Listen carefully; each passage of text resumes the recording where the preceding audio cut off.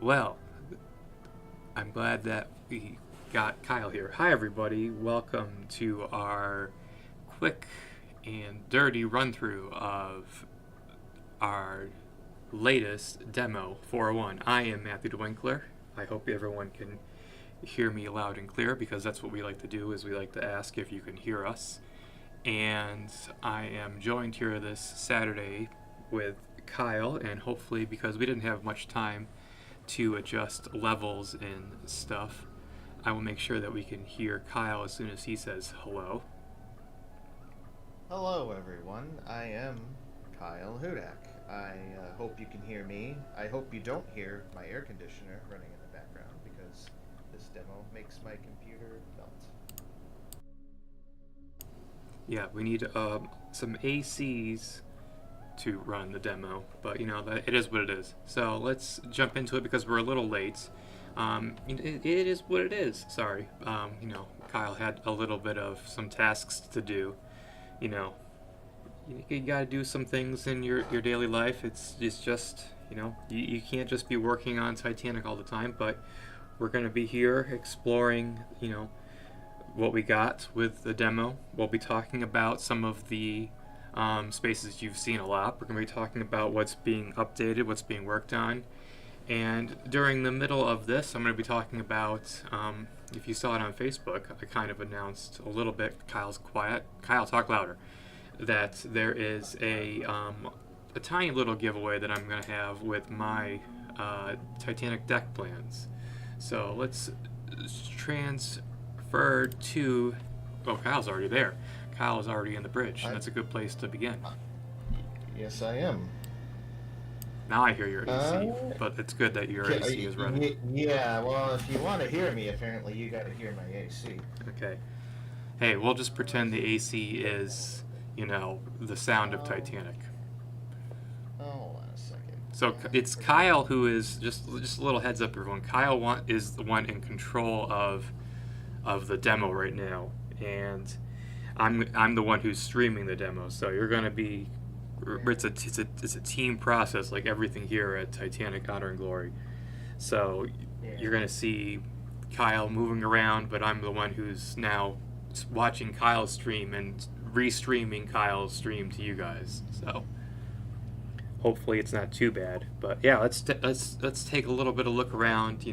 Everything we got here, and maybe Kyle can talk about what we're here first. Because Kyle, you have an idea of what you want to talk about because you want to just go around Yeah. and get as much like out of the way as possible for one of these times that we actually go Yeah. around the demo. Yeah. The kind of go. Am I still quiet right now? Can you guys hear me at all compared to Matt? I got you How do I maxed. sound? You got me maxed Mm-hmm. still. Yeah, this is yeah, we don't normally obviously stream much, so this is still pretty new. Usually, yeah. So yeah, just let me know. Just wait for the delay here. Make sure everyone can hear me. Push comes to shove, Matt can do most of the talking. I can. I suppose I Okay. should, but you can still like explore a little bit. And yeah, well, I like this view, Yeah. and this is very appropriate Hey, for what I've been yeah. working on lately. Oh yeah. I don't know if you want to tell anyone about I that. don't know if I'm not. Oh, I'm not going to tell anyone the big thing, but yeah, I think you are Oh, sounding okay. better. Better now. Better now. Donald said no, but I mean, if I max myself Kyle, out here, yell, you could probably. yell, Kyle, be boisterous, and yell. Oh my god, what's going on? Okay, good. Closed. Some videos started, live videos started playing. I'm having all kinds of issues today. I have no time to get ready. All right. And, okay, good. Ooh, for a second I thought I could move. All right. Now, hopefully, we can get going here. All right. Well, we're here on the bridge. Oh, wow, my computer's already getting hot. Good thing I have the AC on. So yeah, we're here on the bridge. We're starting here. This place is not like a lot of stuff in the demo. It's kind of older models, so there's a lot that's kind of missing or inaccurate. I think the Britannic Patronage Bridge is much more complete in many respects. Uh, for one thing, there's no conduits running anywhere. There's a lot of stuff that's just missing. The telegraph models need updating as well. We need new models. And The walls are flats here too. Walls are flat. Oh no. Z5. Why is this important for us to update versus just leaving it like this? Do you have an opinion on that? Because it's not. There's just so much that's missing from it.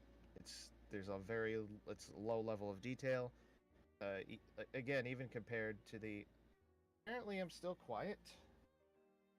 Yeah, I'm still quiet. Nobody can hear me still. And I'm turned up all the way.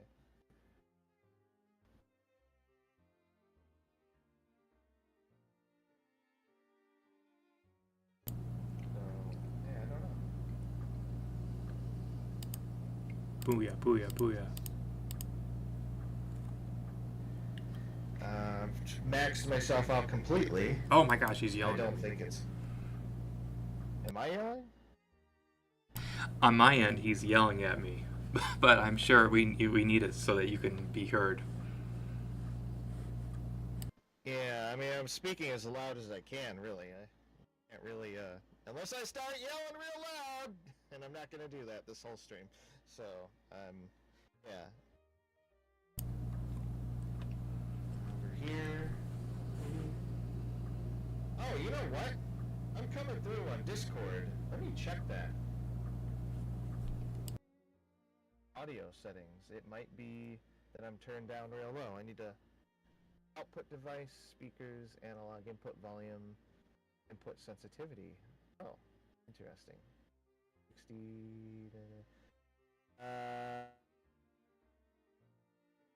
Yeah, my building AC just turned on.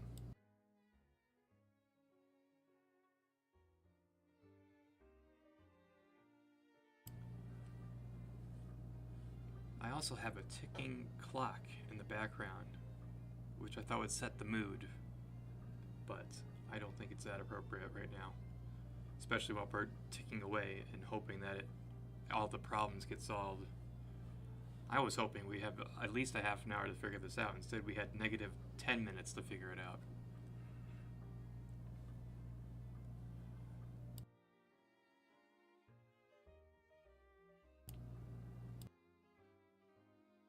Anyway, here's more of the not the wheelhouse. We can consider this the captain's bridge or the navigating bridge. I asked Kyle the question of why changing the little details matter in certain items. For example, the walls or the wooden walls of this space are flat. They're not 3D. They're just 2D textures. Why are the little details like that so important to us besides making it just look more realistic, obviously? That's the main goal of the project, is to make the most realistic looking Titanic that we could have. And some of the things that people on the team always say is the closer to reality, the closer to the accurate standards that we can have to the history, is a way of honoring the life of those aboard the ship and the ship herself.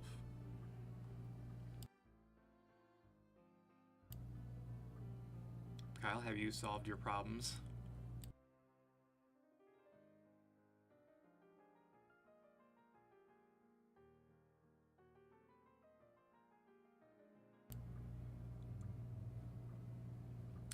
We're gonna continue this little tour because. Oh my God! Yes. Okay. Yeah, I'm sorry. I've messed up the Discord setting a bit here. Yeah, no, I have never ventured into the Discord audio settings until today. It's like we're a bunch of boomers here. We've never done anything before in our lives in regards to technology. Yeah, it takes a lot of time to figure this stuff out. Well, okay, now. All right, guys, in the chat. I need to know if I sound all right. So please let me know. The only way to know. Matt, say something. Let's just both say a couple of things. Hello, just here I am to right give now. people an idea of sound. Yeah, here I am right now as well. Oh, that fan noise is an air conditioner because it always melts. It's never running.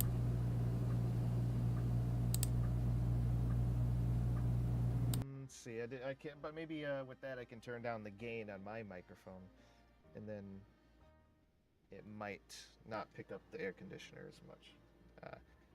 I just just over the next minute or so, just let us know how we sound, and maybe in the future we can make sure to remember these settings, so that way next time we don't spend 20 minutes figuring out audio. Did he do it? I see finally the same as me. You don't want to be the same as me on Same anything. level as... Okay. Uh-oh. It's passable. Yeah. Oops. And I was worried that Okay. I wouldn't. We're just gonna leave it at that. Okay, and I was worried that I'd have an echo Yeah, of you because and I yet didn't have headphones today. Yeah, and yet there's still someone saying they can hardly hear anything. I don't know. I hear different things. Some say you can hear us good. Some it's passable. Some can't. Let's just go around the ship. Let's just go around the boat. Yeah, maybe it's your speakers. I don't know. This is well, next time we'll have to get it down better, stream a little more often. So let's get out of the bridge because yeah, it's been like 20 minutes. So yeah, it's mainly like bringing things up to par with like current graphical standards and kind of like eventually when this area is being like redone, the upper decks, the bridge, the structure. The steel will be done more correctly. There won't be these sharp edges as much on things. This stuff will be, more. Look how blocky this is. It's just terrible. And these rivets are just a texture. Those are going to be 3D. There's another aspect to that too, which is that textures and materials, unique textures and materials, take up a lot of memory. And if Derek were here, he could explain this better. Because I don't know anything about tech, but it's you have a texture for the wall here, and you have a texture for the rivets here, and you have a texture for all kinds of things. You got to have a deck texture with all this. You got to whatever. It's just a mess. So with so we could model these things out with more detail. In general, singular objects can be smoother and not have as much of these kind of fake looking kind of edges. The wall paneling can be modeled out, which is kind of easier to deal with as well because you can have more unique kind of setups and things going on with the paneling. And you don't need to have unique textures for it. You can apply a nice wood material, and that wood material can be tiling and stuff in a way that it looks more realistic. And there's just a lot of things like that. Like a lot of this stuff is just very old, very outdated. This, I don't even know what this is from. I think I might have modeled this in 2011 for my canceled vehicle simulator. Yeah, the joke is that things are 10 years old when we Okay. try to compare it to anything. Yeah, 10 years. At this point, I mean, this light fixture is 13 years old.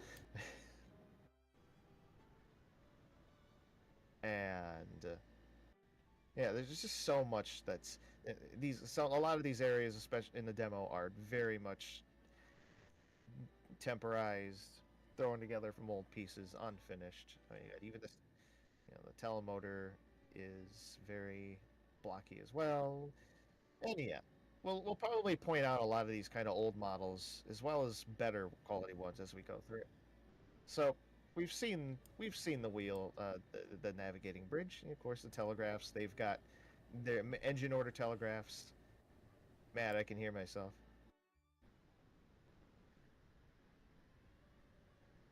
Oops.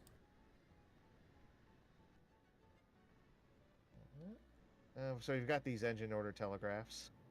Okay, yeah. I think so. Matt, what is this? That's a telegram. telegraph that's red. What do you want?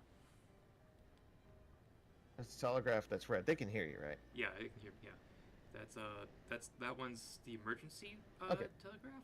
Emergency one. I do know what it is. Hang on one second. Let me open a Yeah, file. it's a.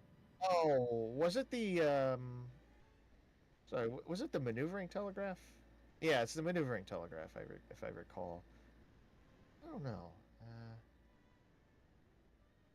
I'm a little rusty. This is like the docking telegraph I mean, because they have I'm different. opening Because up of course the the engine orbit. Titanic deck plan, and that one is actually the Oh docking boy. bridge telegraph.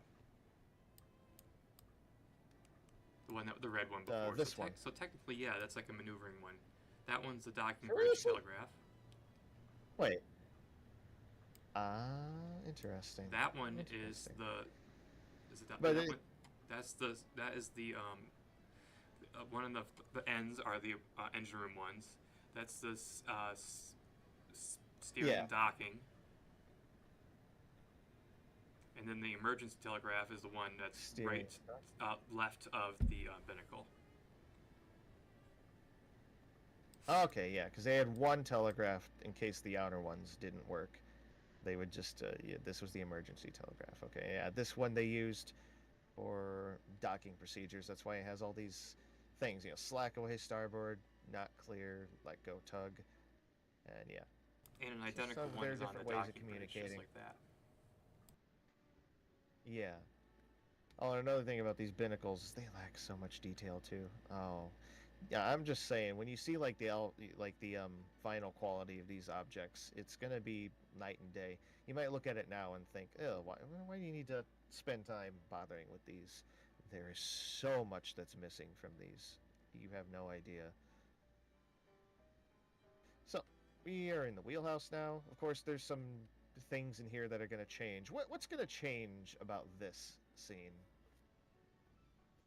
Oh boy, where to start? So what you're looking at right here, I'd say 10% of this wall is going to stay exactly the same, I would say, and that's mainly the some of the equipment that makes up the wiring electronics, well, the 1912 version of electronics for the telephones, the I guess the barometer and the clock and the chime boxes are roughly in the correct place. I know we have to change. We have to update that barometer to match kind of what was recovered from Titanic. The navigating what is that thing called? The sign that tells you the direction to steer the course of the ship is in the right place based on an Olympic photograph. But everything else is kind of kaput, I can say now. That's an interesting looking texture for those, even though now we believe they're ceramic and not. It almost looks like army pattern steel or something. But yeah, those are ceramic fuse boxes. It's galvanized metal. Galvanized metal, yeah, they're supposed to be like a ceramic, we believe now. Now this storage, these things aren't correct, right? From what we know, there's an account saying that the storage space for all this stuff for the lifeboats would have been aft on the boat deck somewhere, maybe in the fourth funnel house, something like that.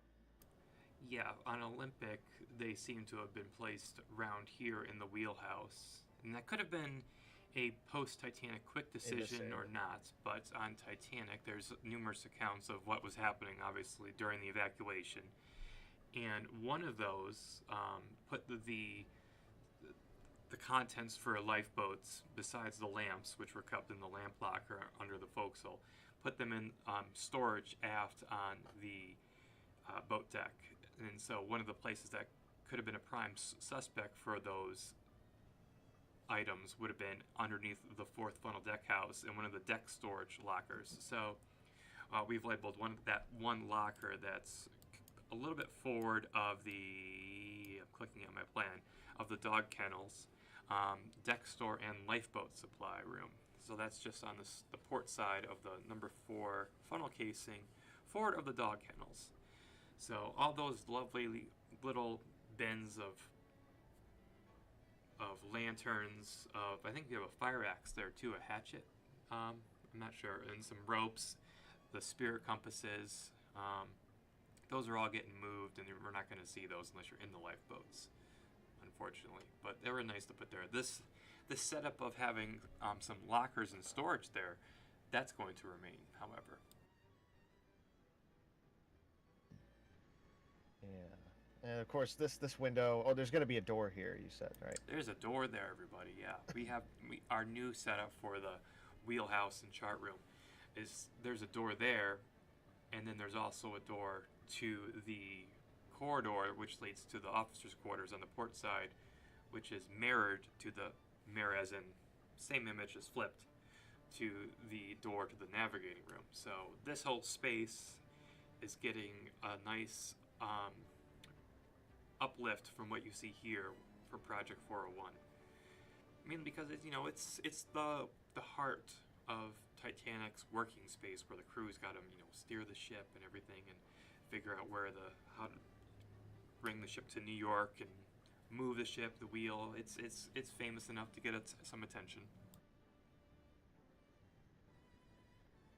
Now, as you can see, that's another thing about Demo 401 here. There's no shear. There's no shear anywhere except for the Scotland Road, and that's just a little bit faked. So that's going to be another thing you'll see with like THG, with like the new structure being made. The shear will be there. It'll be pretty probably everywhere.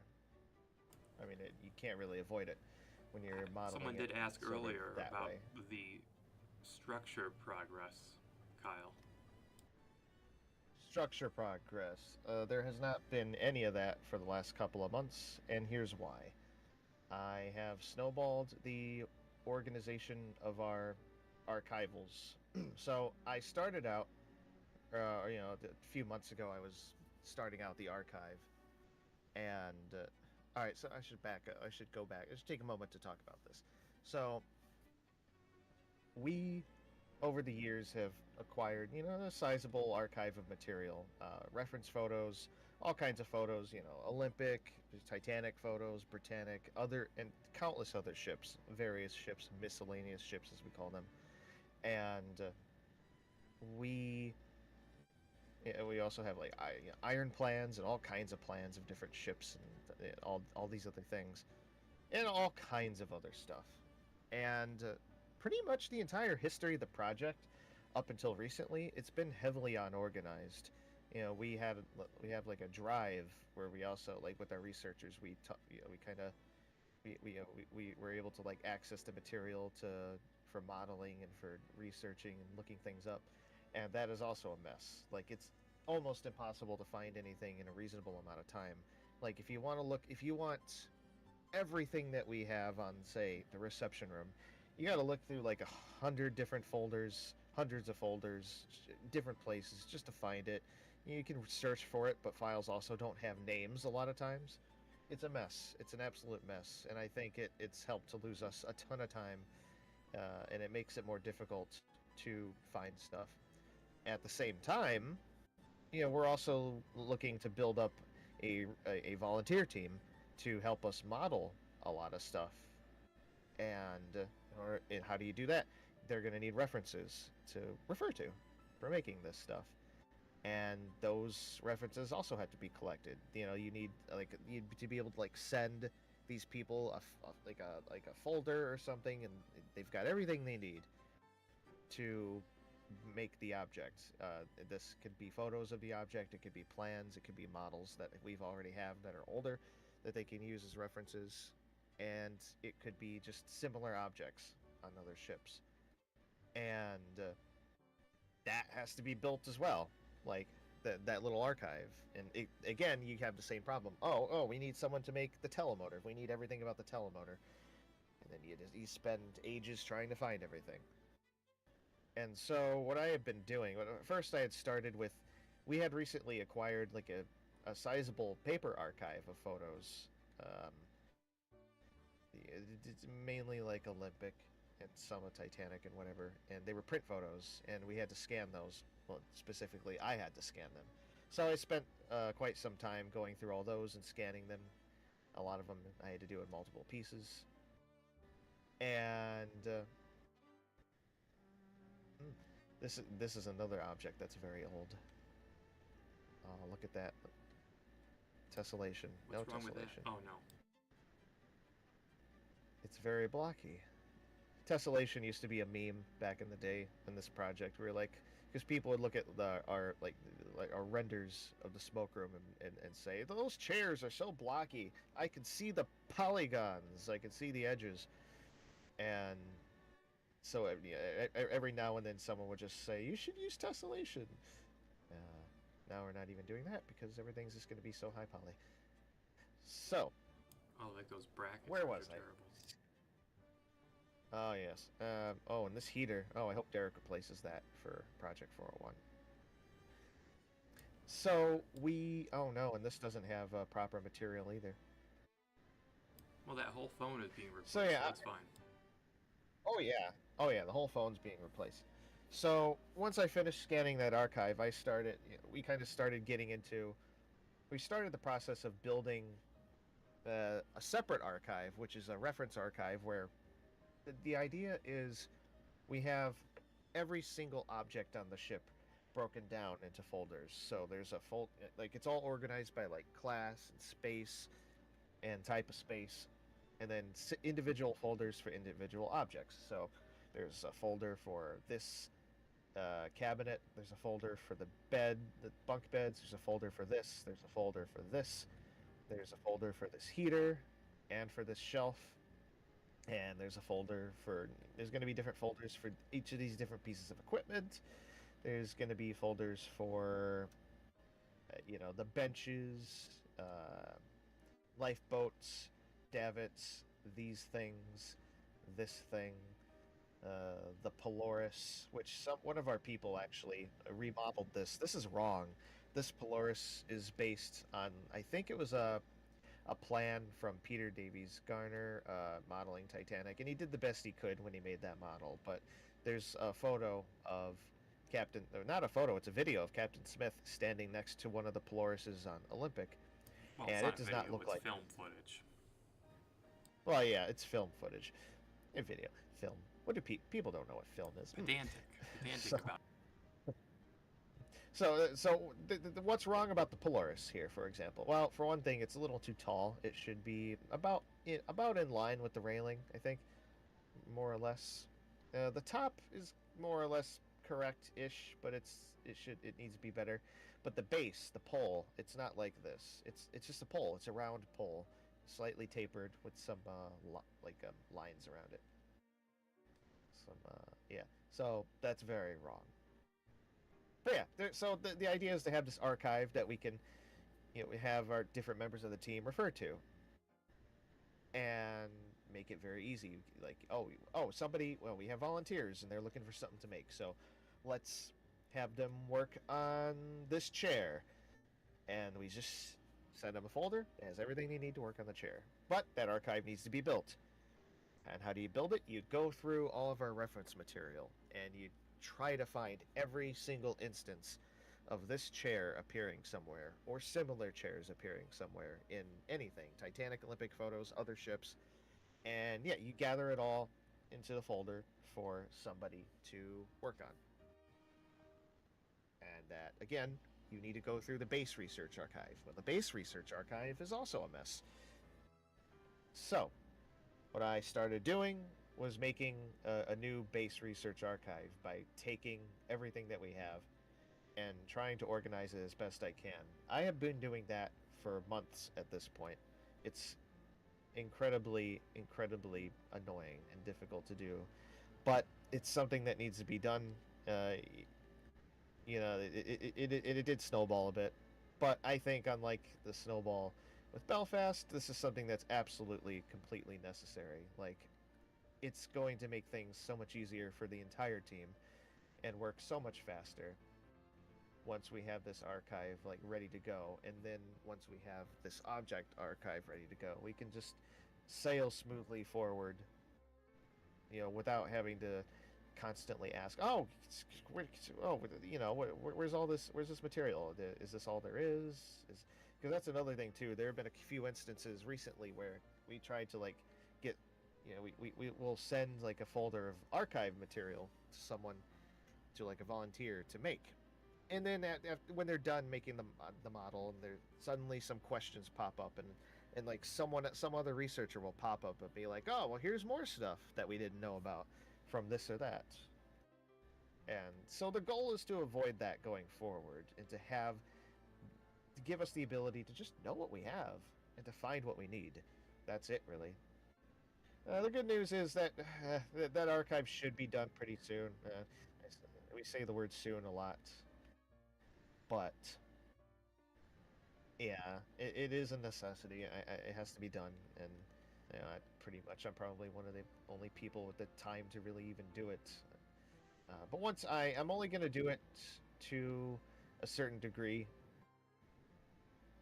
Oh, He's not the, and this is still a team effort. He's not the only one working on this archives too, but it's yeah, since there are people, I've been working on the next step of the archive is basically a website where all the volunteers and all the researchers can go to and then pick the items, that are like up to be worked on. For instance, we're in the Marconi silent room, and some of the items here, once we have enough information that we have gathered, all the main researchers on THG, like myself, Kyle, who we consider we've gathered everything that allows an item to be created by someone who we consider not necessarily a Titanic person, but who wants to volunteer to model something. They have enough information that we don't have to hold their hand to recreate something.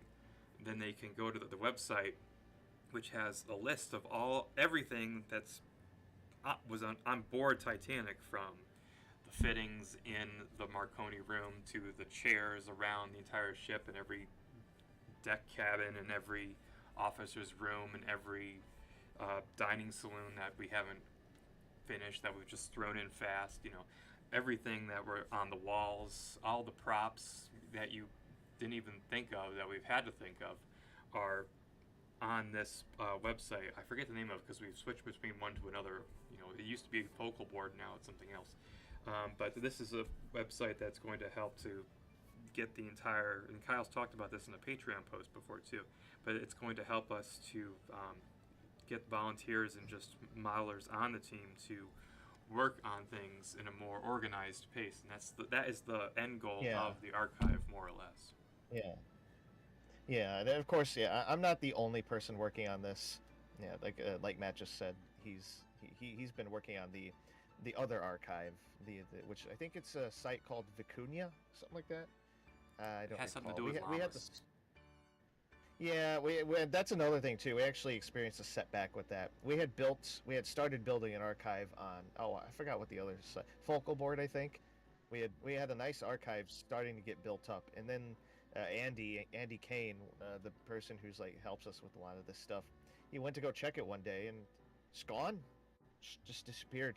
I have no idea what happened. So we were like, okay, we don't want to deal with this again. Let's find another site. So we settled on Vicuña. So we're building a new archive on that. It's just, this is one of those things. You just sometimes one setback after another. But yeah, it's all right. We're figuring it out.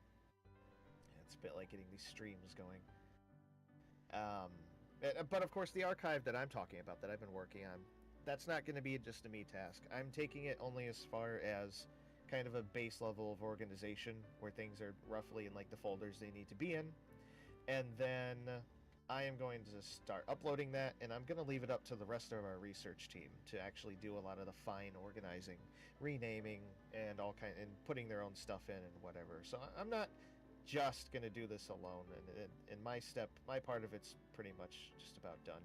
But like this kind of, but it did kind of need to be me for this part. But it's just how it is. Yeah, I know people are gonna have different thoughts about that, but at the end of the day, you got to do what you got to do. Uh, it's yeah. It would be nice if I could have been working on the structure this entire time, but it is what it is. No So worries. now we are on. Yeah, no worries. I'm not worried about it. You know, it's a few months. Who cares? You know. uh, yeah. So we are on the lounge roof, and what about the potato room? There is no potato room, and I don't think there will be in Project 401 either. But you know what? This whole ship is a potato room, thanks to Derek. Oh yeah, this is another thing too. Yeah, another one of these binnacles. This is not accurate as far as I know. Yeah, that's the So thing. There's this so many dome, pinnacles too. this called. There's multiple things of Yeah. the same thing. Yeah, there's so much stuff on the ship that's also like there's a lot of objects, but a lot of it's also just the same stuff. What is see? Where are we at? What to look at? Well, I mean these fans, for example, they're still very low detail. But we did our Or like best this. to This is another customize thing. them.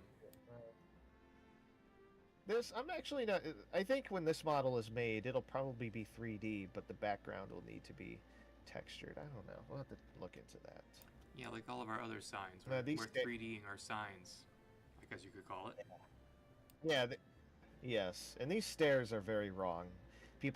There have been people who have pointed out, you know, they'll look at, they'll post like a screenshot of this thing, and they'll be like, oh, this doesn't meet the thing right, or the angle isn't right, or this meets the railing in the wrong place. It's Oh, like, yeah, this place, everything here is wrong in some way or another, even if it's just off by like a couple of inches or something like that. It's just there's so much. This model is so old, made of pieces that are even older or some newer stuff. It was thrown together basically for the demo. I mean, it was taking the old exterior and the exterior model and just completing it as much as possible, filling it in with different props and stuff, and removing the shear and adding deck chairs and stuff. So there's a lot of detail that's missing.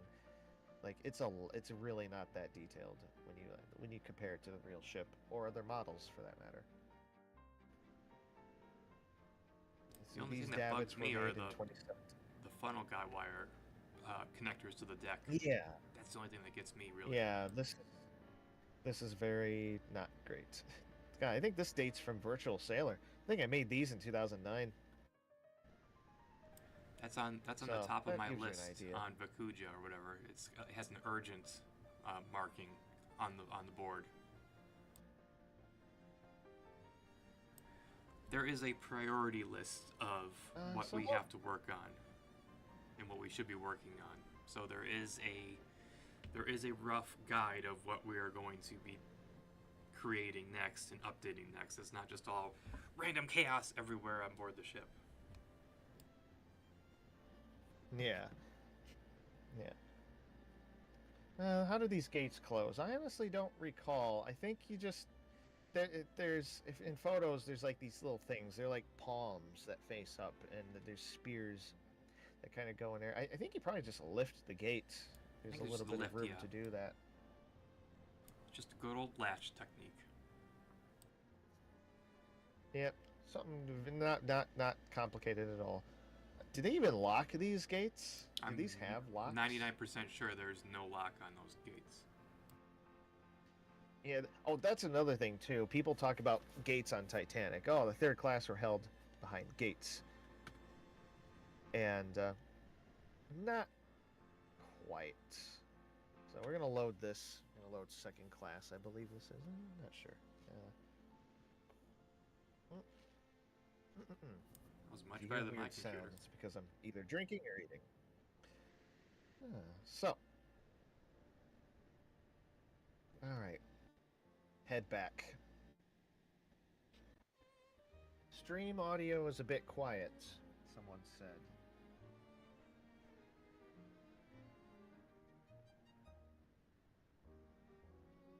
Yeah, that was Samipuff, CK20. Stream audio was a bit quiet. I haven't been watching the stream too much. So Matt, you might want to call out super chats if they come up. Oh, yeah, we had some. Yeah, thank you for that. I But mean, we yeah, had some issues with audio, but I've listened to it and it sounds fine on my end, on my yeah, phone. it, yeah, it's weird. Yeah, a lot of people have said it sounds fine. So I don't know. It's weird. Maybe it depends. Uh, oh, but I was gonna say about these stairs. For example, you hear accounts from third class that they were being held up by gates, and I think if we recall correctly, that was just basically these on the tops of these stairs, and they probably wouldn't have been locked. It was just crewmen standing there being like, "It's not your time to go up," and that kind of thing. And they all just kind of piled up on the well deck and waiting for a while before eventually they were let through. But it wasn't like the scissoring gates that you see in the movie that would have been those were not in a lot of places at all. And usually the places they were at wouldn't have been used in that way. So we got a lot of nice stuff going on here. Again, a little lack of detail in general. Very fun. This would have been the kennels where they kept the dogs, and I assume cats. I don't know if anyone ever brought their cats with, but you can just barely see in there. There's a little bit of a kennelness in there. There would have been a way to access the fourth funnel, I think, through one of these doors. I forgot which one. And there's like a room under here, and with the ladder that goes up. This is interesting. This is like a trunk. You look in there, and there's nothing. It doesn't really serve a purpose other than letting light down into the smoke room windows.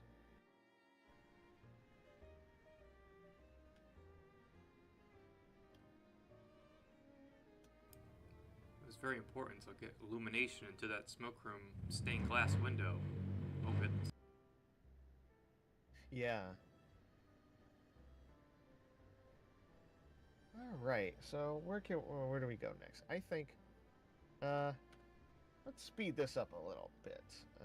Now that we got our audio issues mostly out of the way, and we talked Supposedly. about the supposedly, probably not for everyone. There's some And smoke we that will talked get about fixed sort of. eventually. Yeah. Oh yeah. Oh yes. You should see the new smoke Jack did. I think he might have even posted it. I forgot where, but oh, it looks so amazing. It looks this is so bad. Oh, look at that. But yeah, when we put in a new smoke, it's gonna look incredible. So let's go into the grand staircase, of course. Why not?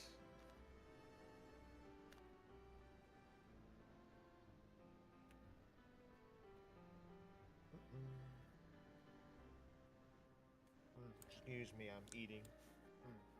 I didn't get to eat. Don't drop any food on the grand staircase. You might cause someone to fall down.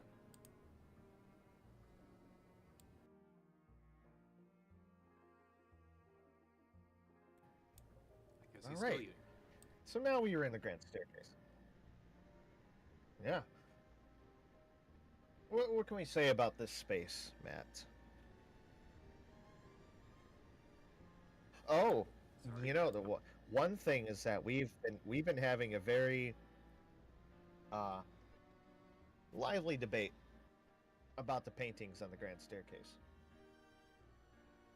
Now, it seems from the evidence, and correct me if I'm wrong, from what we know, I wish I could correct you. it's kind of looking like uh it seems like it's very possible, maybe likely, that the paintings. Now, first, all right. So I should say, uh, these paintings are based on the ones that were on the Olympics Grand Staircase, and they survive today. You've got the paneling for them, and you can see what the paintings look like, except for the one on the boat deck. That one hasn't turned up, but we know this exists. This existed because of a We haven't photo, seen one two or of two them photos yet. taken. Yeah, there's a couple of photos where you can actually see a painting on that panel. But the thing is, there's evidence that these paintings were done in a later refit on Olympic, post-Titanic. We think it's very possible that early Olympic did not have these paintings at all, here or on the boat deck, and consequently that it's very possible that Titanic didn't have them either. It's possible that there was just nothing here. It's just a wood panel surrounded by like a thing. We don't know that for sure, and we'll never know for sure because Titanic sank.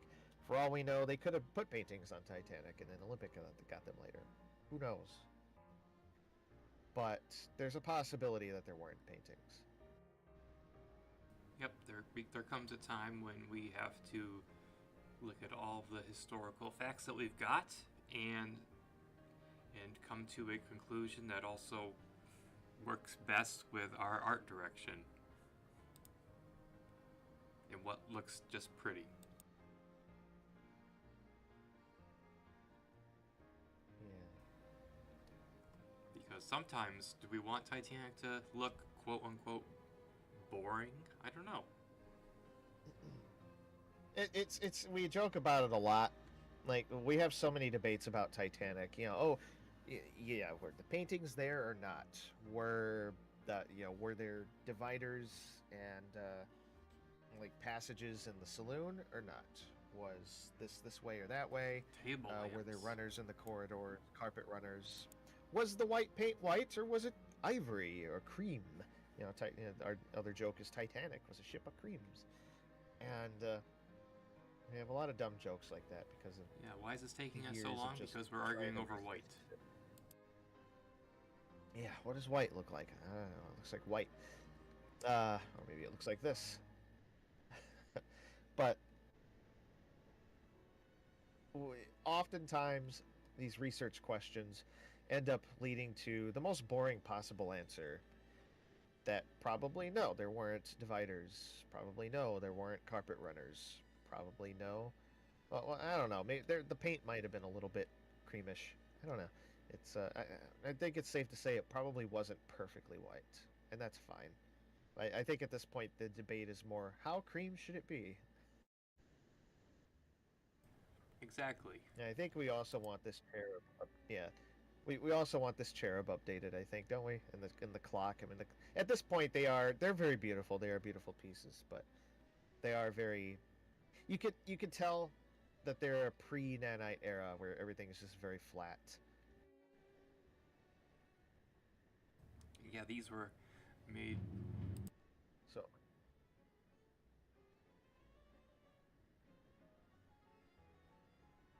There's a motor. Yeah, those are sorry. I had the motorcycle went by again. But yeah, those were done years ago, and now they're kind of melty. It looks like compared to all the other detail that we want to have in, which is hand carved 3D models basically around the grand staircase. Yeah, that's another. Oh, and that's another thing you see too with when these details you see, like the carvings up here, that's flat. That's a texture. Yeah, This is that's flat. a 2D. That's a texture. Yeah, this is all these little beads and barrels that you see running along here. It's all flat textured, and that A quick the shout way out. I did that. Thank you, Ray, and thank you for your message yesterday too. Yes. Thank you. And let's see. Oh, but it was back in 2017 in the lead up to the work that was being done on Demo 3. And that is a whole story in itself, which I'm just not going to tell here for now. Maybe in a future post in that series that I need to continue working on. But yeah, I worked on a lot of these textures back in 2017, and the way they're done is there's just a ton of unique textures. It's very, for all these wall panels, it's very inefficient and messy.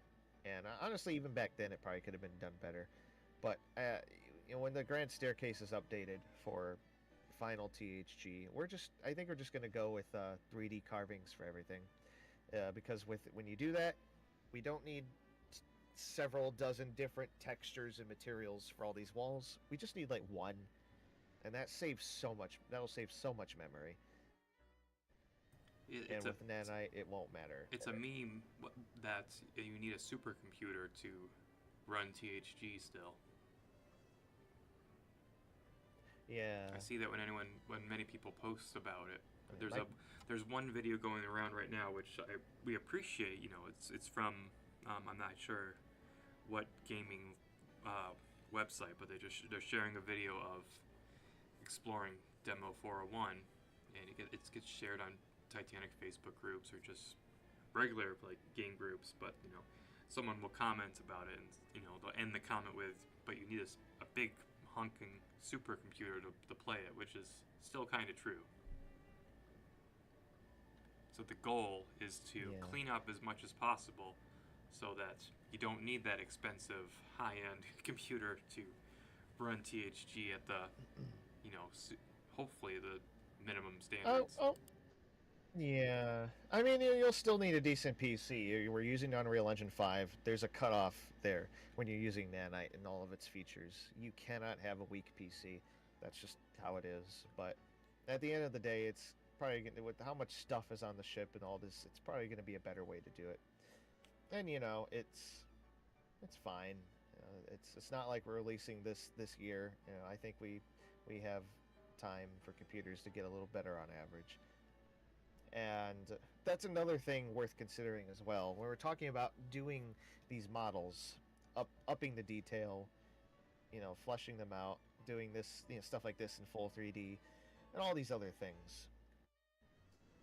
That, I believe that future-proofs it, because a lot of this stuff, especially the older things, are a result of a time where computers were very weak, because obviously this has been going on for a long time. I mean, Matt's been, if you count the time from Lost in the Darkness, Titanic Lost in the Darkness, that predated THG, I think Matt started, when did you start modeling for that? Like 2008? Yeah, I had just started college, 2007, 8. Yeah, Matt had started, you started college 2007, 8, you were modeling. I think it might have been 2009 when you joined Lost in the Darkness. I don't recall. It was a long time ago. And Let's just leave it at that. yeah, and a lot of that stuff from like 2010, 11, 12, and 13, it was done with the idea of we need to make this low poly or else everyone's computers are going to melt. And also with the idea of, oh, well, this should be, because we were very naive back then, and we thought, oh, well, we could just get the ship model and shove it into the engine and it'll be ready in a couple of years. And that obviously did not happen that way. And because of that kind of, I don't know how to put it exactly gently, but like a lack of like kind of looking forward at like where computers would kind of be even in just a couple of years, it kind of led to a lot of stuff just being done to ridiculously low detail levels, and now we have to deal with that. But the point here is that we're at a point now where it doesn't matter anymore. Like once this stuff is done to the proper level of detail, that's it. Like there's a there's a heater switch. Where I don't know where to find a heater switch for this. Where can I C find deck. one, Matt? Okay, Is here it you in go. one In of the right these place. rooms? I don't know if it's actually in here though. Heater switch. Heaters. I Nope, think there's no heater there should be switch. some in the doctor's rooms, but that's all the way C deck aft. Oh, let's head down. Maybe I'll try to find the actual Oh, recreated maybe there's a object. couple in. Oh yeah. If you're able to display that, you should go find the screenshots of it.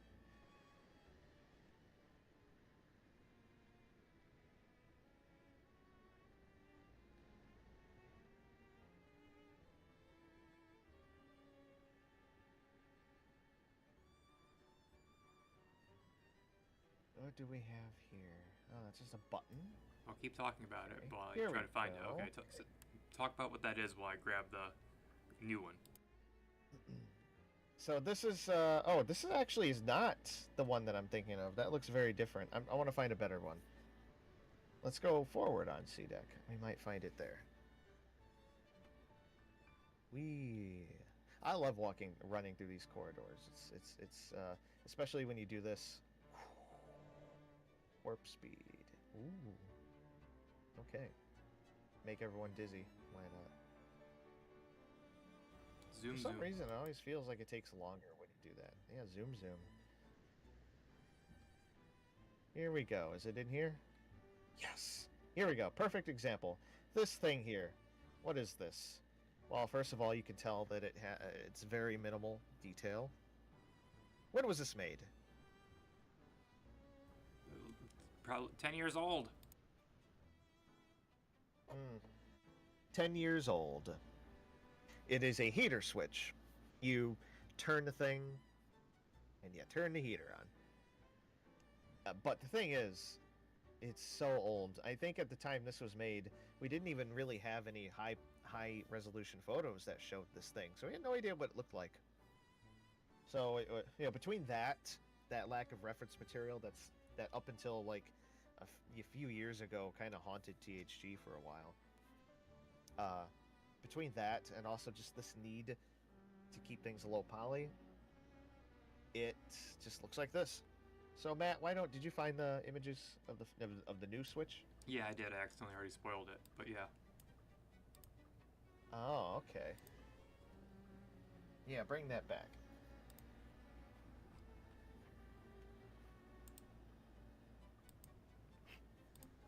Hang on.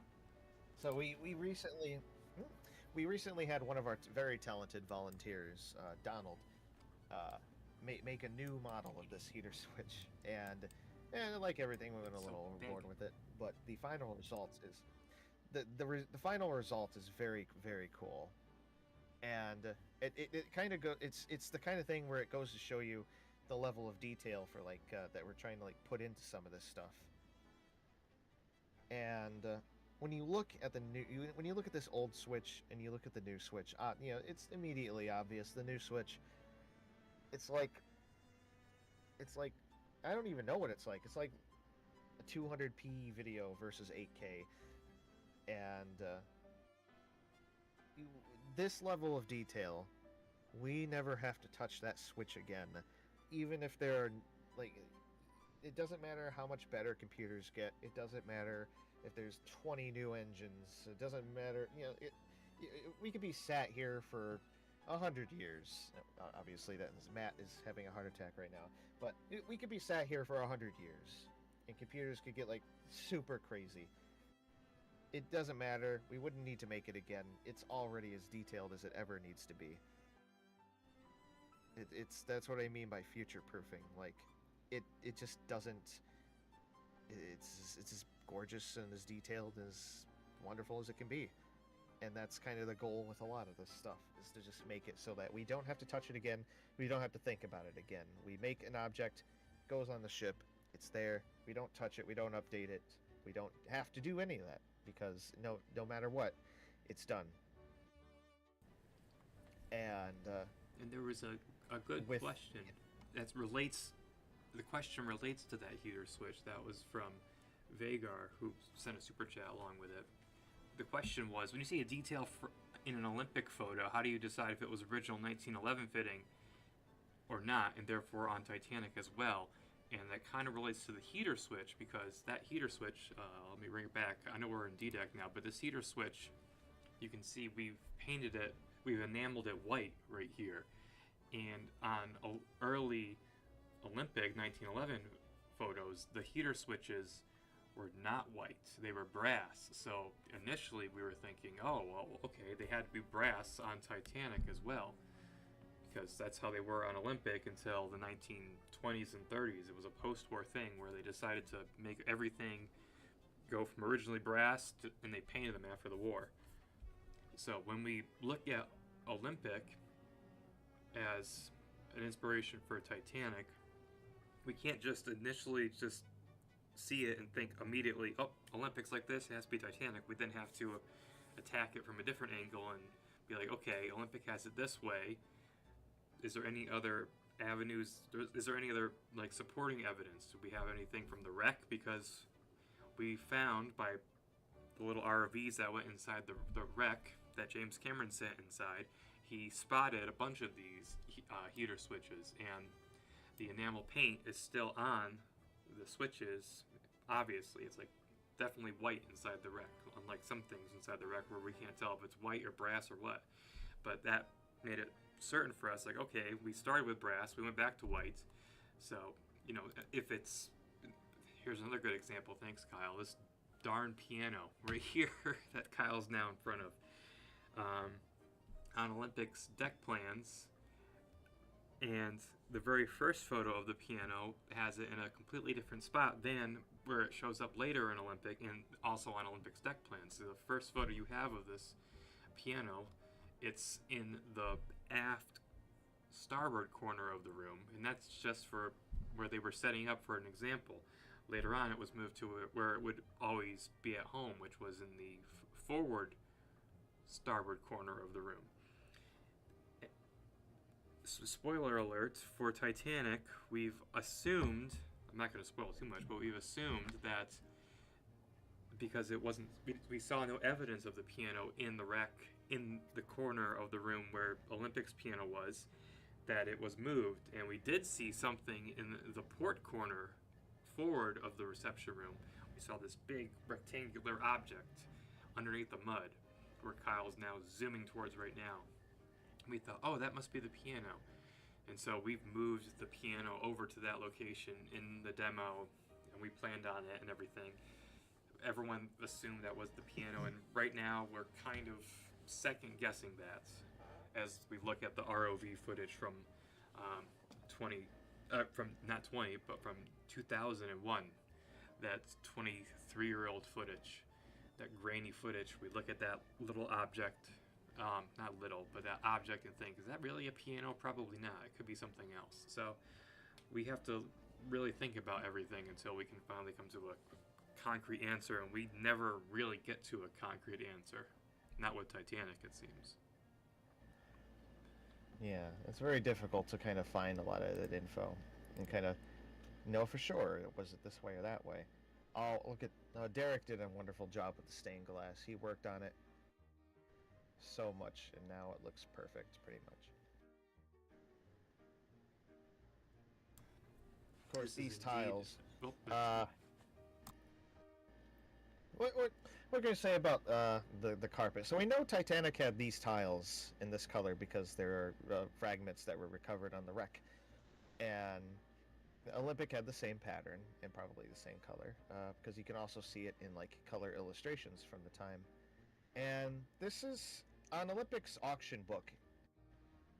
They talk about these tiles as being a turkey pattern.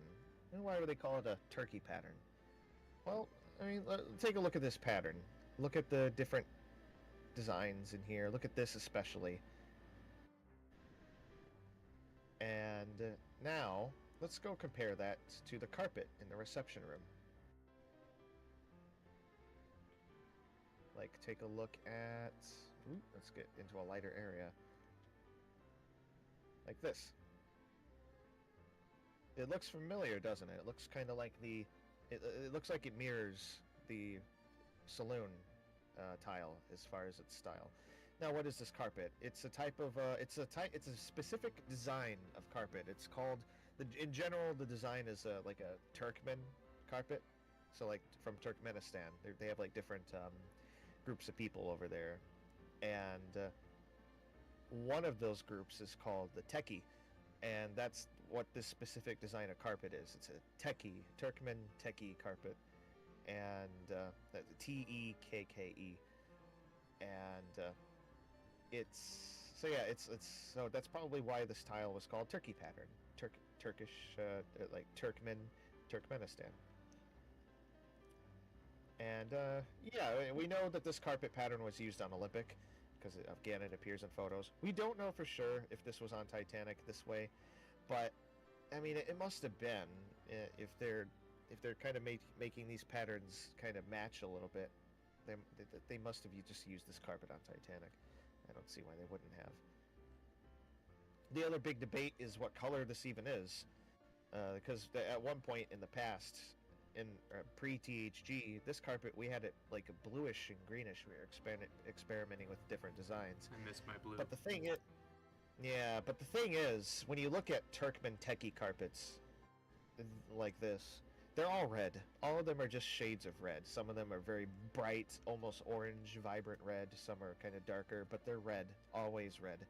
I have found only one example in years and years, 10 years, of this carpet being, this type of design being blue. It does exist somewhere. There was a blue carpet, but they're mostly red. And considering that there's a color illustration of the room that also depicts, if I recall correctly, it also depicts the carpet being kind of a orangish red. It's just got to be the typical techie design. I don't think they would have changed it. No, this image here is kind of funny, Matt. If I recall correctly, you ordered online what do you call it? One of these, a real tapestry, an actual tapestry, and I scanned it piece by piece, and I stitched it together, and I imported it in here as a texture. So it's such high quality that you can see the individual weaves, which is pretty funny. Yep, and now it's hanging in my bedroom because I didn't know what else to do with it. So yep, that's really there. Yep. I mean, it's not an actual French remember when we tapestry, had- but still. What's our position on these signs? Oh, they're gonna go away. Really? Yeah, these are gonna go away. Bye-bye. No passengers. See, that's something I didn't even know about. That we would get rid of those. Oh, I remember we were working on that, trying to figure it out. Bye signs. Obviously, the bulkhead, that's been a thing for ages, but it's just one of those things.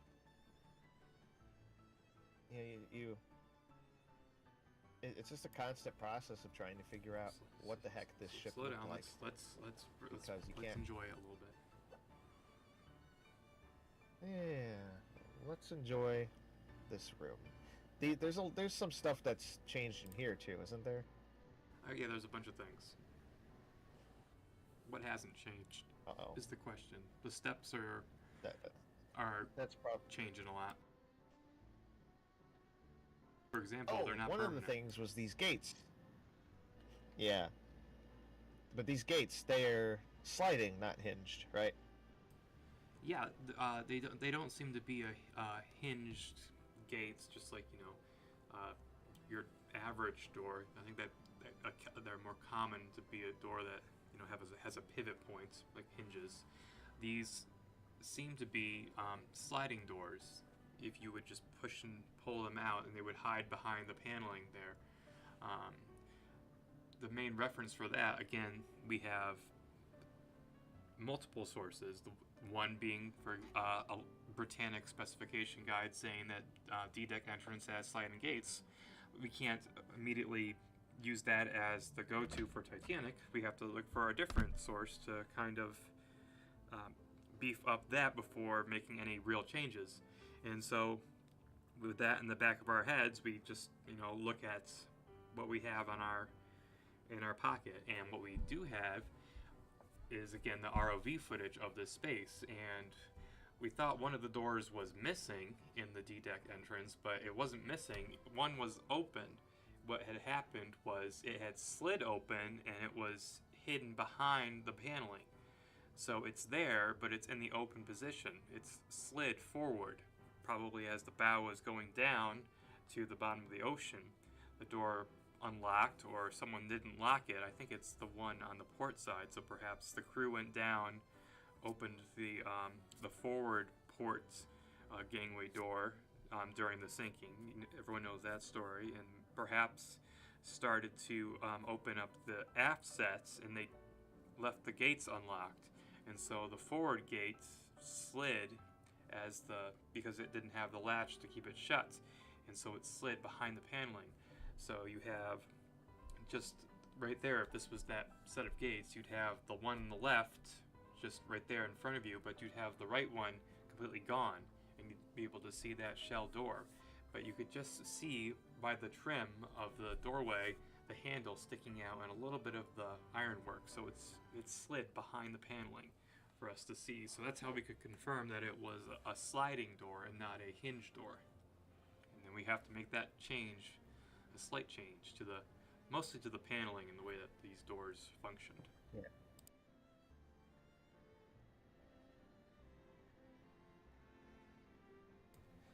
And I think we got a super chat from Historic Travels. Hi, Historic Travels. For areas, here's the $1,000,000 question. For areas that you don't have photographs of on Titanic, do you all use Olympic as a reference to try to determine what that space looked like? Yes. Our go-to first is, of course, Olympic, but ironically, Olympic was both a well-photographed ship and a very undocumented ship, I would argue. She was photographed in just key spaces many times when she had, it's the Twilight Zone, when she had famous passengers aboard her, for instance. They liked to take photographs in one spot on the boat deck and in the gymnasium, so there are multiple photographs of the same angle of when passengers were boarding her. So, for instance, you'll never find a photograph of any of the forward first-class corridors where Kyle's walking right now. We just finally found a photograph which shows the fancy first-class midship corridors. Barely, you can just see through the doors which led inside of them. So we have to go to other ships when we don't have anything from Olympic. You know, ships that were built from Harlan and Wolff, ships built in that area, that era, from shipyards similar to Harlan and Wolff, in Glasgow, other areas of the UK, even the German shipbuilders and the French shipbuilders, and we branch out into, American shipbuilders as well. And the furthest we go is probably the era around Queen Mary. We don't try to go past World War II. We stick to primary source material as well when we have deck plans, anything that talks about the operation of the ship or what her period fittings look like or descriptions of her interiors. We try to use the primary source material when we have it. So no new books that have been written about Titanic are our main go-to.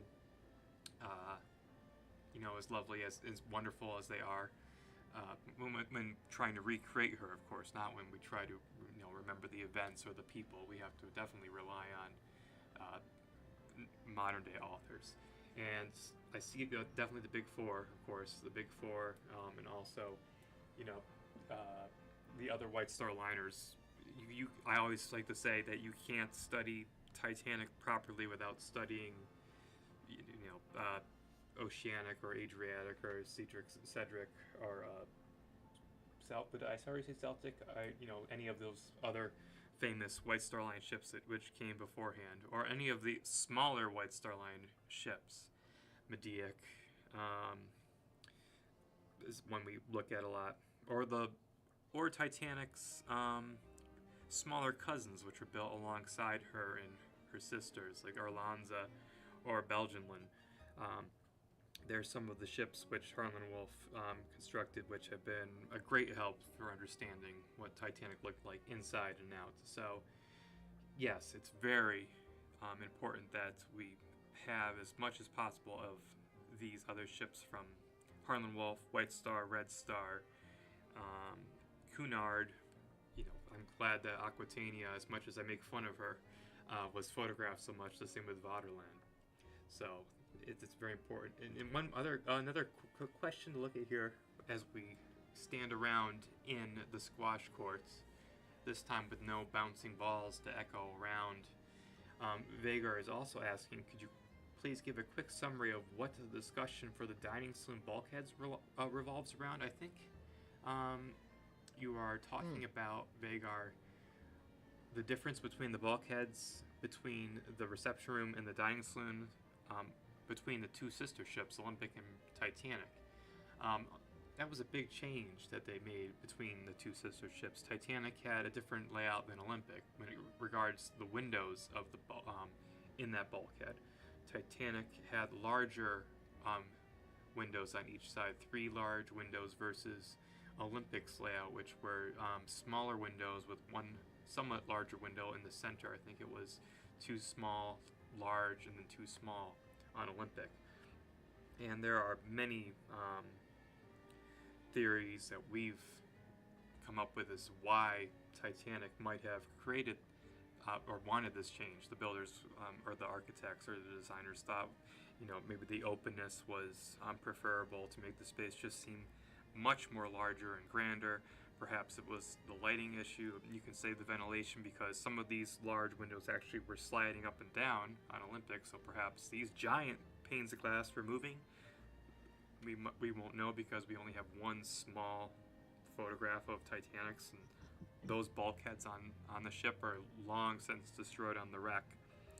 It's very interesting and amazing to have read that when we asked our community to send in what they wanted RMST to examine on the wreck in this upcoming expedition that's starting in a few months, they wanted RMST to go inside the wreck and try to photograph the bulkhead between the reception room and the dining saloon to confirm the windows, which is nice, but unfortunately, like I said, James Cameron, not knowing that he was actually confirming this, but he recorded those bulkheads, or what was left of them, in 2001, and that is absolutely nothing at all. They're completely gone. The bulkheads were destroyed when the ship went down, and anything left was gone after years of being under the water. So there's no way to confirm or refute the theory of the windows, even though I don't think it is. I think the theory is pretty sound. So yeah, that's the quick and dirty summary of those windows. Yeah.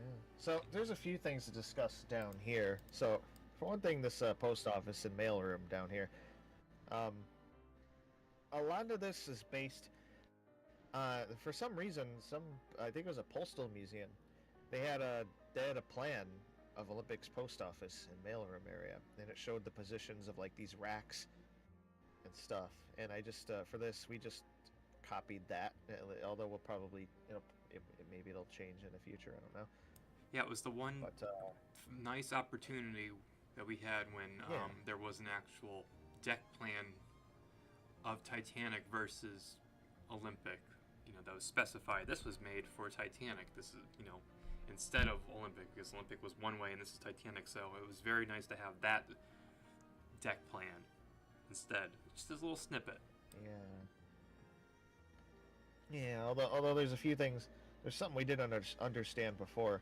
Down in the mailroom, you'll see we have these wooden posts, and we have these hooks on the posts, and we just have all these bags hung on here. That is 100% wrong. I mean, there were Looks posts, like a weird mushroom but that's farm. not how they were used. Yeah, in reality, what these posts were used for were they had extra like wood slats. I mean, they did kind of have hooks like that, but not exactly like these. But they had wood slats, and what you would do is you would use those extra slats to put them on, attach them to these poles horizontally, so that you could build like pens. You could build cages to pile the mailbags into and behind these slats, so that you could. So in reality, the mailbags, there'd be a lot more mailbags in here probably, and they would be stacked up in huge piles in tucked behind these kind of wooden slats. I mean, the slats would it would look like these. That's basically how they worked, like these things. They would go horizontally. They'd hook into these things, and but they attached those between these wooden posts, and they just built cages out of it. So that's how they would have stored the mail. That's something we didn't know at the time that this room was being kind of worked on. So that's something.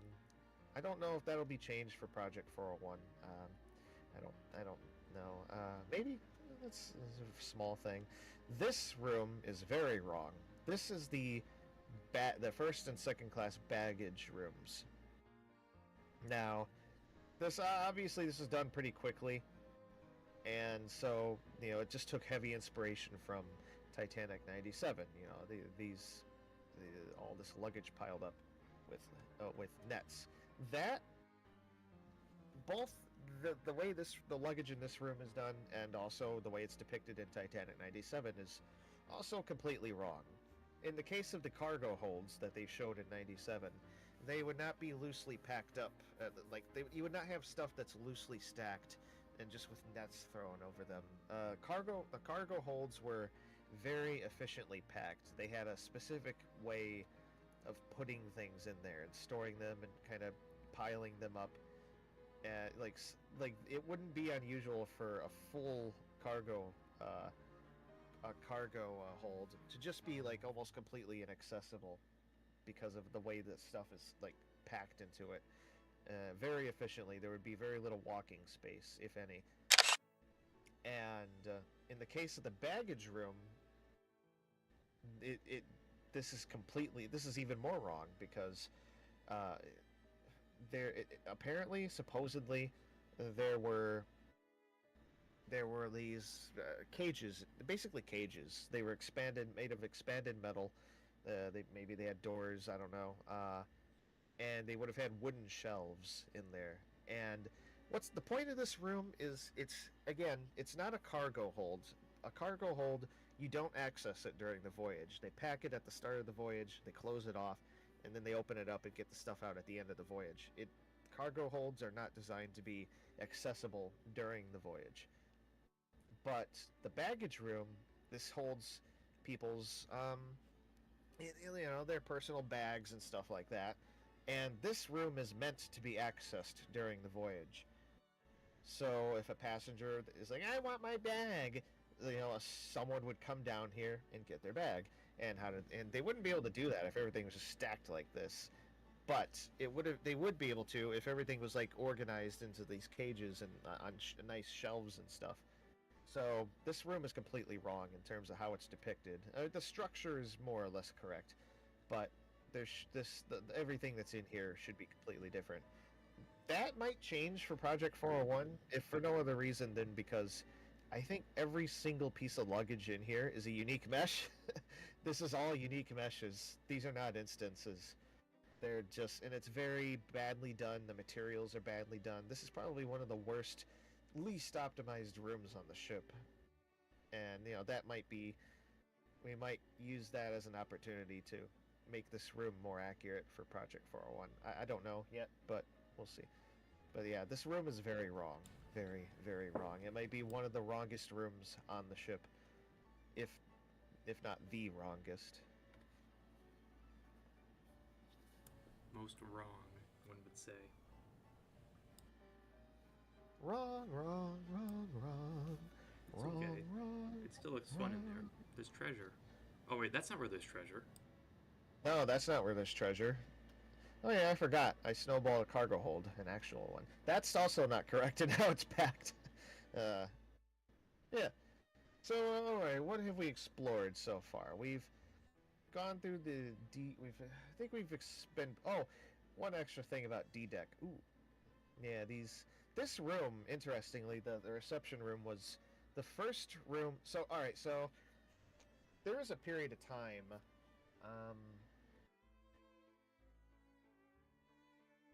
Yeah, there was a period of time in THG where we basically didn't have a lot of any complete models, like stuff that were... We had a lot of models, but not stuff that was optimized enough or done enough to put in the engine, and especially least of all to do light building with and things like that. Particularly when we switched to UE4 because that used light baking, and it was, I think it was in 2014, late 2014, when we were finally getting down how to get these models kind of done properly. And the first room, so Matt modeled this room. He modeled everything. He modeled the structure and all this, the saloon. He also did the dining saloon.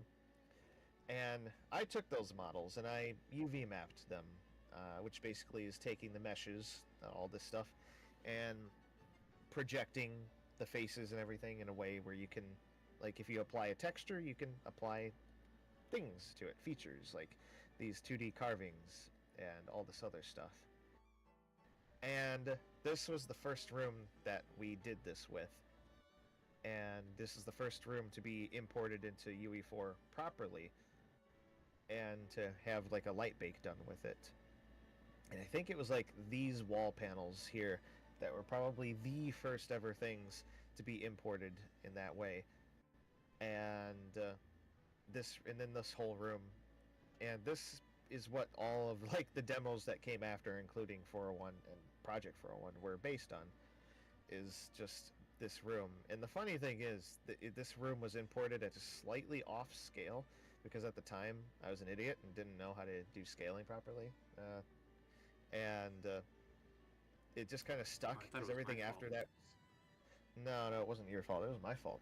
And everything after that that's been imported is at a slightly off scale. It's not enough that you notice, but everything in this demo pretty much, well, except maybe for individual objects, but pretty much everything else, the structure-wise, is slightly misscaled.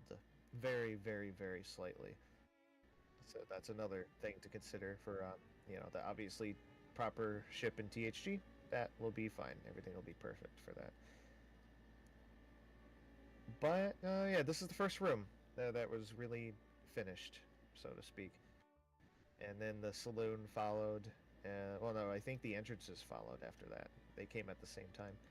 And then, yeah. And everything just kind of went from here.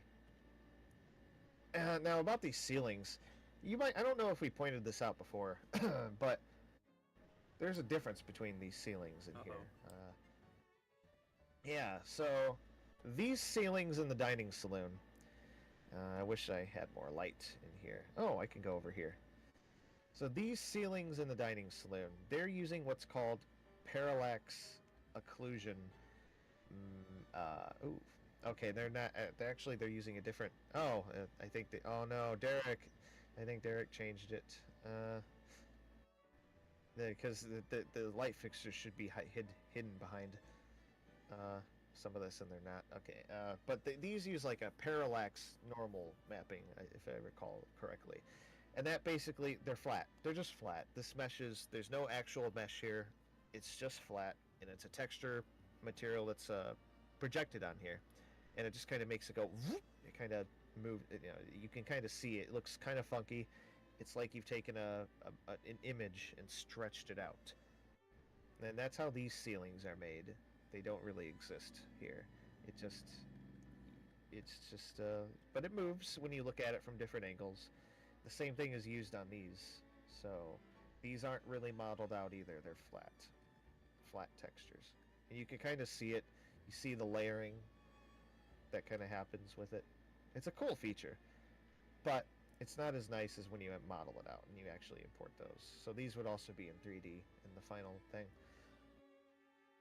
But what's special about the reception room ceilings is that these are not a texture. They're fully modeled out. They use the meshes that were used to bake those other textures. So it's all modeled, all of this. This is basically a test to see if it could work with nanite. These ceiling meshes, the ceilings in this room are millions and millions and millions and millions and millions of triangles. Like, you are looking at just a stupid amount of, like, there's probably as many triangles in the ceiling in this room as there is on the entire ship in this demo. I don't think that's true technically, but it's a lot. Like, it's a lot. And in the olden days, you might not even be able to run this with that much detail. But with nanite, it really reduces the amount of the amount of strain that this places. Thank you, UE5. Oh no. Oh no.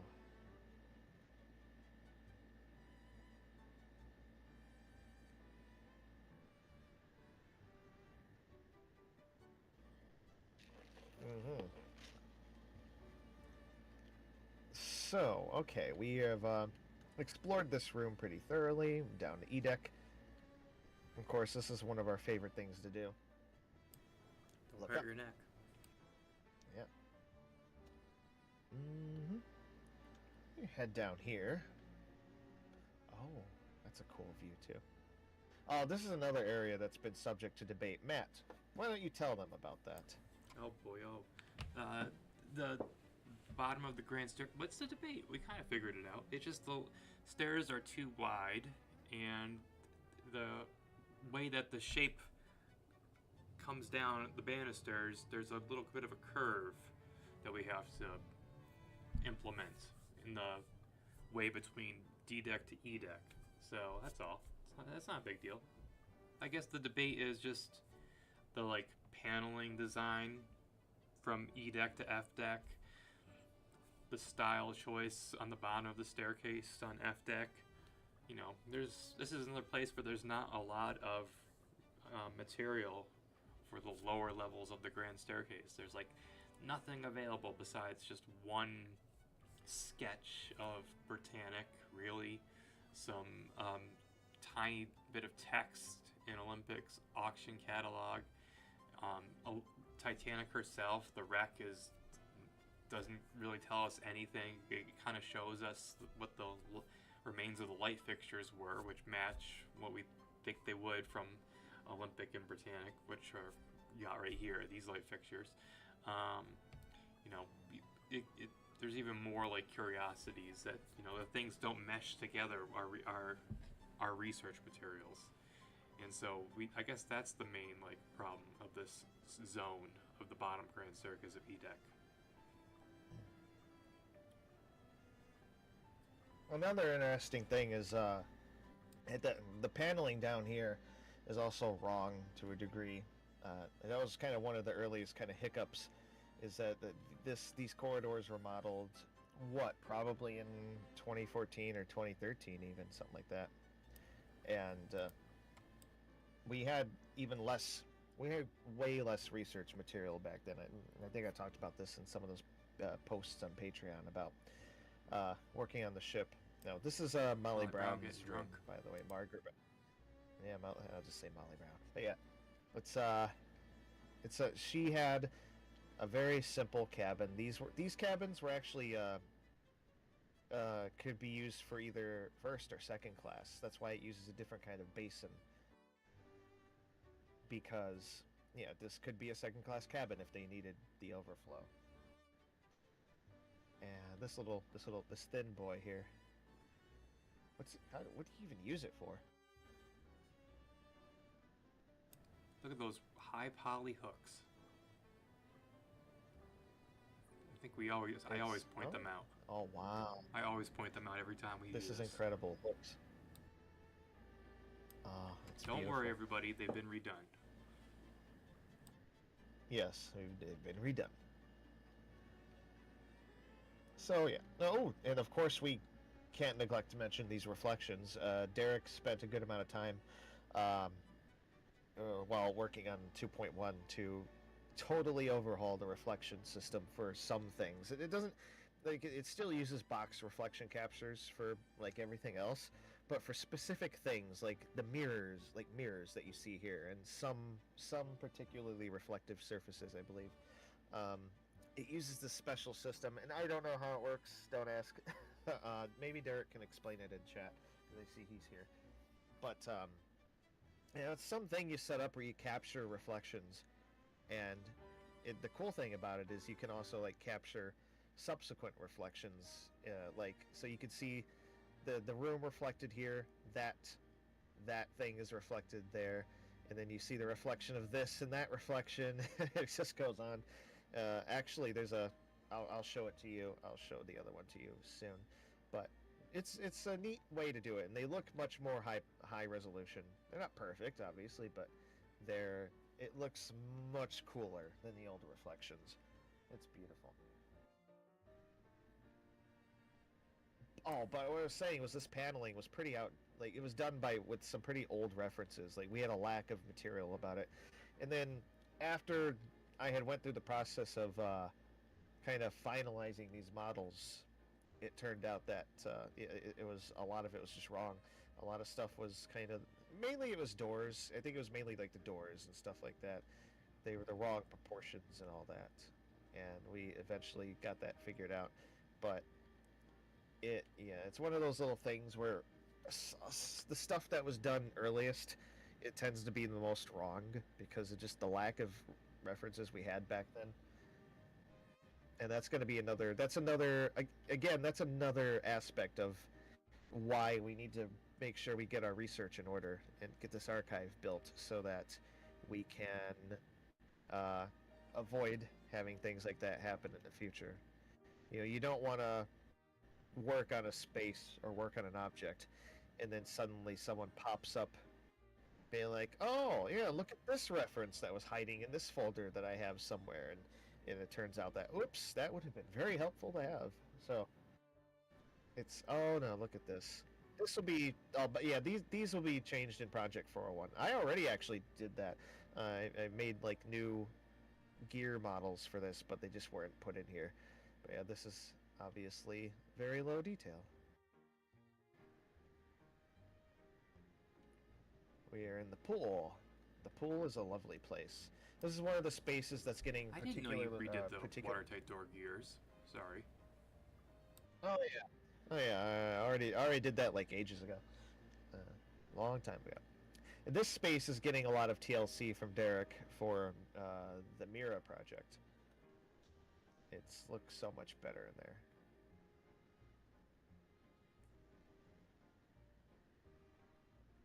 The pool is a pretty simple space. It's kind of funny, like as far as pools go, Titanic is probably one of the ugliest because you look on other ships of the time, or like even just a few years later, and they have gorgeous, gorgeous, gorgeous, incredible looking pools. Just the most amazing spaces. I mean, even Britannic was supposed to be much nicer, as you saw in the Patroness of the Mediterranean. Now these numbers were not on the doors, correct? No, it was a later. This is a good throwback to the question we got earlier. The door numbers were added to Olympic later, so they've been removed for our Titanic. Yeah. It's one of those things where you look at it in Olympic photos, okay, there's numbers, but then there's one Titanic photo, and you don't see the numbers. Yeah, until until you have the good Titanic photo, you really can't tell. Yeah. And these showers, of course, one of our old volunteers also made a totally new one, and they look so much better. And as I often feel when I talk about how old these models look, I feel bad because I feel like I'm throwing Matt under the bus. I know, it's fine. That's what I'm here for. But they're pretty. Lightning rod of hate. Yeah, we all love getting. But yeah, it's one of that's another thing. This kind of stuff was fine like 10 years ago, and it harkens back to that thing of like, the new shower is so good, so high poly, so detailed that there's literally no reason to ever touch it again. Literally, it's just you can't get more detailed than the new stuff. And of course, I think the new meshes will appear in Project 401 as well. And of course, THG. That's the point of what we're doing with this. A lot of these objects that are going into. So the idea is we'll be updating. We'll have a bunch of objects that are getting updated, put into Project 401, and then those objects will also be used in THG. But 401 will be like a way of kind of using them earlier and just sprucing up whatever the worst stuff is. Maybe this will get redone. I don't know. This is lacking a lot of detail as well, the electric bath.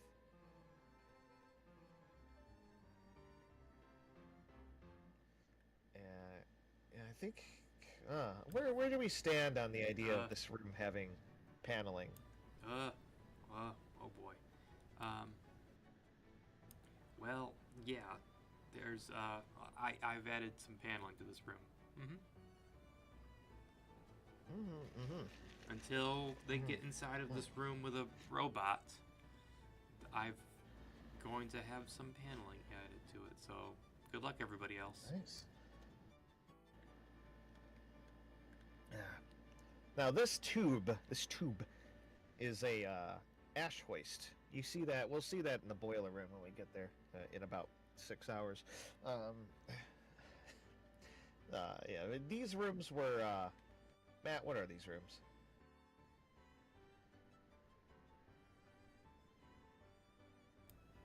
Oh God. Don't they look scary though? They're torture spaces basically. You No, lie down and they're they torture you. perfectly fine. That's what it is. That's what it is. That you get clean. It's a blade. I mean, to be fair, this thing is called a blade douche, and that sounds like a torture device. It's just a I bunch think of this water might be the blade jets. douche. And then showers. Yeah, it's just water jets. Yeah, it's not torture devices. It's not. It's not really. Trust us. This is not where they drown you.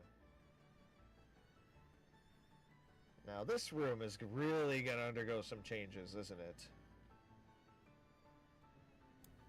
Yeah, this is the space which is pretty much I like to give arbitrary percentages out to things which I don't understand. So this is going to be like 73% different than what you see here. Color, a little bit change into the style on what's on the walls. Kind of the design of like where the woodwork is kind of the same, kind of.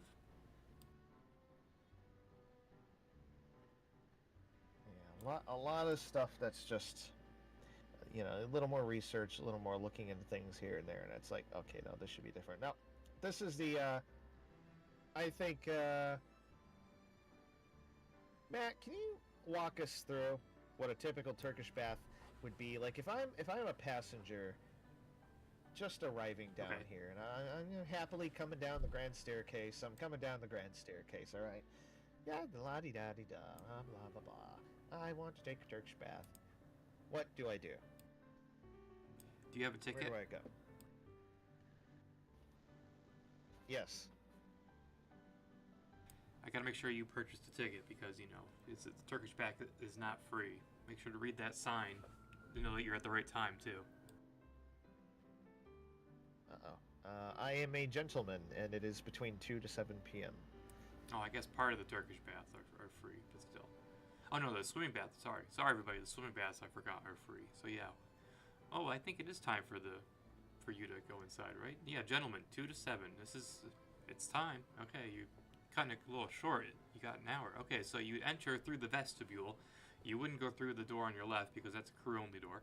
So you go through the vestibule and you'd find an attendant who'd be there waiting for you, and you would get a locker for your valuables because you're a first-class passenger. You must obviously have a wallet and possibly a pocket watch or a hand watch or some sort of watch, so you got to put your valuables in a locker with a little receipt and stuff and put them all nice and safe in that little curio cabinet right there. Next thing you want to do is go get changed out of all of your clothes, and you'll be put into just kind of your, not totally your skivvies, but you're going to be dressing down into not much. And it's okay, you're in a space which is safe, but you're going to first, before you go into the Turkish bath when you're dressed down, is you're going to see what your weight is, because the whole point of going to the Turkish bath is to see, how much weight you're going to lose during this process. Are you going to lose? And we have we have this weighing chair. It's a chair, you sit on it and it takes your weight and it spits out a little ticket, I guess. It spits out your weight in stones because I am from the United States and and they say that we have a weird measurement system. But indeed, you sit down on the chair and it tells you your weight, it stamps it out, and then you look at it and say, "Oh, goodness me, I weigh 25 stones." I don't know if that's a correct near weight of a human being or not. I have no idea. But then you start going into the Turkish bath proper. Are you brave enough to go into the electric bath first? Oh, I guess you are because you shook your head. Yes. Okay. All right. Please. Well, it's time for you to go in there. Please. It'll be safe. I'll open it up. You know, it lifts up like a more or less like a kind of a coffin. Kind of like a casket, I guess you could say. You know, it does give off the vibes of a funeral home. But yeah, you somewhat disrobe a little bit more, I'd imagine. And then you'd lay down there, and then the attendant would close the entire contraption around you. You know, this thing is plugged into the wall. That's what we're missing here, but not in the newest version of the room. It is connected to an electrical panel, and they're going to close it, and then they're going to hit a bunch of buttons, and it's going to turn on those like steam, not really steam, well, those electrical like light things, and they're going to all glow around you, and you're going to get a nice bath of light and heat, and that's good for you. Yeah. Now, we should probably mention that the inside of this, there's a little bit of bed in there. It's a simple bed. There's like some kind of wicker thing, and then like a sheet or something on top of it. And the inside of this green cover, yeah, it tilts up. There's like hinges on the other side, and it lifts up. And there's light bulbs, just a ton of light bulbs. I don't know if there's something special about them. They look like regular bulbs, and they have like guardrails on them, around them, and all that.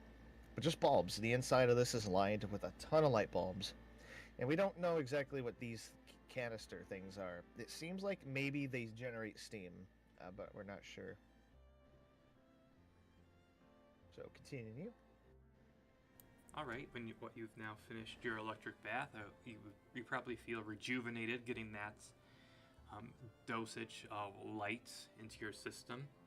I believe the next thing you do is you then go into the shampooing room. I think it's been a while since I've studied the entire scheme of the Victorian Turkish bath. I just know it's last. I forget. It's been months since I've redone the entire Turkish bath.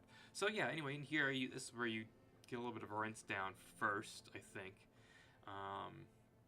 Even though I think you go in here. The blade douche, we talked about it earlier, is you lay down on this marble table, this marble slab. I'm sure it's cold because the ocean is practically like a few feet from your side right there, because the hull is, the ocean's hitting the bulkhead right there. And they spray you down with water, shooting out of those spigot heads in a blade fashion right there, and then those round ones which don't have any holes in them are more or less just showers, so they can pivot those nozzles so they can either be a blade coming down at you or a shower coming down at you. And once you're finished with that, if you want to just rinse off again, you can go into the shower behind you, the cage shower. Spray, spray, spray. It comes out from the top, the water comes out from the top, and the water comes out in little holes all over the sides. Some of these showers even had water spray up from the bottom right underneath you, which would have been amazing if Titanic had that, but I don't think it was the same model where the water would just spray up and give you a surprise like a bidet. So no, it's not that one. And then that one, that's just a sink. I'm not sure, that can also come down and give you a nice little deluge of water, and drown you before the 15th. All right, let's move on to the. Yeah. If I had to guess, wouldn't this maybe just be like maybe a hair washing thing or something? I consider that too. It seems very modern, what we would do there. But it also seems very uncomfortable. But the whole setup seems uncomfortable. So next we leave we are all cleaned off. What do we do next? Next we are done with this cleaning process. Let's go sweat and get gross before we go into the pool. So we do this in a series of getting warmer and warmer and warmer. And the very first setup is the temperate room. So it's a little toasty in here. I don't have my plans open exactly, but I can quickly grab them open. I think I have the temperature on this set of plans. Oh, that's the That's not the one I want. The temperature in the temperate room is 80 degrees, I think? 80 degrees? No, I'm sorry. It's 100. I'm so wrong. The temperate room temperature is 150 degrees. No, the cooling room was 80 degrees Fahrenheit. The temperate room is 150 degrees Fahrenheit. So the nice cooling room that we're all familiar with the, the gorgeous Damascus decor and the lounge chairs and the dresser and the weighing chair and the drinking fountain, that was 80 degrees Fahrenheit. You're in the temperate room. You're building up slowly to get into that steam room. Your next room is going to be the hot room. Your first step is 150 degrees, and then when you go into this room, the hot room, this room is 50 degrees Fahrenheit more, 200 degrees Fahrenheit. So now you're beginning to I'm sorry, sweat a bit more. You're literally boiling at that point. Yeah, you could be, yeah. Are these rooms designed to kill you? No, they're not designed to kill you. They're designed to make you sweat out, impurities and pounds. I mean, they'll certainly do that. So what? So you're done in here. Please tell me. I don't know if I want to know Derek how just hot said is in the steam chat, room? I was talking, this all is connected. I was talking with a member of RMST's staff, and he's Turkish, and he was talking about how he loves going to Turkish baths. And real Turkish baths, you don't go to enjoy them. You go to basically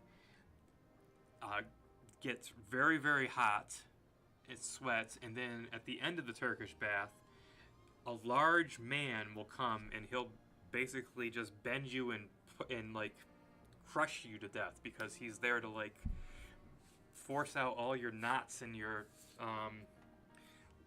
body, and that's how he enjoys a Turkish bath.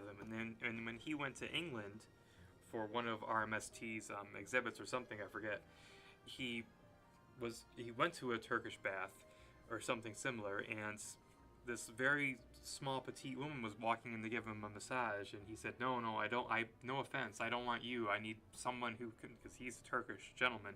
He says, I need someone who can actually really mess up my body.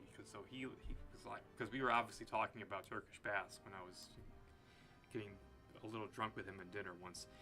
But yeah, that's a true Turkish bath experience. This is the Edwardian version of the Turkish bath, where you are indeed just getting hotter and hotter. And many Edwardians did not like this process, like the steam room. This does not look like the normal steam room that we're used to today in any gyms. I believe it was Mrs. Spedden, who was American, still, Edwardian. She did not care for any of the warming process of the Turkish bath, but she very much enjoyed the last process of the entire ordeal, which is after you go through the temperate room, after you go through the hot room, after you go through the steam room to sweat off everything, you go on back to the swimming pool. That's what it's for. So Titanic swimming pool wasn't like the cruise ships of today, having a swimming pool on the top deck and then one in the middle of the ship that's covered for inconvenient weather for everybody to enjoy their cruise and their vacation. The swimming bath was actually set up mainly, except for certain hours when it was like free, or you just come down and say like, yeah, I know, I heard that cop. My office building is literally next to the police station. The swimming pool's main purpose was to complete the Turkish bath process, because a real Turkish bath, a British Turkish bath, the Edwardian Turkish bath, ended with a dip in a plunge pool. And any good Turkish bath in England would have a decent sized swimming pool, and there's a few left today that have this swimming pool with them. So you dip into the swimming bath, you can enjoy it, that salt water that's still heated, and then when you're done with that process, you shower off, you get that salt water rinsed off, even though salt water is good for the body. So yeah, jump inside, swim a little bit, Kyle. Blub, blub, blub. Now you're just stalking people. You're scary. And then you rinse off, get in that cage again, get a little bit of a clean. This time you can use soap and water. There you go, yeah, maybe. and then you're going to dry off, and then the attendant will bring you back your clothes, and then you can go back into one of these changing booths. At least I think so. Then you can change, and then you can go, and you could either change in there, or you could go back into the cooling room and just relax and get back to normal temperature. Have a cup of tea, have a little drink that could be brought to you, and then take it easy until it's time to go promenade or go up to lunch or dinner. Yeah, get your jewelry. Don't forget your wallet and your pocket watch and your spectacles and everything else. Very important.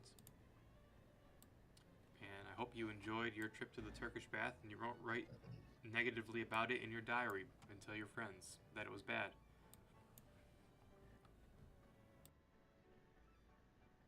It sounds like a terrible experience. No, I Of course, thoroughly here we enjoy saunas and spas. Uh, Everyone yeah, knows that a maybe it steam would be room is nice. lovely. Hey, Of course, there's this is the there's purser's there's the office. heater Got the vent, space. or the heater switch. It's a better one. Wait, what? Behind you. There's a switch on the wall.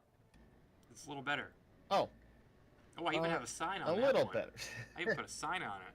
Oh, I gotta get rid of that sign. Oh, sign. Yeah, they just put. Of course, even though this is a newer Switch, you can tell that it's still very different from what was made. And I made that switch like last year. Jesus. So that's Bees. funny. What made us think that this wall is glass? Ah, the glass wall. So, I'm gonna be a stuttering broken record here, I guess. Yeah, it's the combination of different research elements to make it a glass wall. So, like Olympics auction catalog, Britannic specification guide, and then finally a tiny bit of wreck evidence brings us to, oh, this could be a glazed glass wall between the two rooms, and that's what it becomes. And then ta-da, glass wall. So it's not just something that comes about like, oh, you know what, I think this would look cool to have on Titanic, let's make it glass. Nope, it comes because there is an actual reasoning for it. Now this, I don't know what to tell you about. That's you guys.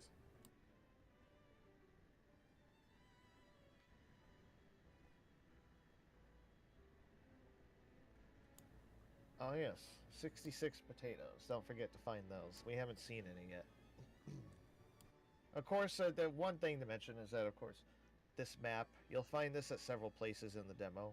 This shows you where you can go, what's explorable. So if it's this color, you can go there. Oh, hey, it's slightly transparent. Why is it transparent? It's a very thin piece of Anyway. paper. What do you want? And of course, this is the... Huh.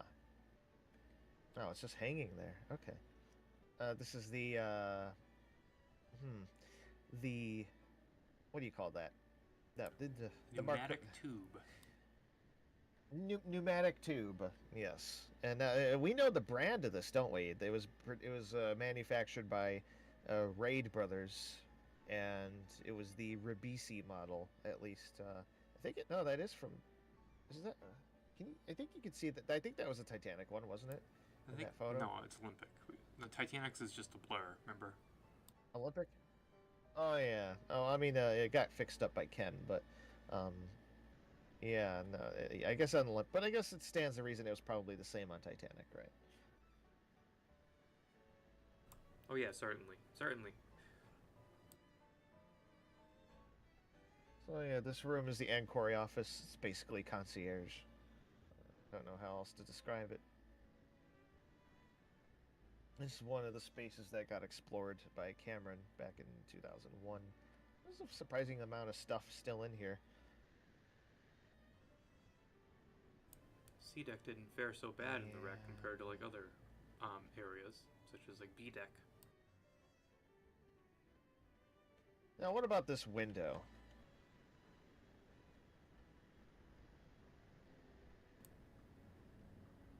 Mm. Letters. There were Sorry several for the. places on the ship where you could mm, drop mail. You could write letters. They'd get sent down to the post office, and then when you get back to land, it would get sent off. Now, we haven't seen any of the cabins yet. Of course, this room was knocked together pretty quickly in late 2017 for let's see, James Cameron's Titanic 20 years later with James Cameron. That's what it was on that Geo. They needed this room heavily featured, and yeah, we put it together. Now, what is our evidence? What made us change the fabric in this room in the tablecloths to blue? I think it was a newspaper article about I forget which year it was, but the future King of England, um, the Duke of Windsor, the famous one who abdicated. He was on Olympic, and this was his cabin. So they did a bunch of articles about his entire trip on Olympic, and one of the articles happened to give a nice description on the type of fabric of his sitting room, and I think it was Genovan velvet in blue, and googling that and searching that and researching that type of velvet and blue gave nice results.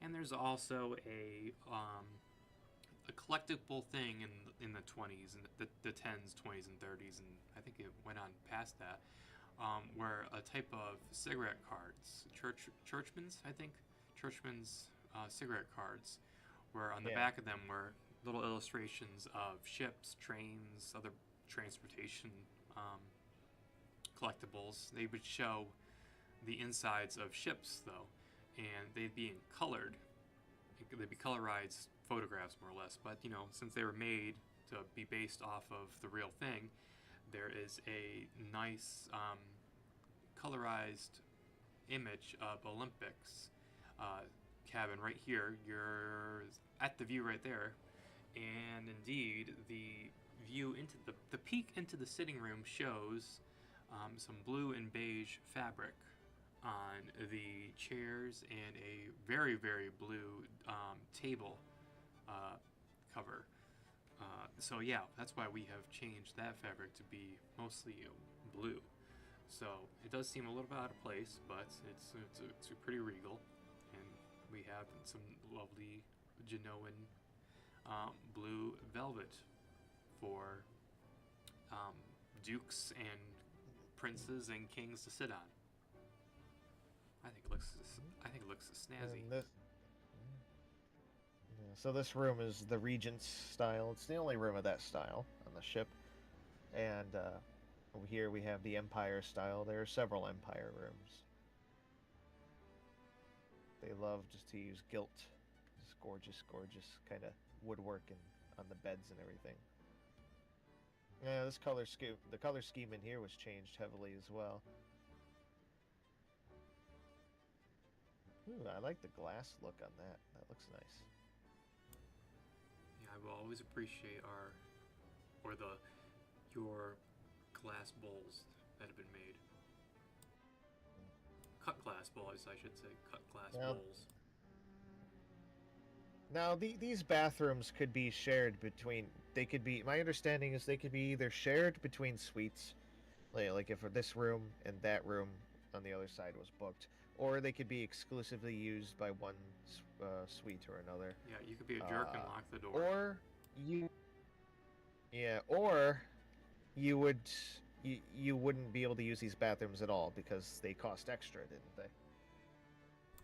Yep, you have to pay for your bathroom privileges. To have a private bathroom privilege, that is. Otherwise, you'd have to just leave your cabin and use one of the public bathrooms that were close by in first class. Yeah. Yeah, so it's conceivable that you wouldn't have access to these bathrooms depending on how you booked it, what kind of ticket you got and all that stuff, if you were willing to pay. And there's probably a lot of stuff wrong in here too, lacking in detail. We recently had someone making a new heater here. This is lacking a lot more detail than you know. And yeah.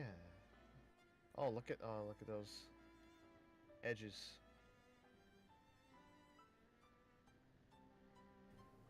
It's like That's what a Lego. real bathtub looks like.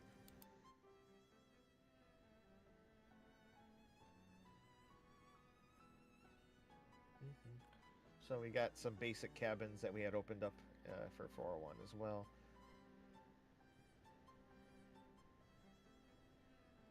Very cramped spaces in comparison. It is worth noting that as much as Titanic has this kind of mystical public perception of being this grand, most luxurious ship in the world, you know, marble everywhere and carpet everywhere and blah blah blah, which isn't true, but like, despite all that, most of the first class cabins were just like this. They're pretty plain. I mention that fact a lot because I think a lot of people aren't really aware of that. Like, that first class is, at the end of the day, it was just a basic ship for the most part. Even a lot of the period rooms were of the, weren't they, like the more general sort of Harland and Wolff styles, like modern and French style, I guess, is kind of fancy, but. Oh yeah, there's another one of those switches. My understanding is that these Titanic might not have even had these papers. They would have had maybe the holders, but not the papers themselves, because apparently, supposedly, they didn't have time to install them. It's like to get these printed up and put them in. At least not on the first day or so, I guess. Yeah. Do you think they would have done that in the print shop? I think the print shop is supplied with like White Star Line stationery that's blank, and it's up to them to print out everything. Like for example, the print shop is given blank menus that just have like Titanic, when the little like emblems or whatever, that like company logo on it, and then they have to print out everything. So technically, they could be given a blank version of those as well, and then but I don't know necessarily, because those are personalized by the steward who's in that area, and they just sign it or they write their name on it. So yeah, it could be it could be up to the print shop though to create them. They have enough on their plate.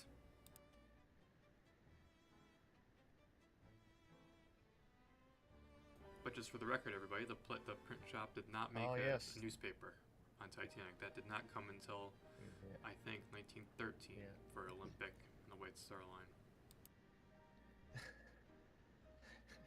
That cat's still there? This is yeah, the cat can.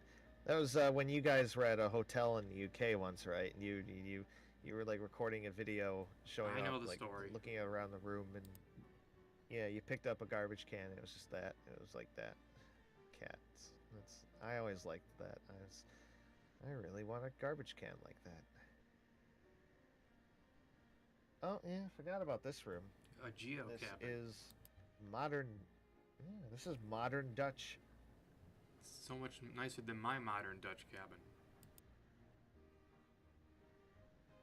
Ceilings. These ceilings are modeled out. That's not a texture.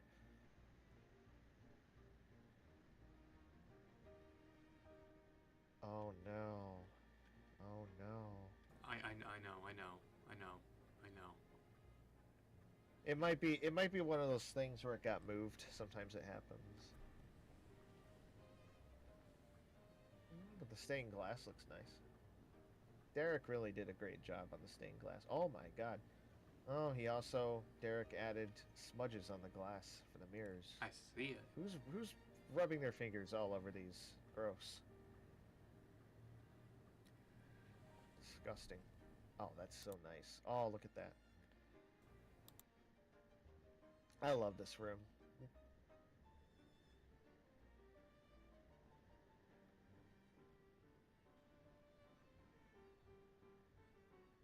Too slow. It is Really nice room. All right, I'm getting out of here. Of course, these fire.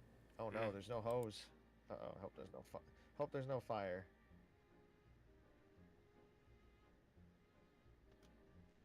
Hopefully the other classes will go by a bit faster. First class is full of stuff. This guy, who was the guy in this room? His name was Austin. Is Austin?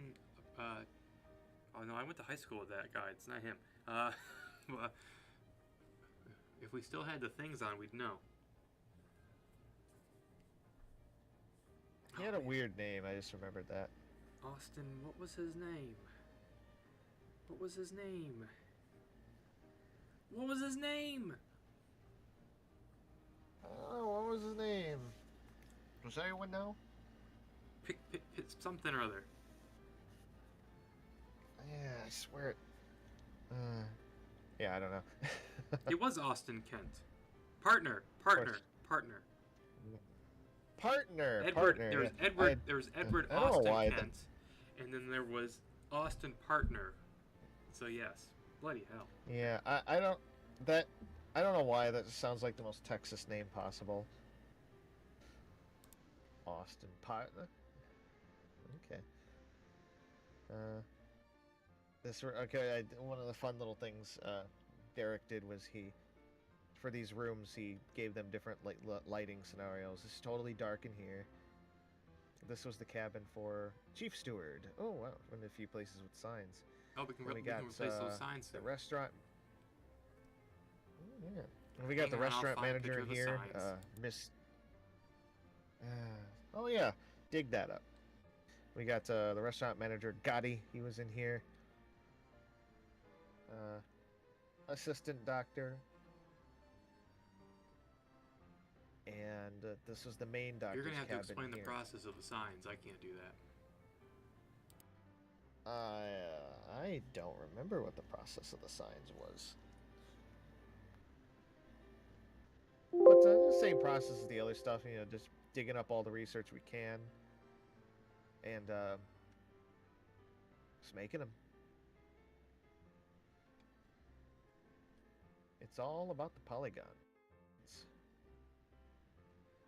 More polygons. We'll take a hop down to the hospital. They have these rotary vents on some of these doors.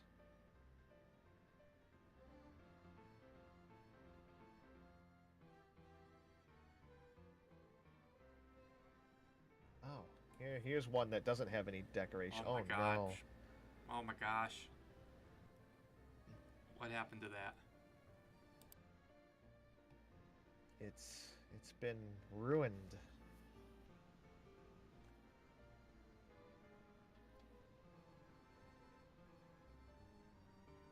Somebody got dinged. So what I meant was to explain like the, process of what's the technology, what is the thing happening if you can with the signs, like what's like the, oh my gosh, the geometry thing. I just scared everybody with my computer, unfortunately, but still, the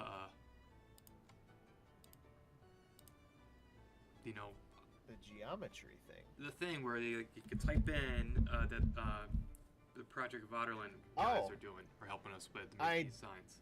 Oh, I honestly have no idea. I didn't. Okay, well, they're pay helping attention us. to that. They're helping us make like the signs more efficient, I guess you could say. I don't know. Derek probably describe it. I guess.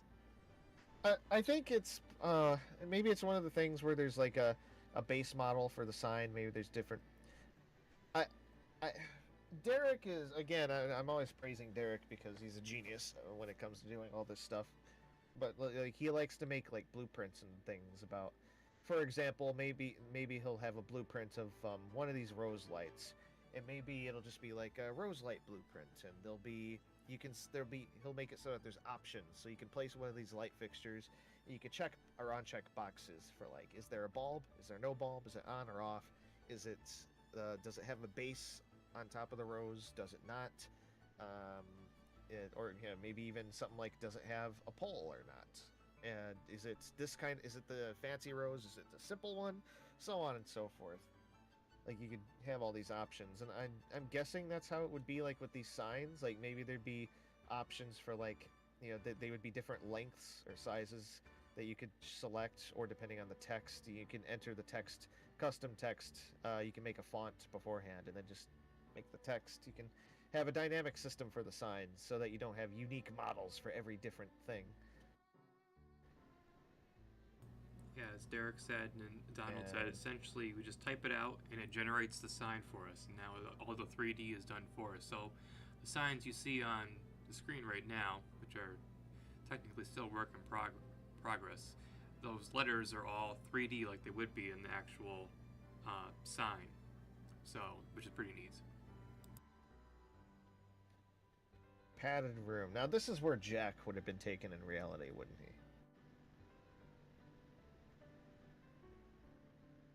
Instead of just handcuffed to a pipe. Right. We can still stick a pipe in there and he can be, you know, chained up to it. This is where you would go if you had the 1912 equivalent of COVID. Well, they had many versions of the 1912 COVID, but indeed.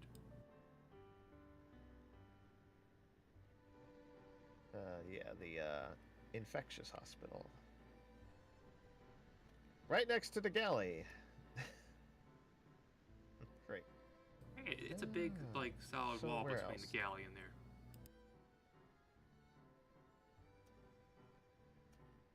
As the maids and valet. Wait, what? Oh, interesting. The What? maids and valet saloon, which What got happened? redone. What was Or- interesting? Huh? Oh, I was looking at that sign. I thought I saw a. Oops. I thought I saw a weird thing, but it's just an and. Oh, no. ampersand. Those will be procedural signs, too, I hope, soon.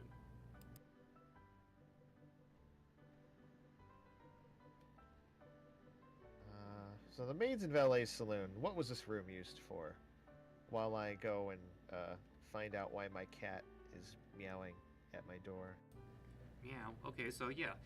First class passengers enjoyed coming with their staff aboard ships. They didn't want to necessarily, if they're really posh, you know, you have to have the service with you.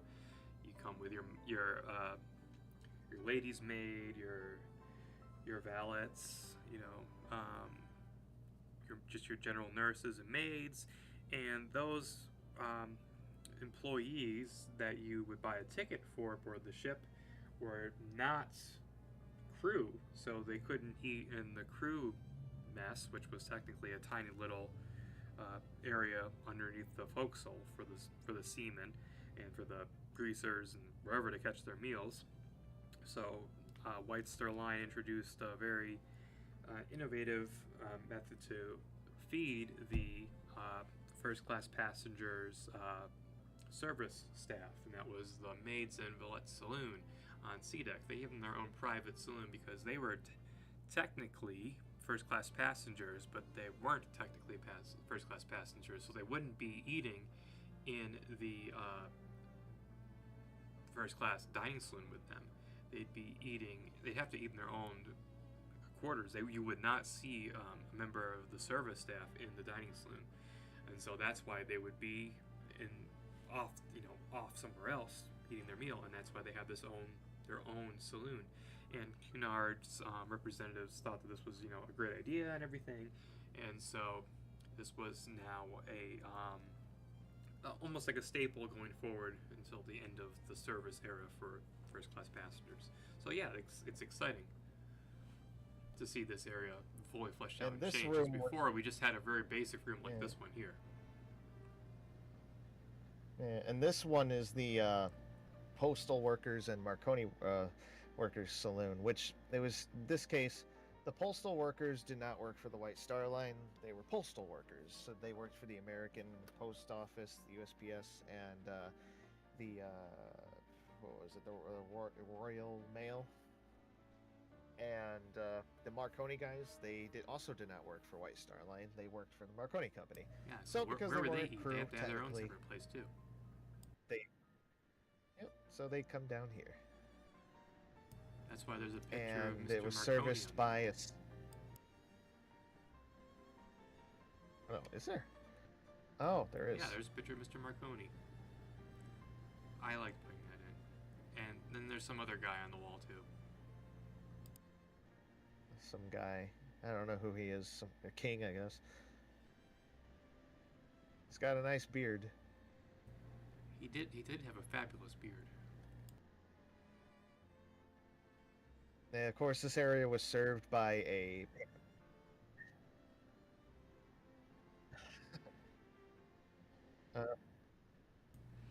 Here's the pantry for this room. Yeah, there were several pantries. I mean, you think you see it. This room, this pantry is right here, obviously. And then there were several pantries. Like, you go up, and there was one here on A deck. There was also one here on the boat deck for the officers' mess. And then below this, there was the main pantry galley area. And these are all serviced by a, well, I don't, not this one, I think, right? But there's like a dumbwaiter. Yeah, it's not visible in here. Oh, no. The dumbwaiter, yeah, dumbwaiter technically is encased forward by the post office and Yeah. Marconi one. Yeah, it's right there. So it didn't access any of these spaces. Yeah, but there was a staircase here. Like, this staircase went all the way up to the boat deck, and oh man, we could have had a teleport thing here. Maybe that would have been fun. And it goes all the way to E deck. Yeah, this staircase went. Yeah, it goes all the way to the boat deck and all the way down the E deck, and it gives you access to between all of the like the main pantry and galley areas for like the middle part of the ship here.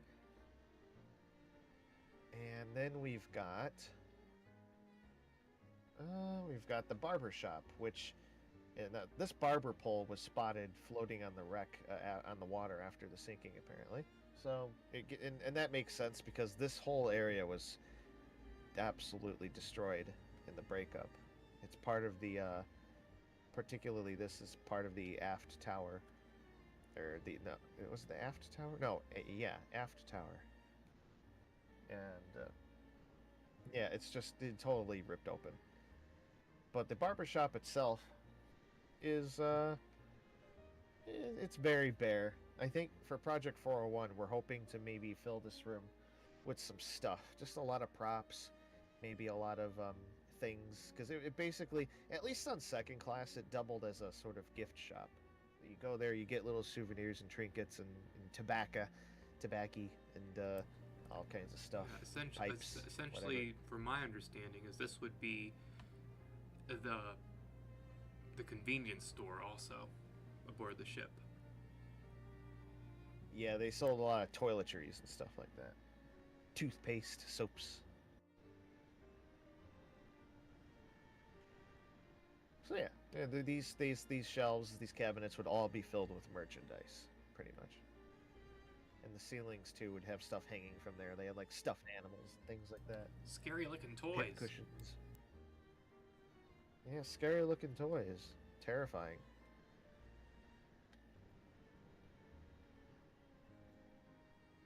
We have not gone into the... Oh, we still got to see the other cabins on B deck. So this is the Cafe Parisien. What's so special about this room? Well, obviously, this room was new on Titanic. Because on Olympic, there was an open promenade. It was like A deck, and it ran all the way along B deck. So, from here to down there, it was all open. And on Titanic, they were like, well, this restaurant gets a lot of... it's very popular on Olympic. We could expand it outward to the side.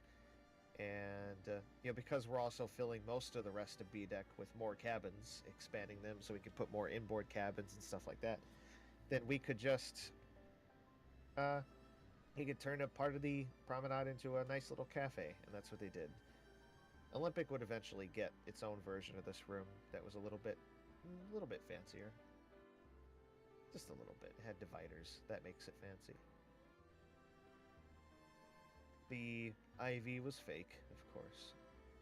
What's our current position on the color of the trellis? It's a light green. So this is correct, I believe. I don't know, actually. I swear recently we went back on that and decided it was just cream or something. I know green is the right shade. I don't remember if it was light green or which one, but it was green.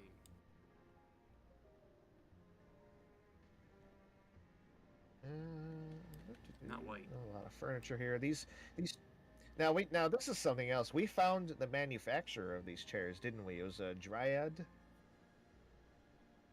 Yes, correct. It was Dryad cane manufacturers, and they did a lot of the cane chairs and tables for Titanic and Olympic. And you can still find some of them if you're lucky in the United Kingdom. You can find some of the chairs like in antique stores and such. And these should probably all have signs on them for the brand, like the Dryad brand. And they had to, and it's funny too because like I guess it's common for it. I guess it's a practice for any kind of furniture manufacturer. But these chairs all had names, didn't they? Like how you get with IKEA. Like we always talk about the Toby. Yeah, I think you have demo. Pan is the armless chair, PAN. Hang on, I want to find out the name of that chair. I think it's Romany is the name of the other chair. Romany, like this. So you have Pan and Romany in the cafe.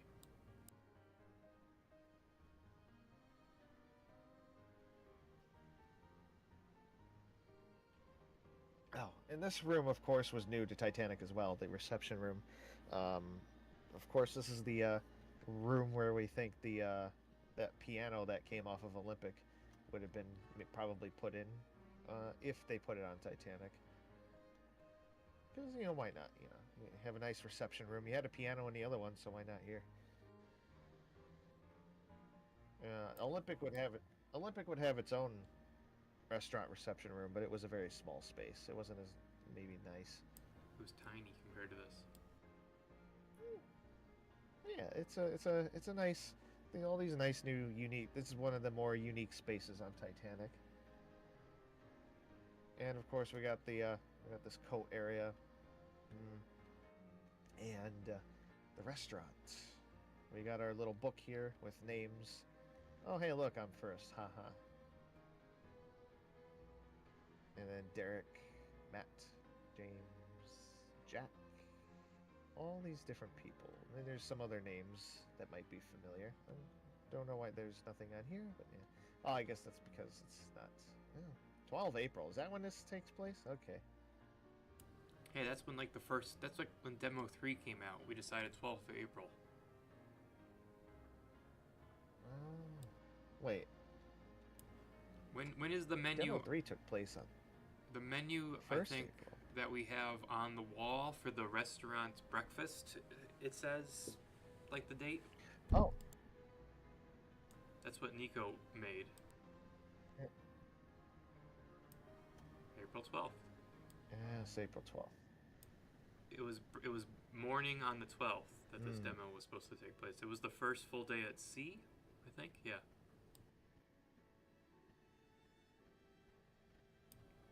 Oh, it's Derek's birthday, April 12th. Oh, happy birthday. You get this food, I guess. I don't know. This all sounds kind of good. I could go for some boiled eggs, omelets to order, fried and toasted bread, oatmeal porridge. Quaker oat. Oh, they had Quaker oats. Yeah, there's been Quaker oats for a long sounds time. Good.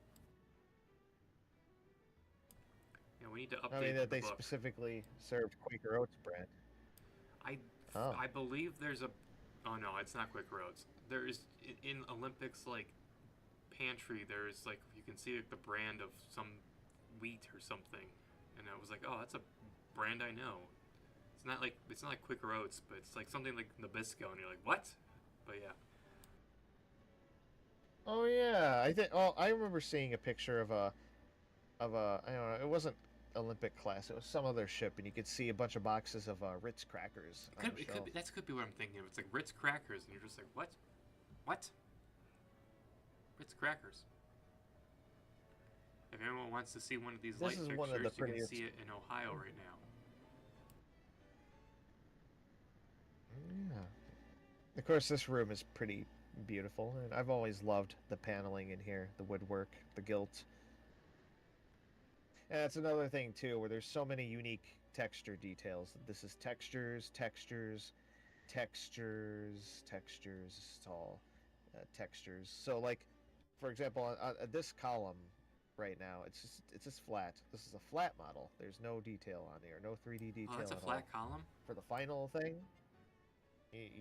yeah, it's there's no 3D detail at all. It's just flat, smooth, and all these apparent details are just normal maps and textures. For the final thing, the reeds on here, it'll all be 3D modeled, and the ribbons will be 3D modeled, and yeah, it'll be like you're looking at the real thing almost, probably, like just when you're looking at it. In fact, none of the stuff in here, like the normal procedures to make high poly models, meshes of objects, and then bake that detail into like a normal map and textures and all that. And we didn't do that for this room. I think I just sent the UV maps and the sample models to Nico, and Nico went and put together all kinds of all the textures, and he made manually all of the like the normal map detail. So that was so Nico really did his part to make this room look gorgeous, all the details. I'm not sure if he also did the wood textures or if I did those. I don't remember. I think it might have been Nico. I can't remember any of that. This is when did we do this room? I think it was 2016. Mm-hmm. Yeah, all these windows, of course, they look amazing. Now, since we're on B deck, we're gonna head forward. I think there's not. Oh wait, no, we haven't. Oh shoot, we still got A deck Oh to my go. god. Okay, yeah. We'll speed things up a little bit. So here we got this Oh. cabin. Cool. God, you can just look into it and leave. Are we leaving? You know, you missed. These are all old and awful, in my opinion, because I made these in like 2006. Not really, but still. And you missed C73. Oh, That's the only good one. C73. Let's go check that out. This is the old Dutch style, of course. C73 I like made like in the last like 2 years. Oh, this is pretty. Old models, but pretty. I think you sell yourself short sometimes. These may be old models, but they don't look terrible, really. I mean, obviously the level of detail is very low, but in the grand scheme, it looks very nice.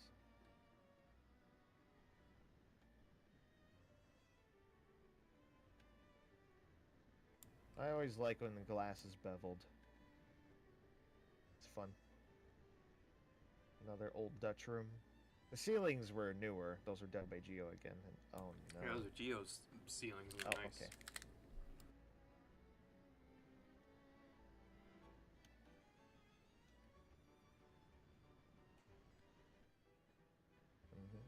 And here we've got the Adam sitting room, which you of course have seen is going to be super updated for Project 401. It already has been. It looks so much nicer now. This room got a lot. There's a bunch of spaces in Demo 401 that were temped. That's our term for taking models basically directly from SketchUp and putting them in the engine. We usually did that because we had various reasons for making like renderings and scenes of rooms, usually for documentaries or licensing out footage, or for Titanic channel back when we did that. And so we'd have to import a bunch of spaces pretty quickly without finalizing them. And Yeah, they eventually just got dragged into the demo, into Mega Demo. Just why not? And then they became part of 401. So there's a lot of stuff that's where you get a lot of cases of stuff being really old, having missing detail, or being very unoptimized. And this is one of those rooms that was probably one of the last spaces to be temped in. And so there's a lot of stuff that's just kind of lacking, especially materials wise. So it's a good thing that it's getting heavy updates. And of course, we got the private promenade. This, which is also gotten some updates.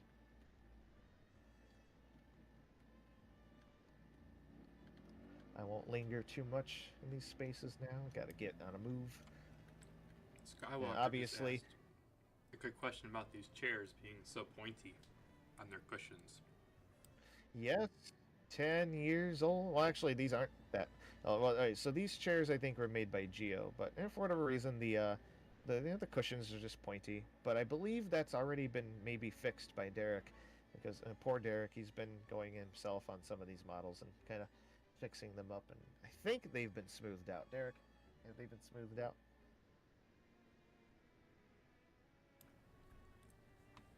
Oh, You could see in the whether or not that's the case in yeah, the that's new true. video. And really of, quickly, Catatonic just asked the very the best. I think I know who Catatonic is. So I'm saying hi, but still, in the suites, I'm in the sitting room of. There's a weird thing, a weird bracket in the baseboard. There's two of them actually. Does anyone know what that is? Where it's hiding, actually. Isn't there a second one? Oh no, I only put one. Okay, that's fine. Oh yeah, there's only one, but it's actually hiding a structural member of the ship's steel.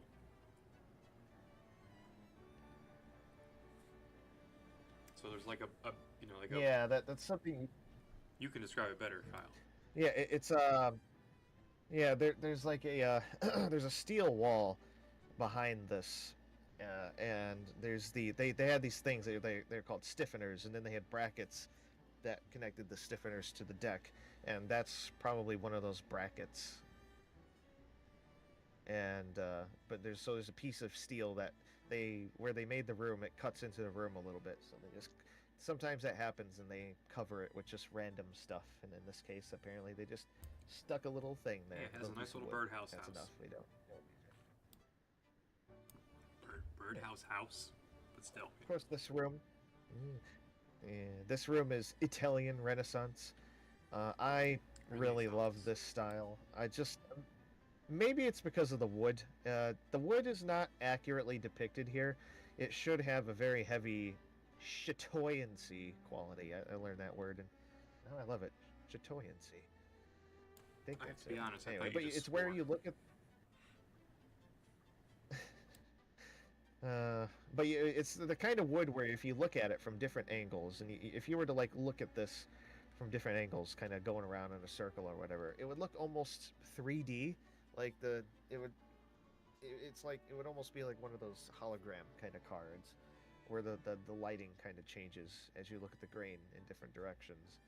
And I don't know how we're gonna simulate that, if at all, in the final thing.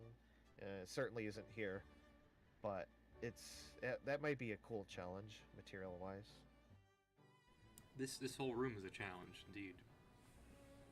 This is another good example of your textures not being textures that should be 3D, because there's a lot of egg and dart, I think, and bead and barrel, and then there's also Oh yeah, what's the other one? Yeah, yeah. carvings all over this room. Yeah, and that's another thing. Like these carvings, there's so many different materials, there's so many different textures. If this is all 3D, then it would be very simple. You just need one wood material for all of it, and it's just the one. same thing for You a lot gotta of this you gotta stuff. carve it in 3D once, and then we just gotta copy and paste it, and just do a little bit of like trimming, and then we have it. So it's not that hard of a thing. And the same. And it's the same thing for these light fixtures. Like this light fixture is one material and set of textures. This one is another material and set of textures. There's another material and set of textures, and basically every object using this kind of metal in here is like a different material set or texture or whatever. But if it's all modeled in 3D, you just need one material and set of textures for that. Heater switch. And Heater honestly, switch. Heater switch. Heater- Oh, wait. No, bad example. Bad example. That's not Bad the same heater switch. That's a sweet heater switch. It has a special design. False alarm. Run away. Yeah.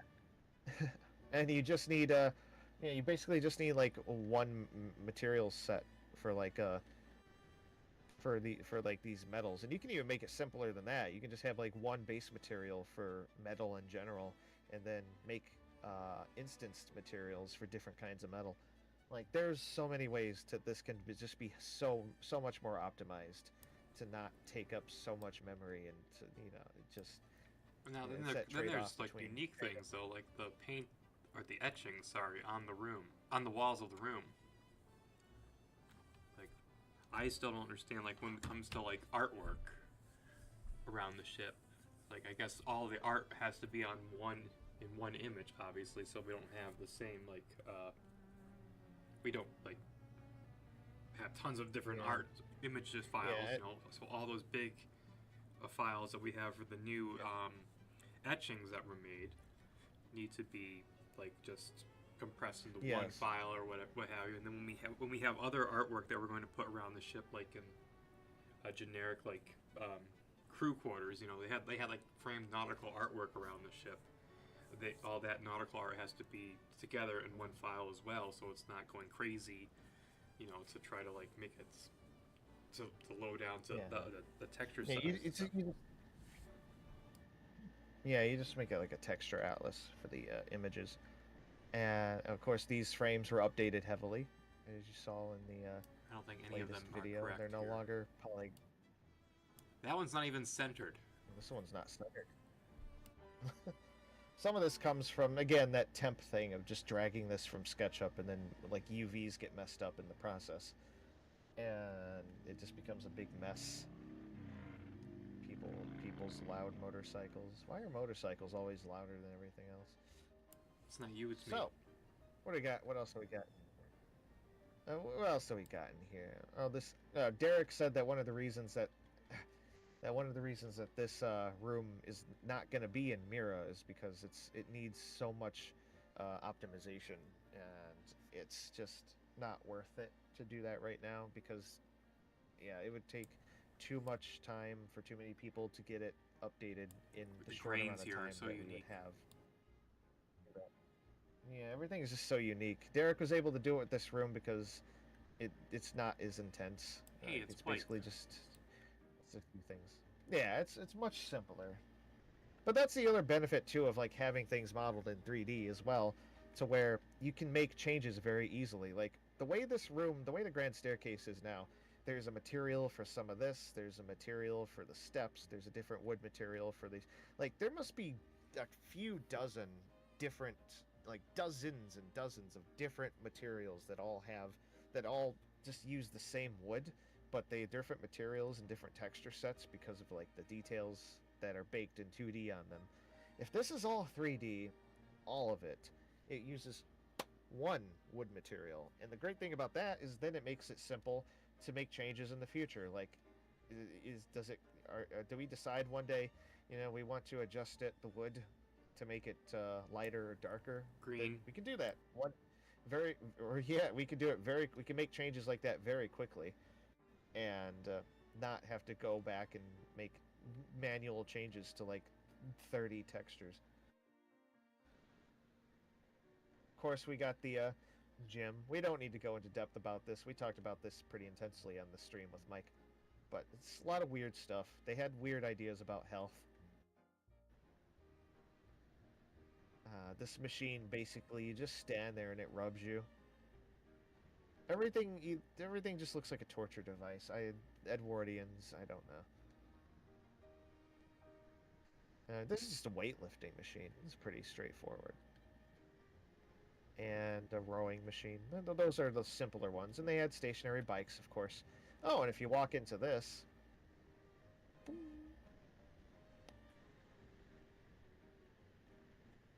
that's fun. I like that. It's one of the few things you can really have These make a and nice dynamic. noise. Oh yeah, please let's do that for Project 401. Boop, just have a noise. That I awful suppose like another thing that could be noise it made dynamic in is, Adventure Out of Time. It made like a spring noise. another thing that could be dynamic for the future is maybe even just having the you press a button and the bicycles start going on their own, and these things will move. That would be cool.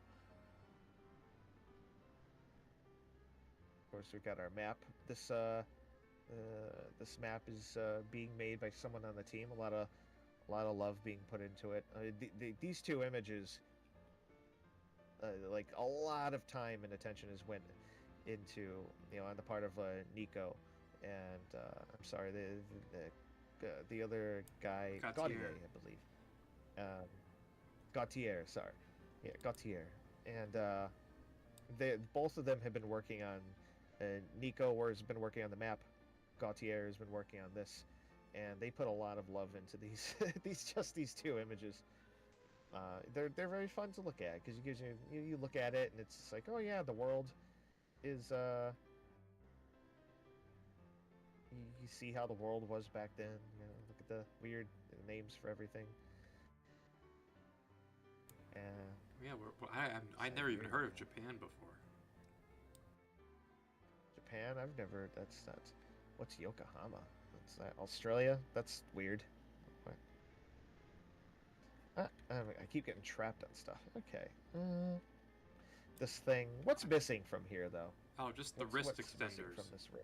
Oh well, actually, the wrist extenders are missing. The wrist extenders. The height measurer, and there's another weighing chair. Another weighing chair in here. Oh. Yeah, that makes sense. You want a weighing chair. What have we? Is there? Oh yeah, I forgot to look in this room. This is the one of the lift machinery spaces for the first class elevators. And I like those Hayward prismatic skylights. Ah yes.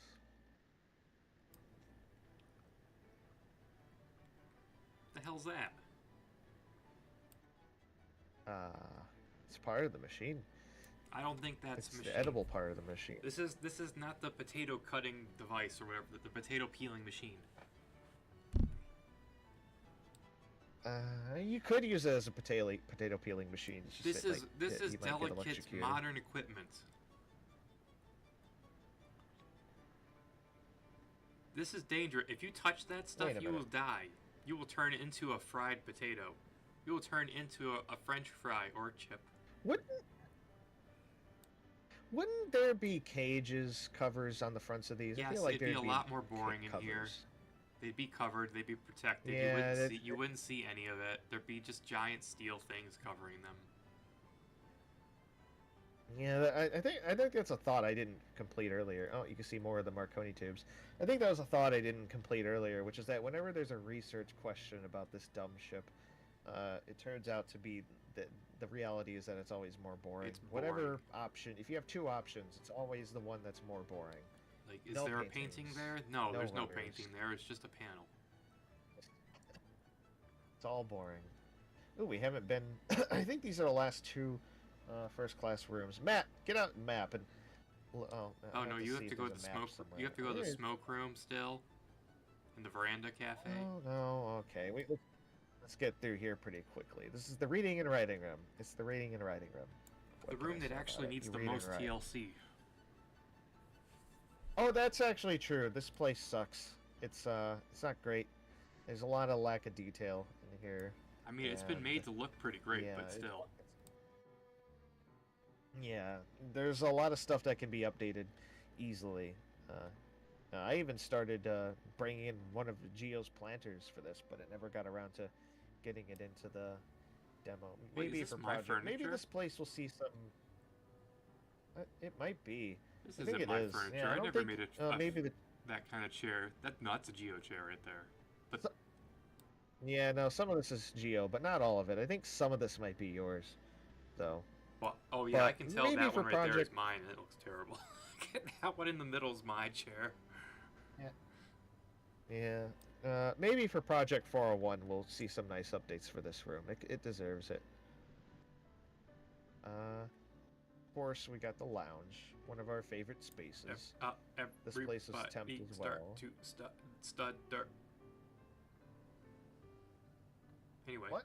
no, I was making a joke that it causes everything to stutter, but it's doing Oh, okay. okay. You scared. I don't know. You scared me. Yeah, it's no. Like I said, Derek is a genius. He got this place to run pretty well. Yeah. It's very It is nice the in here, ceiling, yeah. actually. No, it's just Kyle streaming. Yeah, she needs some help. She's Oh yeah. she's like the other cherubs. Matt, They're melting chocolate. you Sorry. Matt, this model is you had a statue of this is the name of the statue is Diana, isn't it? Yeah, I just scanned that one day, just or willy-nilly, Artemis. thinking like, whatever, I'll scan it, and then suddenly here it is. It's so. This was never Yeah, intended to be there. Yeah, this is this is literally a statue Matt owns, and Yeah, he got this. anyone can just go what on was it, Amazon like and this buy little this thing. cheap But yeah, scanner? Yeah, you just got a cheap scanner. You scanned it, and then it's I so should this is a 3D scan of a physical object. honestly, at this point, I should probably buy the same thing for somebody else who's on the team who knows how to scan stuff better and be like, here you go, scan it or photograph it and do your magic, because I don't want to do that again. It's worth noting that the Just- fireplaces you see everywhere on the ship, for the most, are fake. Like we think maybe they had like these fake kind of coals that had lights in them, but we don't know. for Holes sure. that like But also the only real fireplace imitate is like the smoke fake room. flickery lights. Yeah. Yeah. And of course, this we all love this this thing, whatever it is. We can call it a chandelier if you Uh, want. Electric. Electrolier is technically Wasn't correct. it like electrolier? Yeah, electric light, new marvelous thing. Electrolier is definitely a very Victorian-ish, Edwardian-ish kind It of is, term. yeah. It's like, ooh, what is this? It uses electricity. It's an electrolier. It makes me want to play That's what it Bioshock. is. Okay, yeah. I like the heaters. Oh yeah, the heaters. These aren't the most updated versions, but they were updated. For Everything, 401. everything has a better Oh, version somewhere. That's also a insider That gag. is, It's like, no, this isn't the best version. There's a better version. trust us. Trust us. It's We even have funny. it's It's better. like, I'll send something to Derek, and then like 2 seconds later, I'll be like, wait, I have a better version already, and I'll be like, I'm sorry. It's funny. This is Andrew's stateroom, so of course we have to do the movie thing and have him have his deck plans all over the place. Why? I mean, yeah, I appreciate. Oh, there's another What? potato. Oh my God, he's Irish.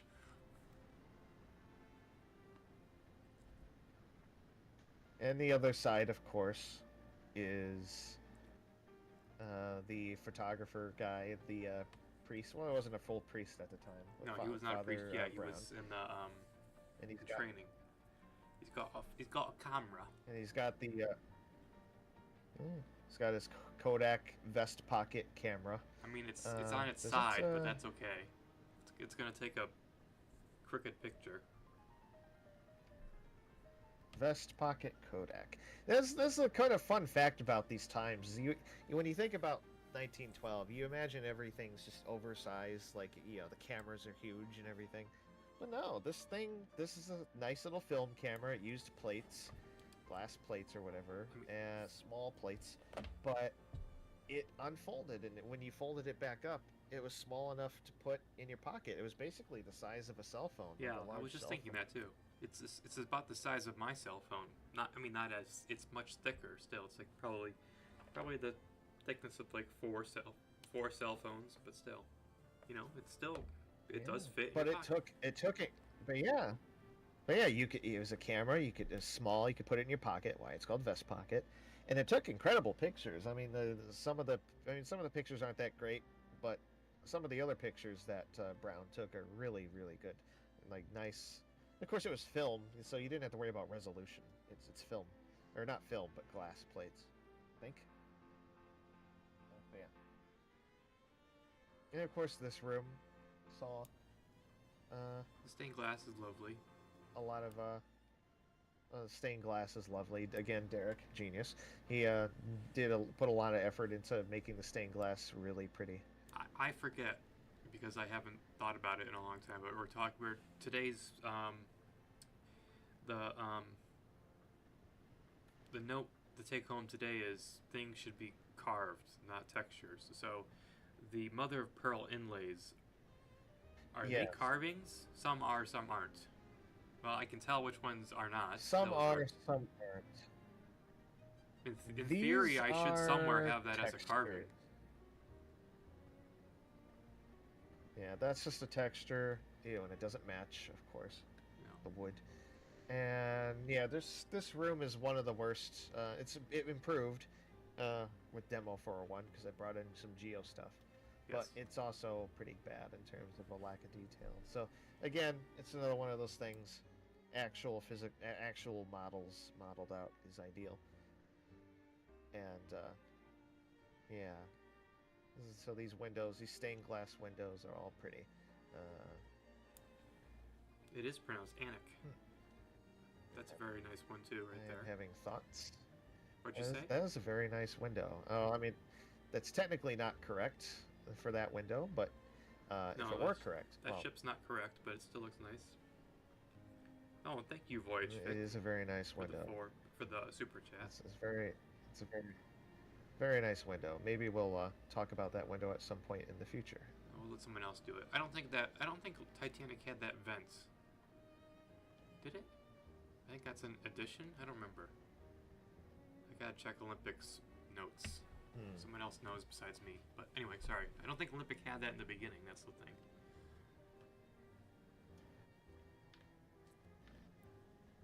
So we've got the For shoop. veranda and palm court. For shoop. Oh yes. Look at all those palms. You know, I am finally watching Downton Abbey, and they have palms all over the place. So I understand it.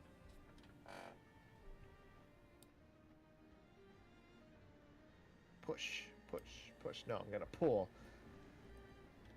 And so I think the last. I need a map. Where is a map? Where can I find a map in this Isn't there one in ship? the pantry right behind you? Oh no, it's that. Okay. But yeah, this is one of the pantries, a bar really. That's always a fun fact is that they didn't. When you see bar, it's just a room where they prepare the drinks. They didn't have like bars like in Cheers or whatever. So yeah, we got these areas here. Those are very cute little heaters. This room was only accessible from outside for passengers. Otherwise, this is just a crew door. And the mirrors, of course, they look amazing. It looks very fun. Oh, I forgot to show you the thing that's neat. Okay, show us the thing that's neat. Vagar just gave us another super chat and asked a good question, which I think I can answer a little bit on. Not, I might disappoint, but do we know where the stained glass windows and wood paneling from Olympic's smoke room went after the auction, or if they were auctioned at all? They were auctioned, and in the 90s, a lot of her paneling went up for auction on eBay of all places, and some of us saved the eBay listing, like screenshots of them, and that's the last that we saw a lot of Olympics paneling and stained glass windows that were overlooking the A deck promenade, and we have not seen all that paneling that were up for auction since. So yeah, it did go up for auction, and it's a lot of that paneling and woodwork and windows have been lost to time, or probably in a private collector right now. I think little bits here and there you can find, but nothing as huge as like a stained glass window or something, or besides the painting over the mantle, that was by Norman Wilkinson, the Plymouth Harbor, it was called, and that's in the museum in Mhm. Southampton. The is the Maritime Museum? It's called. I forget. I always forget. I'm sorry, but yeah, it's the main museum.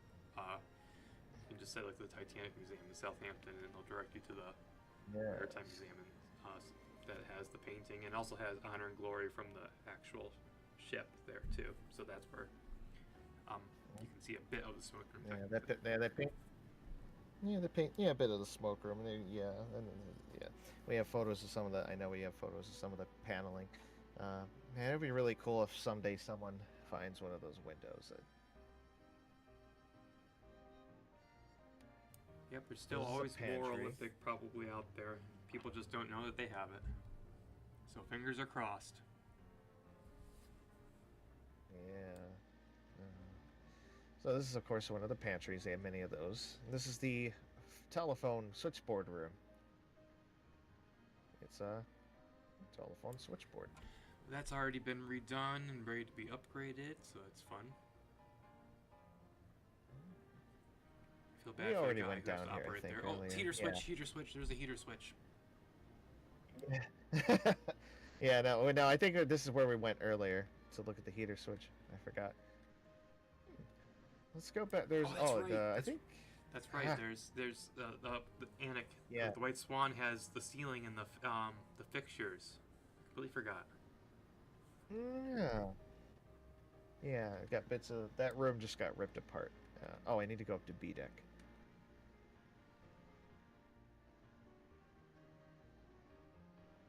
If you go onto the elevator cab. Now this is odd because the elevator. Ah. Oh no! It got all green. I think. It's this is a fun little thing. When Derek was working on the reflections, I told him that he should make it so that the glass has a very slight kind of greenish tint to it, because when light is reflected from on a lot of mirrors, usually it doesn't reflect all the colors equally, so you lose a little bit of one over time, and so Nerd. that causes subsequent reflections to look greener. So Nerd. you see that and darker.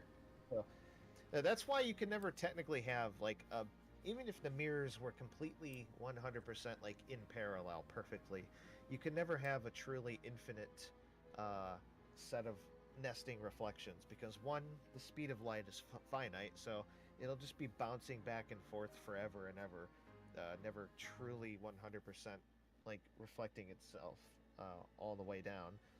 And the other thing is that eventually the light will stop reflecting because it's been reflected so much that there's no light left to reflect. So you're gonna, I think there's a natural limit to how much you can actually see in two parallel mirrors. And normally, it just happens that the mirrors are usually never perfectly parallel. So even the tiniest imperfection will cause curves that will eventually hide subsequent reflections. So that's your bit of fun nerd science, I guess, for today. Think about that. Thank you for that I need a fine map. forensic analysis, Mr. Hudak. Map. Where is that map? There's a I map forgot on where the the maps are. corkboard. That's not a map. The corkboard. Oh, yes. Here we go. That corkboard. All right, so this is a check. Okay, we got through all that. This, that. We gotta do second class still. We got those. I know what you forgot. All right. I forgot. Oh, okay. We're gonna head forward real quick. Oh. But other than that, What'd you forget forward? oh, I forgot some. Oh, and I just realized the other thing I forgot. So we'll head You back went there forward. as well. You did the forward cabins. Well, no, there's another area that I missed. Huh? Oh. Okay. I think. Cool. All right, I know what I need to do. So first of all, we need to hit. I'll just head over there. There's a couple of things here on C deck. Yeah, this is Keep the only going. place Of course, I you think. told me that we missed. You can see it from the light. Going. Is this it? C-73. This is the cabin from Adventure Out of Time. Which, of course, in real life it was the modern style, so it's, like everything else on Titanic, it's much more boring. I think it's comfortable. I still don't know. You know what bugs me? I don't know if Derek's still here. Why is there just one random dot of light on the couch? Oh, there's 2 dots of light. No, what's going on there? Where's that from? Is it the porthole being a jerk? I think it's just a little bit of light. It's the way the light's coming through here. It only lets a little bit in. Man, Through. it just annoys me so much. Anyway, yeah, this is a beautiful room. And we have of course, I recreated the thing here. Now I have to ask this question though. Did you? I know you recreated this. So when you were making this steamer trunk, did you measure the steamer trunk and did you measure the door frame?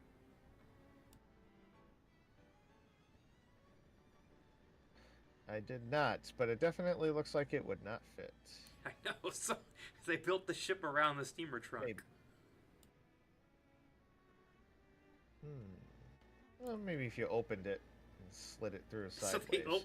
So they opened the steamer trunk and brought it in. They took everything out of the steamer trunk, and then they brought the steamer trunk inside. Okay. That makes. Yes. Okay. Let's just keep going. I forgot the most important room on the ship. The linen closet.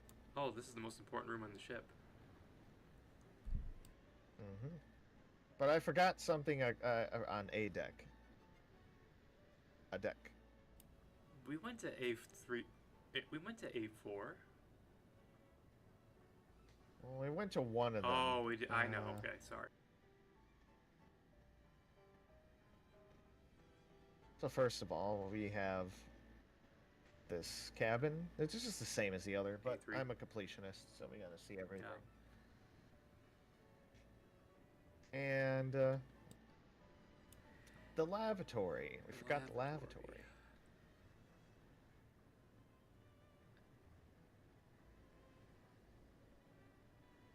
Yeah, they built it inside the. I'm still gonna laugh about that. I didn't think no one thought about it until now. Is it oversized in Adventure Out of Time? It might be. I think it was too, but the doors were also huge in Adventure Out of Time. I'm pretty sure. These bathrooms had a fun little feature, and I always talk about it, where if you close the door, the lights were normally off, and if you close the door, the light would turn on because there was a switch in the door frame. And then, yeah, you finish your business, open the door again, and the light turns off. And that was a feature noted by Leonard Pescott, Cunard's spy for ships. We call him a spy. He's Ship just a design. gentleman.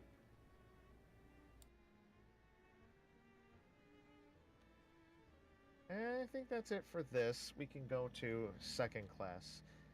How do I get there? I'll take a quick jaunt around. How Hey, come there's... that door's locked. Okay. We did not go to the promenade, so Oh, we'll that's take true, we Take a didn't. look at that. Do we A have quick the run correct around number the of promenade. windows? Okay, yeah, we do.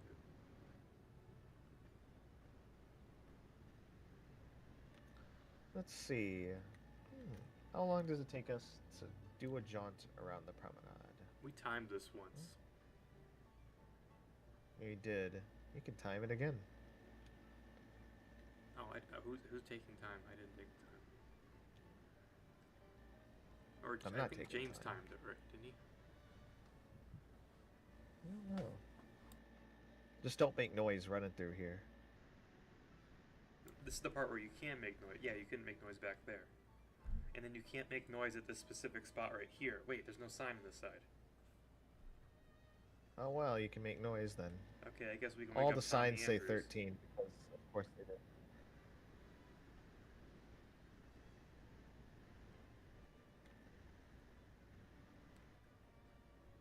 Wee.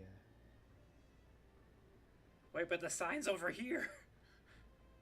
We just can't wake up Francis uh-oh. Brown. We messed up. We love to forget things. And yeah, however much time that is, I guess. It is fun to run through here, though. Very, very fast. Expansion joint.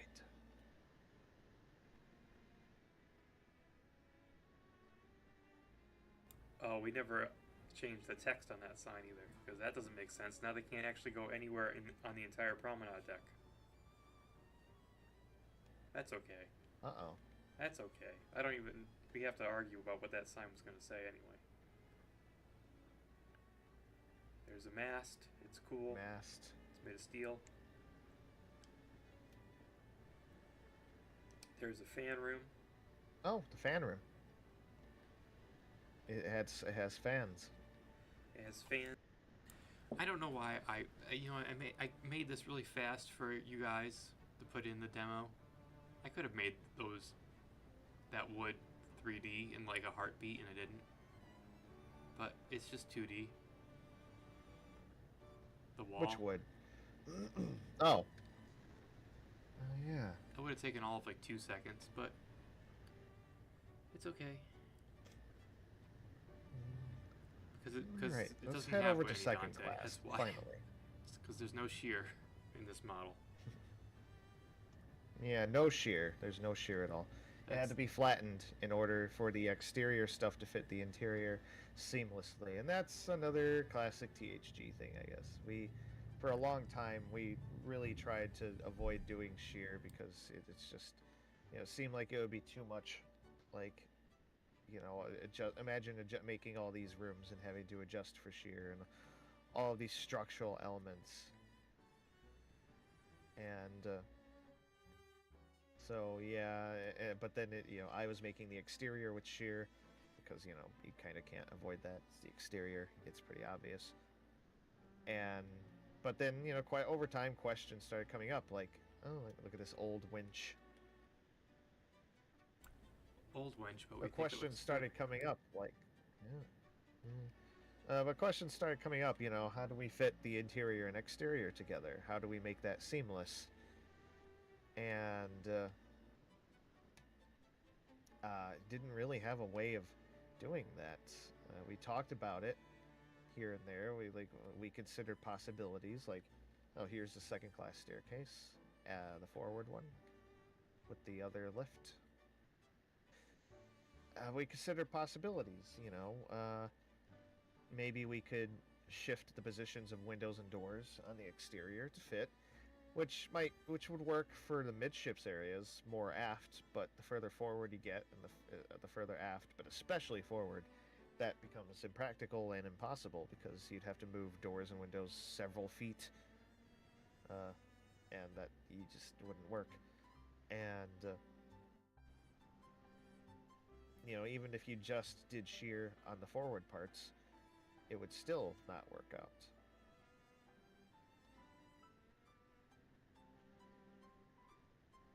And so we talked about it for a while, but it was never, I don't think it was ever something that could truly be solved without just adding shear to everything, because at the end of the day, that's kind of what we settled on.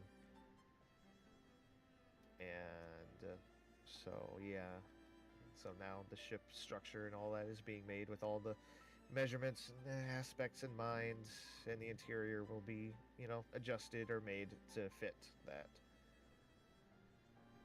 But the way the structure's being done should make it a little easier.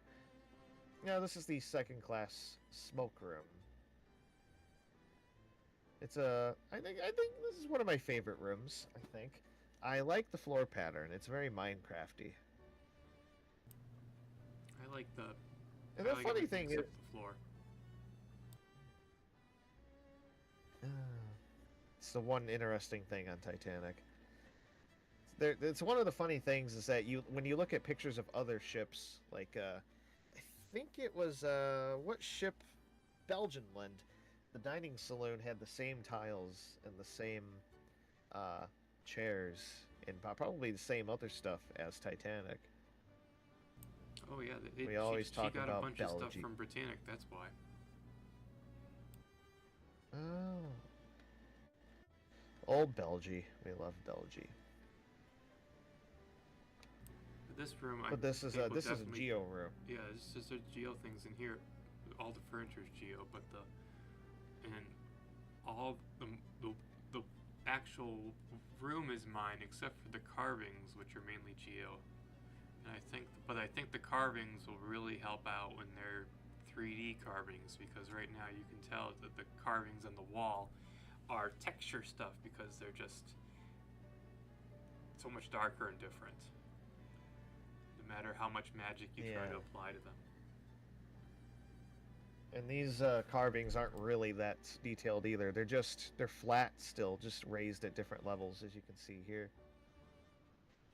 Now, when I say that, a given room is a Geo space, Geo has a certain way of making things too, because his goal is mainly to do renderings. For a long time, he's always made renderings, and he's modeled stuff to do renderings in SketchUp, and they're just still images, so you don't need to model everything to the full degree of detail. But for this, we'll need extra work to add all those details and the 3D stuff. Spittoons. Down we go. Down we go, moving fast. Oh, another no map. Okay. Oh, I have a heater on the whole thing there. Wow.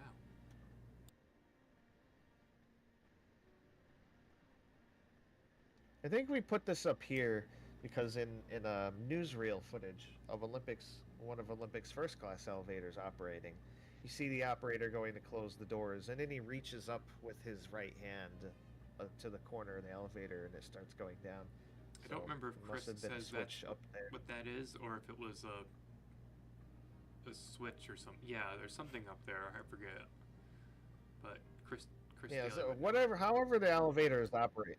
Yeah, I mean, however it's operated, it would have to be with something up there. It seems like, because yeah, it just starts moving when he reaches up. I finally saw. I was on a Facebook Titanic modeling group, and someone made this. They showed that they were making this space, and I saw that they put the signs on the bulkheads where you put the signs on the bulkheads, and I was like, oh gosh.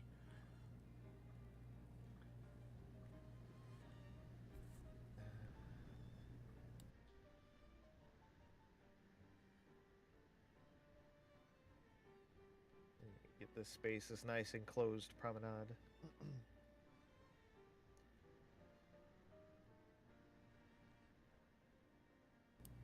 And we can go into my favorite Oh, room. there's one of the map. Oh yes, the library. The nerd space. Let's play some chess. They need to learn the rules. Oh wow, I love that glass. Oh, well, they're drunk. That's why they're not learning the rules.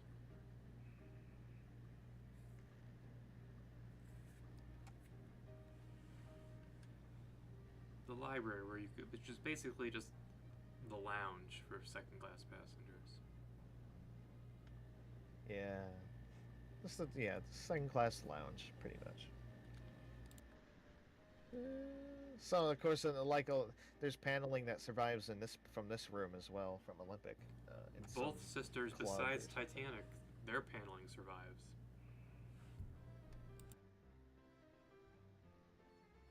Take a quick look at this space. There's one of the pianos, Letters. another letterbox. This is a fun space because of the the well that looks down, and this is probably one of the spacious aside from the grand staircase. It's probably one of the only other spacious looking areas. That's the one thing Titanic lacks for the most part is multi-story spaces. Yeah, Because heights. every other ship has grand, these grand saloons with 2, 3 decks high, and they look gorgeous. And then Titanic's. No, we're just gonna have everything one floor, one deck. Claustrophobic. Everything's gonna be closed in. That's fine. But yeah.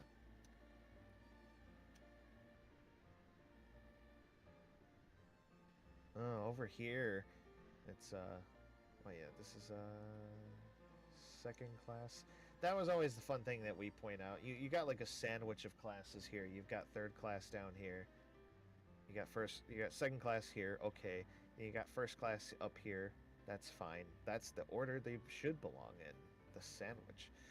But then second class is also up there, above first class, and also below first class. And they apparently didn't like that. Because Edwardians were Nope. strange.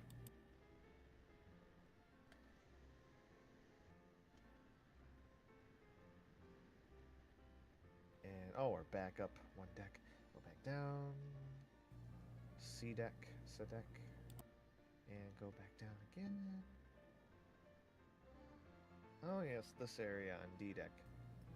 This enclosed space where these doors used to be fancier. Everything used to be fancier. But Titanic's not fancy. This is... Yeah, Titanic's boring. This, of course, is the second class dining saloon. And again, if I recall correctly, yes, this ceiling used to be like a parallax normal map, but this is 3D now. Like all of these designs, you could kind of see the edges on here and everything. But all of these designs, Those which, light bulbs, oh no, those light never mind, fixtures I'm look not- pretty good. Yeah, yeah, I kind of whipped those up pretty quickly. I think they were based on Geo's models, and then I That's kind pretty of good. but yeah, anyway, this ceiling design, all this stuff, that's all actual meshes. Again, millions and millions and millions and millions of triangles on all of it. And yeah, Derek said earlier, he clarified that even just the reception room ceiling probably has more triangles, polygons, than the entire rest of the ship. Between the reception room and this ceiling, definitely, like, these two ceiling sections have more than everything else that's on the entire ship.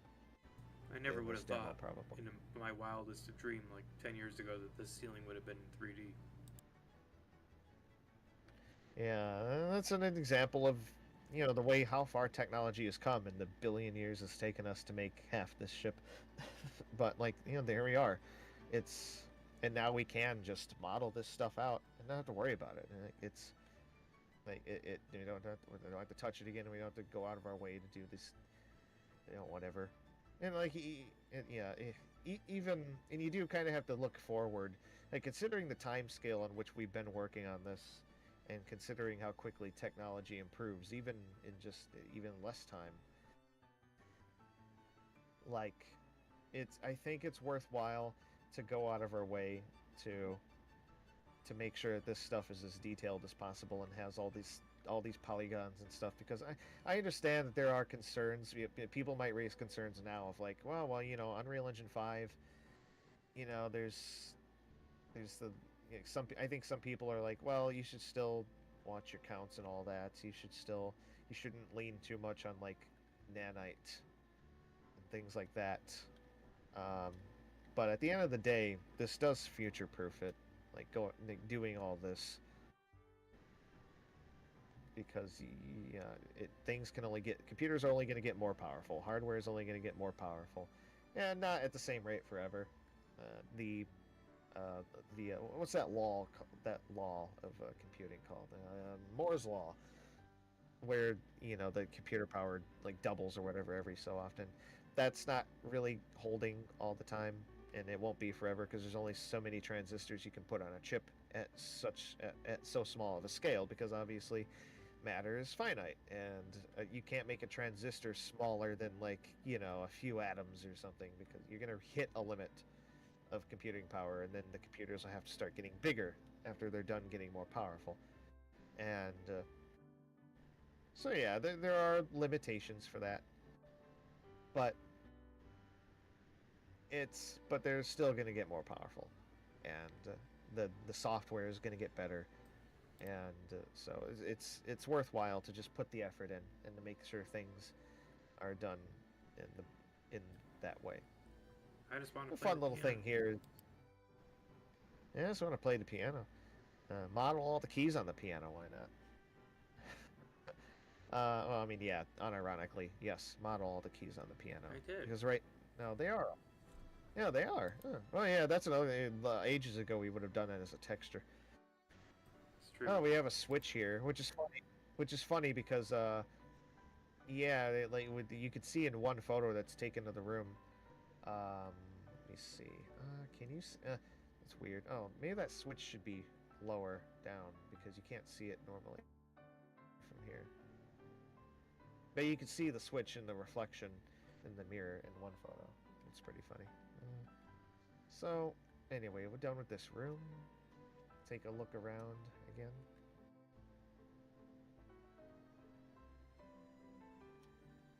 Skinniest corridor.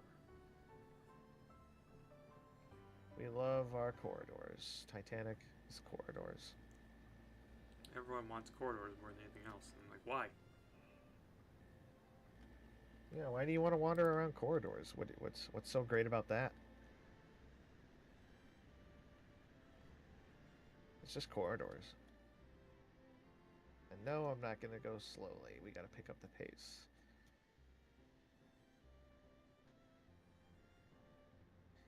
I will say this in my defense: if you wanna see something, if I'm passing something up, I mean, this is available for free for download, and there are probably other tour videos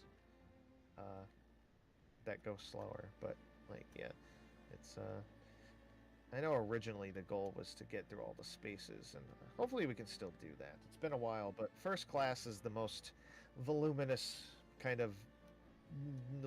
There's a lot of spaces in first class. That's always been kind of a big focus.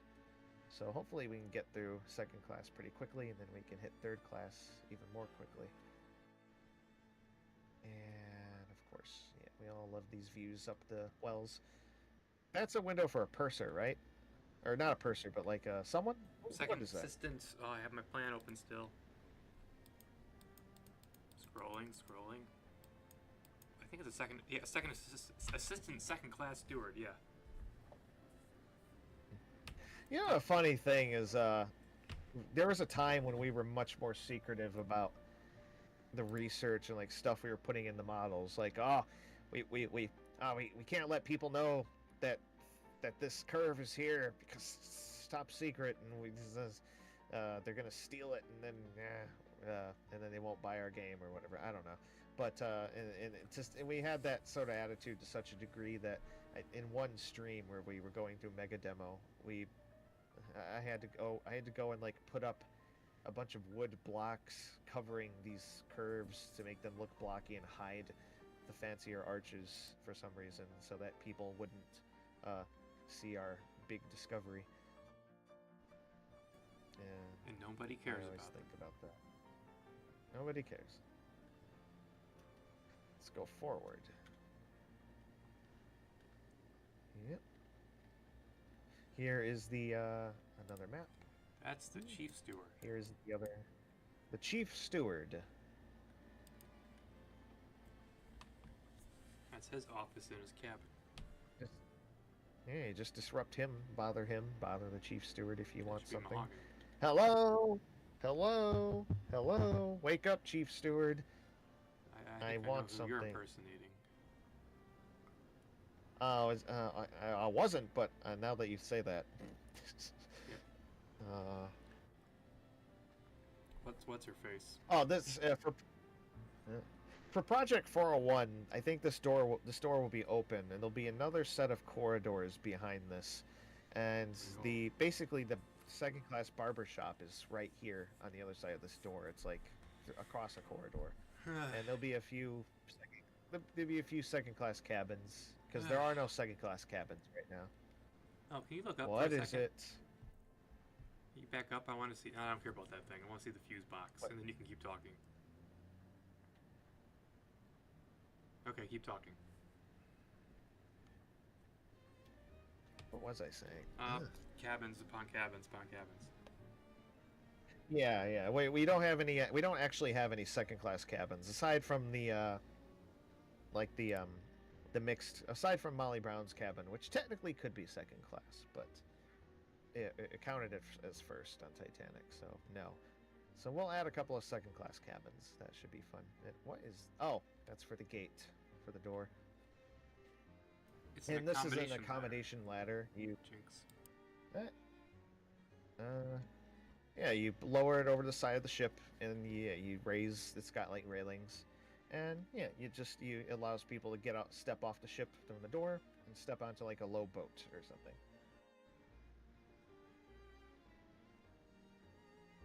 You can see it mostly in use on Britannic.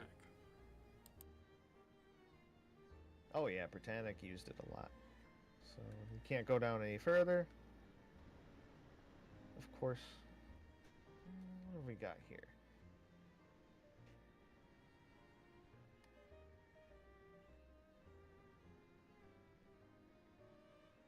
Second class, unlike first class, second class is kind of packed. Little. Yeah, it's a little area. So I just got that, and that, and that, and that, and that's pretty much okay. I think we're done with second class, but there is one area that I forgot about that would be good to take a look at. So let's head up.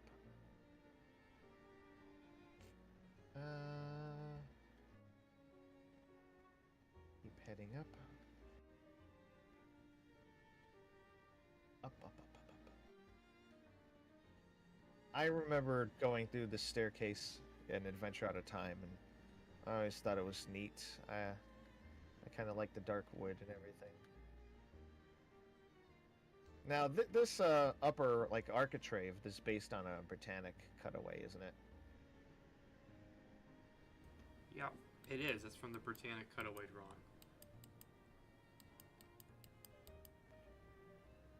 And it's quite nice. Yeah. Just seems appropriate for the top of the staircase to have something more grand at the top, like our grand staircase has a dome. Why not have something at the top of the second class? Now, this is a staircase for... This is like another galley service staircase. So it's one of 3 spiral staircases on the ship. We'll see the other 2 soon-ish. But yeah, it goes down. This door would go to the restaurant galley, and for the a la carte restaurant. But of course, we can't go in there. And this, if you continue down, it would go to the D-deck galley. And this is a linen... I think this is a soiled linen room.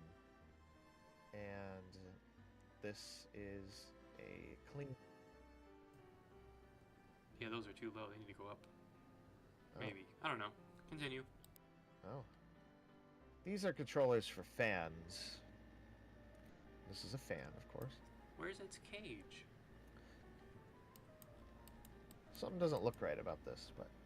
It's missing a cage, anyway. that's all. Mm. It had a cage around it.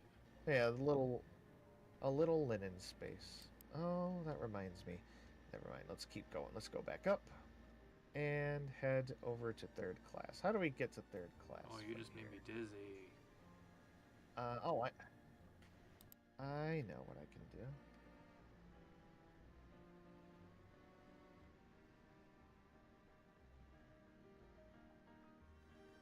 You have to take the elevator to the very bottom. Someone had to make the joke.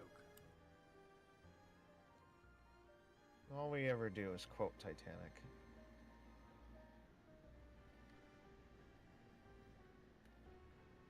Well, we can go through here. Now we're gonna go into third class.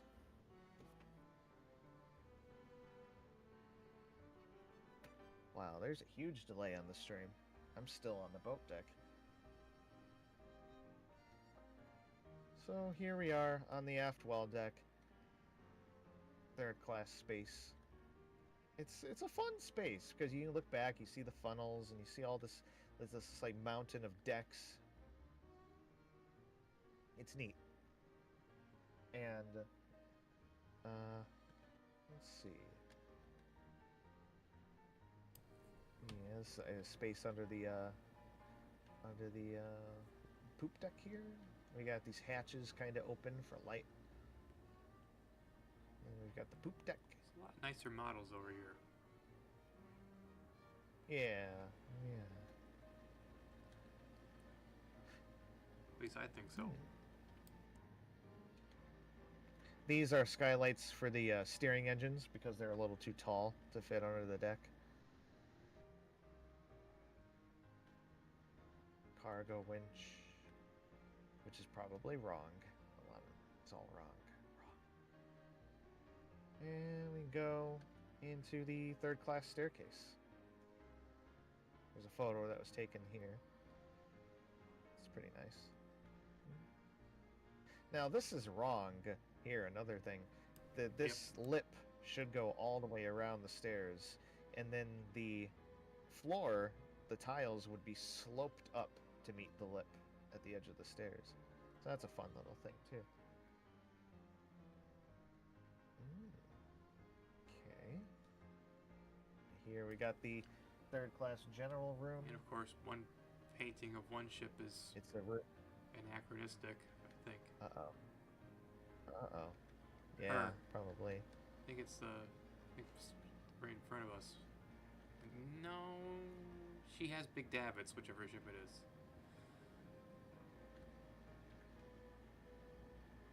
Of course, these rooms are pretty boring. They're just mirrors of each other, but one's wood.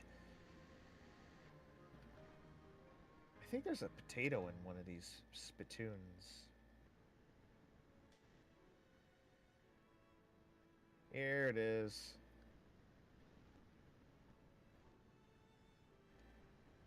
Yeah, it's very hard to find some of these potatoes unless you know what you're looking at. This very boring area down here.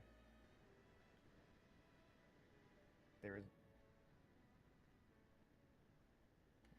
is no SCP-173 there. Don't worry.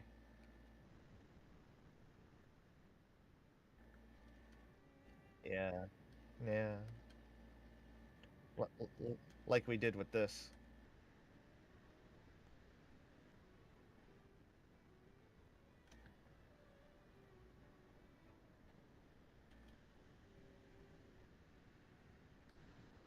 Of course, this is closed off. It's an interesting area of the ship, all the way back here in the stern. Another pantry, of course.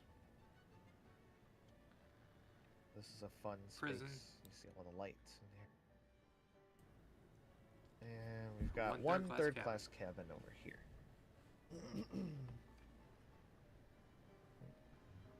Yes. Look at those fuse boxes. Ooh. Wow. I just remade fuses, that's why I'm looking at them. Bombs away. I don't think that gate was there, but it has to be there now.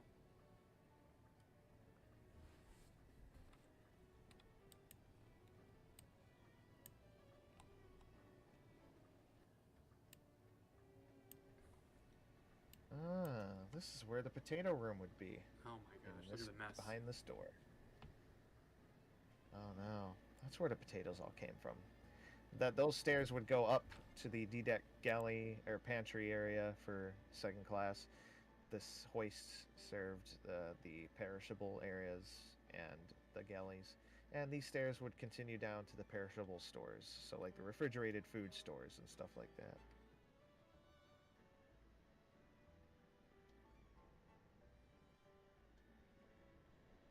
I believe the restaurant people were held in this area. That's just their quarters. Oh yeah, hell yeah, yeah. Hell, I mean, yeah, Hell, literally hell, as held, in- apparently. You cannot go up.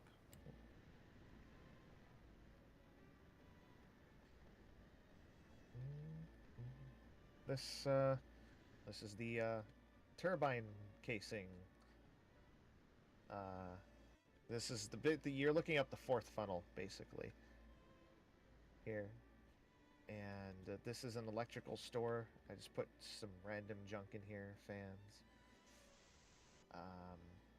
We don't know the actual layout of all this. I'm hoping that whenever they talk more about what they did for Britannic, maybe we'll find out more about that. But I don't know. These are the emergency dynamos. They were the emergency electrical generators, and an emergency switchboard, which you can kind of see a little bit of.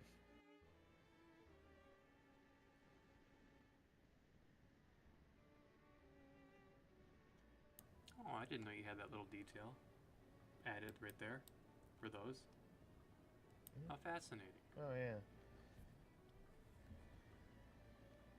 And the turbine engines, which you don't see much of in here. These are the changeover valves. Yeah, the changeover valves for either going through the turbine and running the center propeller, or bypassing the turbine and sending the steam straight to the condensers, which are these things on the side. Well, I mean, they don't really move, so they're just there, right? Yeah, yeah. These are this is an engine and gears for hoisting the top of the turbine casing in case they need to service the blades or anything. And these are pumps for pumping water through the condensers to turn the steam back into water. And then the steam water would get cleaned up, filtered, and reheated and put back through the boilers. And they had like a closed cycle for that. But yeah, you can always look at this a little more deeply, and it's fun to look at. I'm gonna come back to. Oh, we've got the engineers mess. Weird shelves, weird paintings. I think there's one. I think we have one photo that was taken like here, looking this way, in the engineers mess. It could be. I'm not sold. Oh, there was one photo that was taken here in That's Scotland true. Road. Yeah. You could see the watertight door. You could see part of the turbine engine door. It's neat. We'll come back to the engine room, but for now,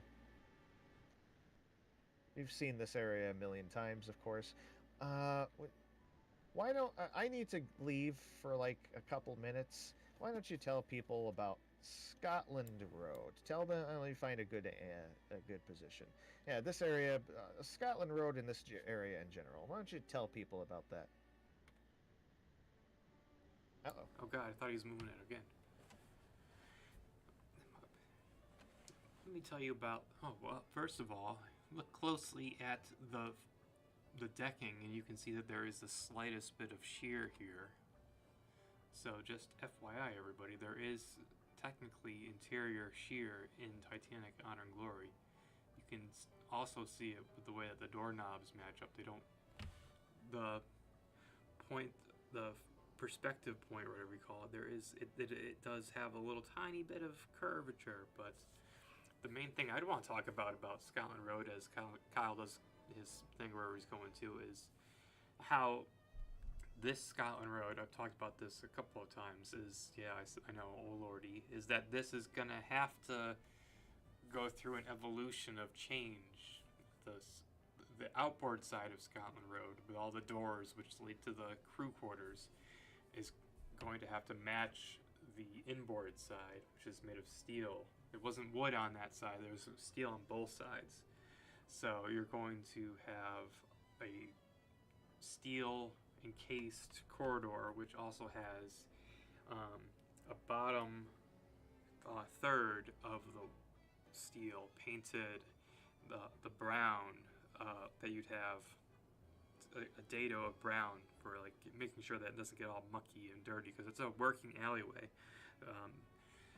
Basically, like, you know how you have the well decks have upper portion painted white and the lower portion painted a chocolatey brown. That's what we'll have in Scotland Road. So there's going to be a little bit of color added to this dark and drabby place of just plain whites. Along with that, there's a lot of more piping and wiring going on above you if you're walking through here. For instance, that big bundle of cables, probably not done up like that, like it's just a big conglomerate of or a big giant like cable that you take off of the Golden Gate Bridge. It was probably done like a nice satisfying example of cable management that was done up in a almost like in a wooden box, but so you can get into the box like a wooden like conduit cover without a cover, so you can still access all the cables along the entire length of Scotland Road. We have examples of that from other ships, from Harlan Wolff and from German ships, showing the above portion above the corridors, which are just filled with pipes and air ducts and, like I said, wires. And they're all done up nicely so that it doesn't look like a mess of spaghetti, which I always say Scotland Road looks like when I look at a piping plan. So there's a lot going on above you. And I think the last thing that's going to be added to Scotland Road or changed is underneath you on the deck itself. We have you have these big plates of galvanized checkered steel, which are visible in our Scotland Road. They shouldn't be visible.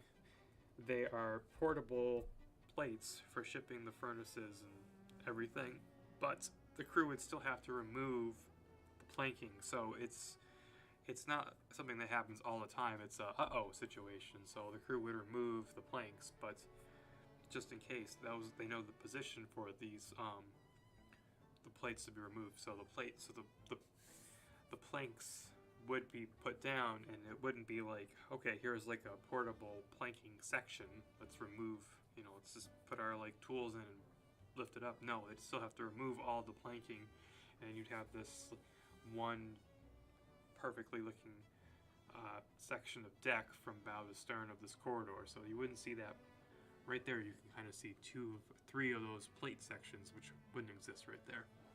So that's the main thing that would change in our Scotland Road on the deck level. We'd also have some some handrails on the outboard corridor too, some storm rails. I know there's an interesting lack of handrails throughout Titanic. It might seem like there's no handrails in first class or second class corridors.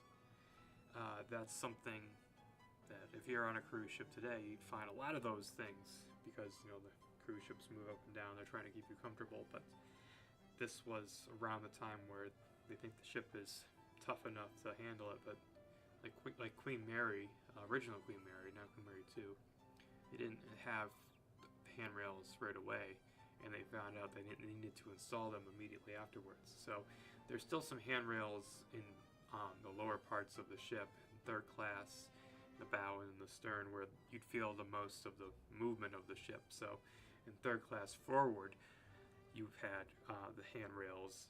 Third class aft, you have the handrails. And here in the working alleyway, they had storm rails on the outboard bulkhead, and that comes from Britannic specification guide. So along this newly made steel bulkhead, which we have on the left here, you'd also have handrails. There's a lot more. Those vertical pipes you see right there in the center, that's not there. This big chunk of steel right here around the staircase to the third class dining saloon, this isn't a random steel wall. This is actually open, and there's a railing with a teak handrail on top, and on each side of this area there's the infamous pair of accordion gates, but they were only closed when the ship was at port to close off the dining saloon so that people weren't going down when it wasn't being watched by any stewards, because you don't want to have everyone pilfering the flatware or anything else. So that's the only time those gates were closed. So these two entrances to the third class dining room right here would have been closed with the infamous Bostwick gates. So that has to be added too, that we found out later, which we should have known right away, because those were on Olympic deck plans, and we've had those for a little bit of time. Oh, I saw a mouse. So that's the biggest change from that little area right there. I am so back. Kyle, welcome back. Yes. What did you tell them about the watertight door? That's the one thing I didn't tell them about. Yeah, it's so only the watertight doors on the tank top, the lowest levels, uh, between the boiler rooms and the engine rooms and all that, those were operated automatically. They could be operated electronically from the bridge, but all the other watertight doors above that were manual. You had to close them, usually from the deck above. So you would take. Well, I don't know if this is accurate, having these boxes here. Maybe they just would have had like keys Probably stored not. somewhere, right? Like maybe. Hmm. But then wherever they got the keys, they would take like this auger key thing from wherever, and they'd stick it in the hole, they'd turn it, and then that would cause a series of like shafts and gears to turn, connected to the watertight door below, and that would open or close it. Pretty simple. But they had to do it manually. Yeah, because that's one of the things that Molly Brown saw when she was in her cabin, because she saw crewmen like joking while they were talking and whatever while they were closing a watertight door. Yeah, this is half of the third class saloon. I'm disappointed. There used to be a picture of me right here. I'm so sorry. I don't know why make you sure didn't it gets somewhere else. I don't know why guys didn't just put a new image on that. Now it looks weird. Now there's a gap. Oh, just copy that over. Wait, is this the one that's anachronistic? Yeah, she was. That's Penland. That's Penland, isn't it? Yeah, Yeah, Penland. Penland's much later. Well, not much later, but she's still later. She has Britannic type davits. So, no, she doesn't exist yet. What? Britannic davits? She Oh, I has- didn't notice that. She has Britannic type davits, yeah. I didn't realize there was another ship that had those davits. Oh, There's a that's few. weird. I mean, I'm not exact, but there's a couple that have Britannic type davits. These would have been windows to the pantries for third class.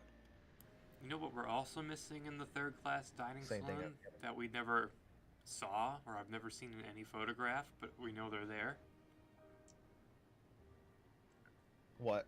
They have steam heaters along the outboard bulkheads by the hull. Huh. Steam radiators. Steam heaters. That's interesting. That's Because interesting. They need to, otherwise they'd That be makes freezing sense. in this room. Yeah. The ocean's out there.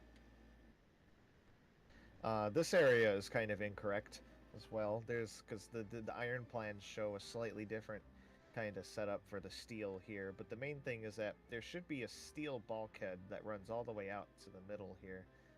And then there should be a steel bulkhead that runs halfway out along this wall. But there should also be doors. There should be a door here where the number 47 is. And there should be a door back here.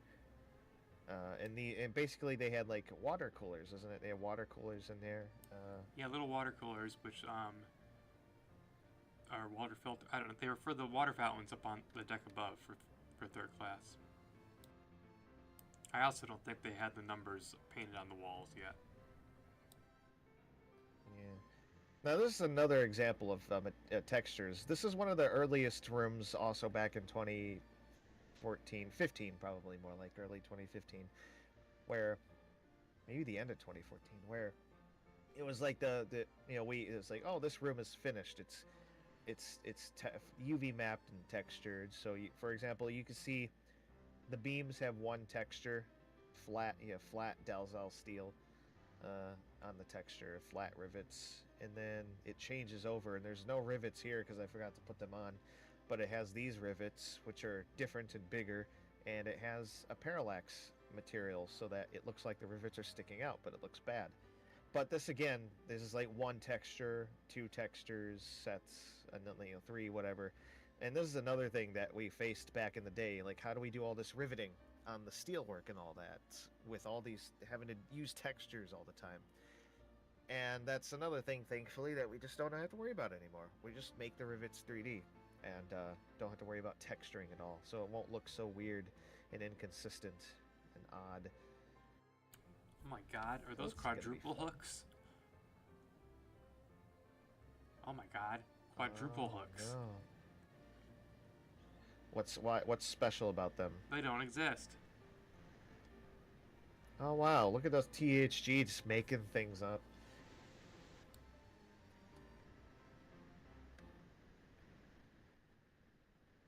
I always, I will say the zoom, the FOV slider is a little bit finicky because like I don't know, I feel like it needs to be smoother, but that's because sometimes I feel like I have to adjust a little bit. But yeah, that could just be my mouse wheel sensitivity. Oh, there was something up here too, and we deleted it instead of replacing the text. Oh yeah, it needs to be the rules and regulations for their class. I think we do have a finished version of it. Oh, better put that back. There would have been one here too, I think. It's just weird having gaps and things. But yeah, these I imagine these doors will need to be fixed up too. Oh, but yeah, this is you get kind of see the example here of the watertight doors where it doesn't have all that gear for automatic closing. It goes up to deck and you close it from above.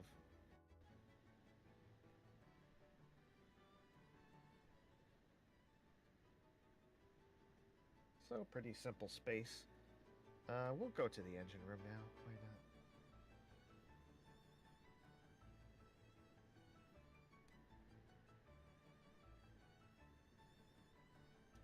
So the story is going to be generally the same as with the turbine room, and that is when I was snowballing spaces. So this area, these engine rooms, and the forward crew spaces did not really exist, well, except for part of the boiler room, but did not really exist before before 2022. And as far as I know, unless you modeled them, Matt. I mean, I know maybe back in the day you might have Oh my tried to gosh, take a crack I at it. made like a room. That's it. Nothing else. Nope. Yeah, there were some spaces on the ship that we just never touched. Some areas, and those were kind of among the main spaces we didn't even consider doing. And not that we didn't consider doing it, but we didn't do them. We didn't have models of them. And I don't know what it was. I've told the story before. After 2021, uh, and kind of the little disaster that kind of happened after that with the Alpha debacle and all that. I think we were all just feeling a little demotivated, and I wasn't sure what I wanted. Like, I wasn't sure what I wanted to do personally, or what I should have been doing. And the way we were making the ship before, it just didn't seem right. It's just something I don't know. There were a lot of doubts about like how to go forward, in terms of like what's the next step? Where do we go from this?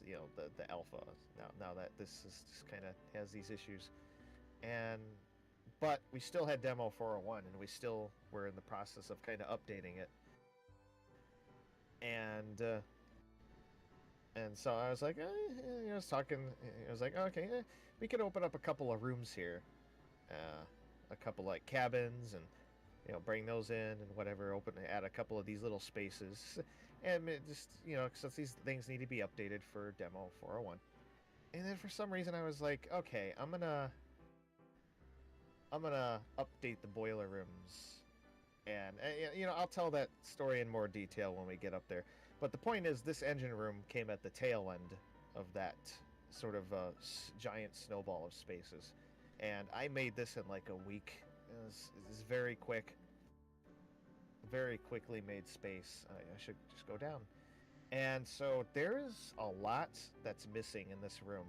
Like, in order for this room to properly be made, we would need a team of people working on it, not just me, but a team of people. The structure would need to be made first, and then we'd even need people making all the machinery, all of this other stuff. And there's so much more detail that could be added in here. This is extremely, extremely inaccurate. and it's missing a massive amount of detail. There is so much that's missing.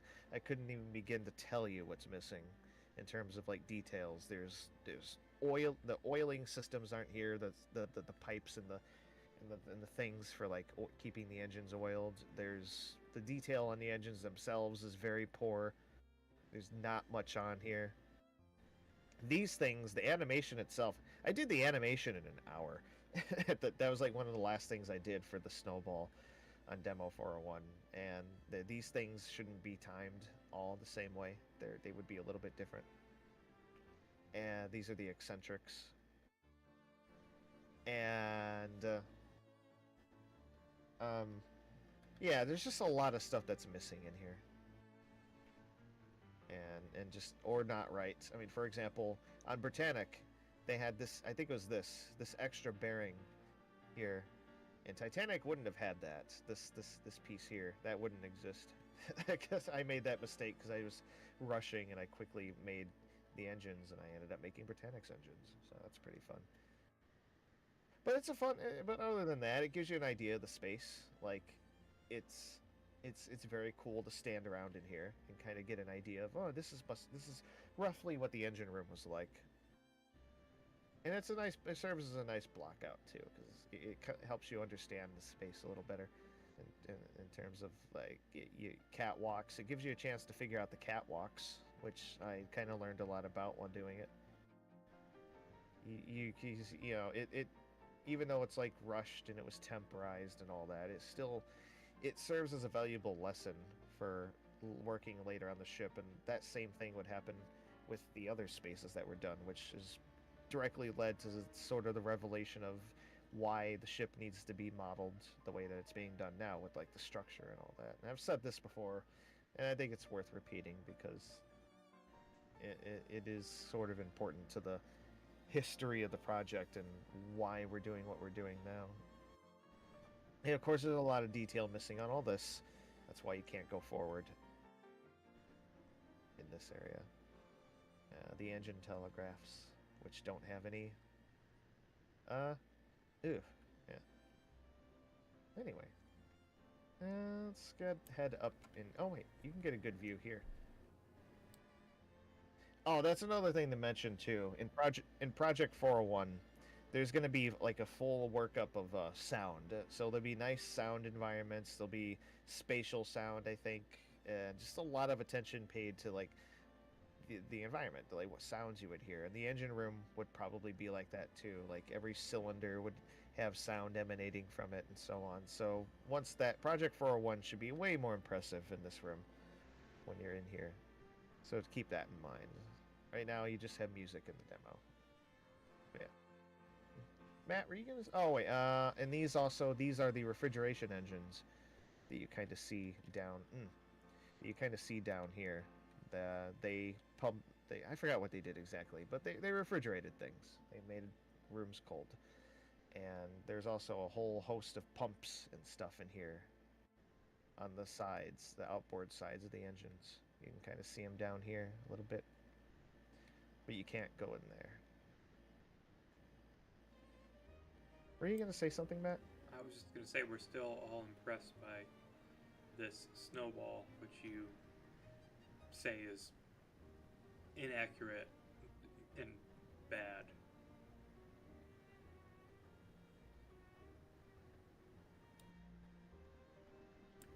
I guess that's what a lot of people say, though, about a lot of the stuff that we say is bad and inaccurate or could be improved, etc. Yeah. Yeah. Oh, here we have a steward's lavatory, still under construction for some reason. Oh, it's a holdover from Demo 3. One of the glory holes, which it's always a fun fact. These spaces on ships, especially before Titanic, were always terrible, and people would take to ironically calling them glory holes. On Titanic, they were quite nice. Because they were pretty nice on Titanic. And this is another lavatory for crew. It's always nice to kind of see how they lived. I think we have way too many mirrors. Ventilating portholes. Hmm. Oh yeah, the mirrors, of course. We're also missing some toilet. of their endless hand towels that they would have. Endless hand towels. They had like in like third class and crew, they'd have, instead of like in first class and second class, you'd have towels to wash, to dry off your hands. You could use a towel and then put it in the bin. But in third class and crew, it'd basically be like a towel which you would pull and you'd dry off your hands, and it would just be on a loop. It would just be a loop that would just be going in the little like machine. Oh. Then every so often they'd replace the towel in the machine. It was patented.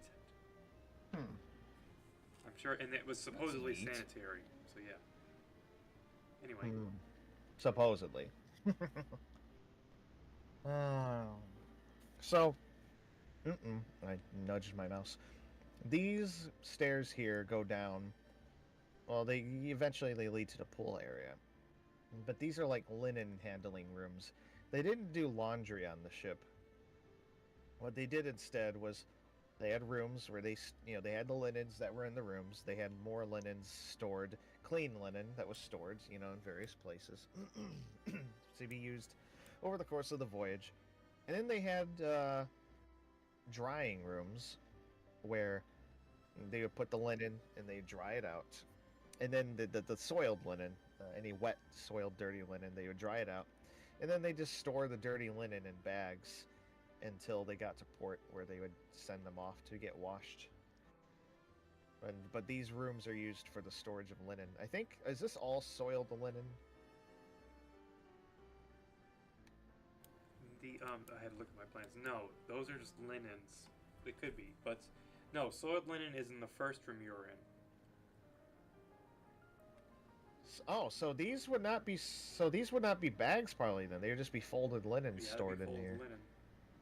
Soiled linen is only in the room adjacent to the drying room.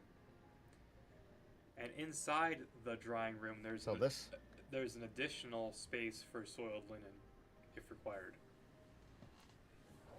Yeah, and the drying room proper would be an interesting space. I think it would kind of it has some weird features. Why do I have the dado two different sizes there? I have it at that height in here, and then go back to the soiled linen room. Oh, maybe because it's soiled in here. Oh, maybe. I don't know. Why did I do two different sizes? Weird. Can I say, do we have evidence for a low dado like this? On Do we ever see that? I don't remember. Because on any ship, really, because it seems pointless. Like, the point of a dado is to go a good ways up the wall, and sort of people dragging stuff along their hands, and it just seems like a dado that's low down is pointless like that. Well, Derek's telling me to go get my finished fuse box. Oh, that looks lovely.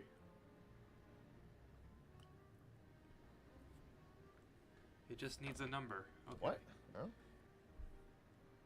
Oh. Do you have more stuff to show? Yeah, I just gave Derek. I hope it. Okay. This time I won't scare everybody. These are more. This is another. This is just a little space forward with some third-class cabins that would be there. Go down here.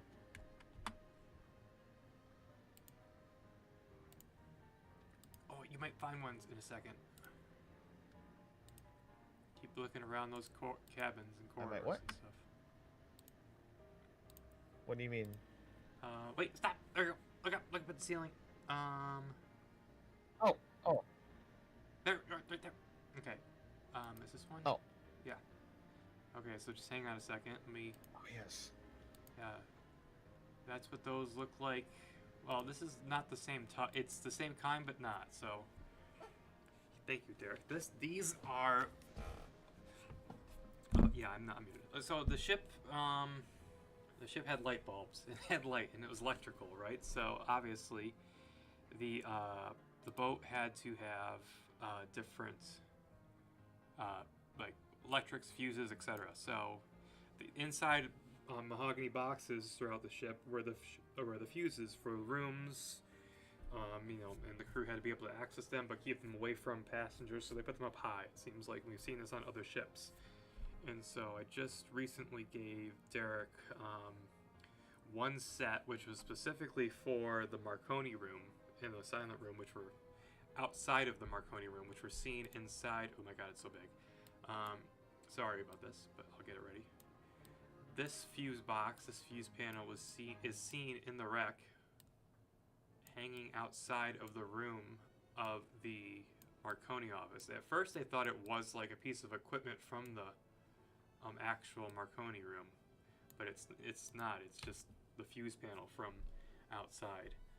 And Derek recently, just the past 2 days, just turned it in from my rough SketchUp crap into something that looks more presentable. So here is what a fuse panel looks like on Titanic, to the best of our knowledge, with a little bit of creativity added underneath. And the underneath creativity, which I'll show off in a second, is taken from Queen Mary of all places. But first, let's open up this and show you a little bit better detail inside. So the fuses themselves are made out of ceramic, and there probably were tiny little labels on each fuse or something that said 5 amps, 3 amps, or whatever. But hopefully they get replaced with someone who actually makes the fuses that were recovered from the wreck. You can see fuses at some of the RMST exhibits. It's interesting that the Marconi fuse panel, which is still dangling as of 2005, right outside the door of the Marconi office, has one row which is still with all fuses, and the other row is completely gone and kind of looks like they're all been shot out in a way, almost like they exploded out. So maybe the Marconi room kind of had so much equipment still running and all the fuses blew on it. But the part of it which has a little bit of inspiration from the Queen Mary is this, where they all had to have labeling and such to tell you, oh well, there's the police officers coming to arrest me. This to tell you about the information of what's going on inside of the paneling. And Queen Mary's fuse boxes had not just these descriptive information about what's going on in the boxes, but on her passenger ones, because every cabin had to have a fuse box that went and connected to a main box. And so each of the each of the cabin's distro boxes would say okay, this is fuse box number whatever from main box whatever for cabin number blah blah blah and ADEC, and a lot of the information was printed on a Bakelite placard, a plastic placard. So on the Queen Mary, they've all turned this brown color now, but the crew, when they're outfitting the electrics, would write on the placard, they'd fill out the information this is cabin A3 or whatever, and stuff, and the rest would be filled out as some of the fuse boxes are for 6 cabins in the lower classes, where they don't have to deal with heaters and fans and bathrooms, etc. So yeah, this is neat to see added in, because for the longest time, I'm going to now scroll back down, and Kyle will look at this gross looking box again. Derek just said, Derek said the text on the bottom of that box or whatever, He converted my old label. It's so it's not a texture. This is another thing to talk about. There's a lot of stuff clock faces, the sign on the bottom of that fuse box, and a lot of other stuff like labels on plaques for the like the Marconi equipment and stuff like that, which is not it's not a texture. What it is just a model. Like it's a mesh, and what we do is sometimes is we'll take something that is a texture, we'll convert it to a vector image, or make a vector image for the text, whatever. Here's what it looks like. And then in we'll use situ. that vector image to. And then we'll use that vector image to cut or extrude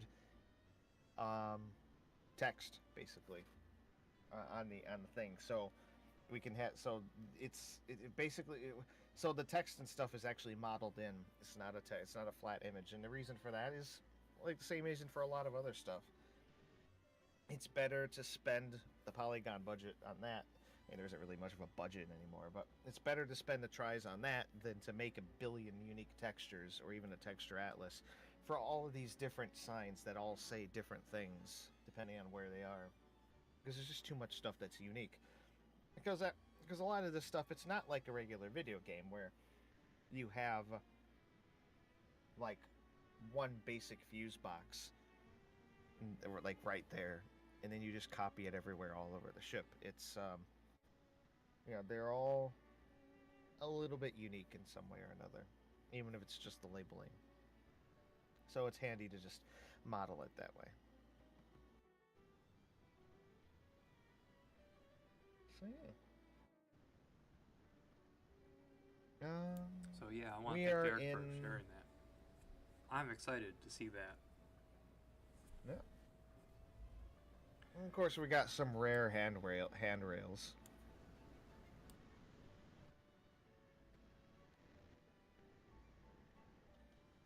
Where do we think? I talked all about handrails while you were gone, actually, ironically enough, Oh. and where they would be on the boat. Look, more fuse boxes.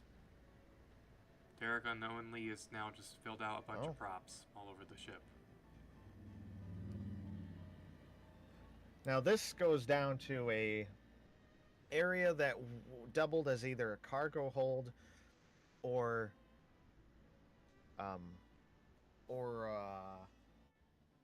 cabins. And I think they were supposed to be cabins on Titanic. 10 rooms, yeah. They're 10 tiny rooms for 40 people. Oh, it's a lot of people down there. And of course, we got these narrow areas here.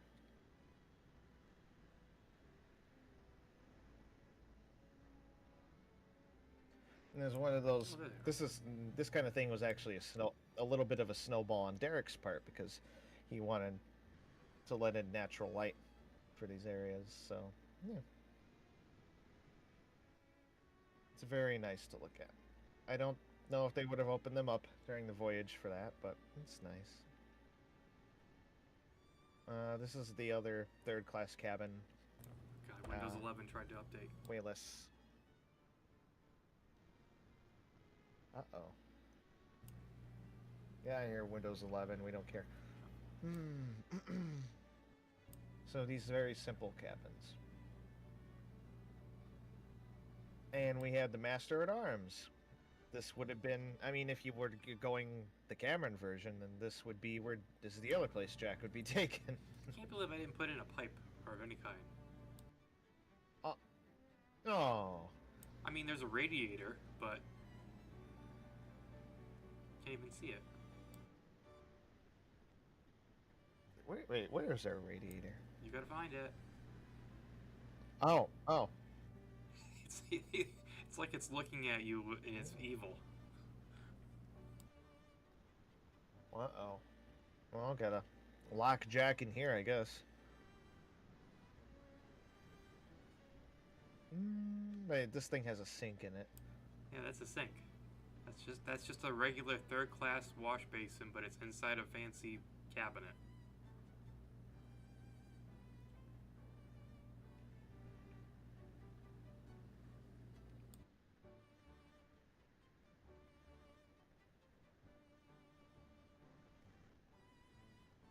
forgot about the third class open space. I like it here. It is a nice space. It's very open. I feel like there was something we needed to do here, but I don't remember what it was. Do we have the There's always tables? so much. Oh, but we don't have the Kinda. benches. Oh, why? Oh man, why are these like that? We have better models already. Oh. Oh, those are shiny. Oh no, the grain is facing the wrong direction. Yeah, this must be reflection stuff happening. Yeah, and I think there should be like small benches on the other side of each of those too. And this guy, I need to move. World map. Ooh. Derek put another one of those reflection things Oh, yeah, on I here, see that. That's so kinda that it cool. reflects on the glass. It looks nice. I don't know why I thought I was in a mall for a second, like looking at the like map of the mall and like the weird like overhead like skylight that malls always have is like shining through. Talk about like old stuff that doesn't exist anymore.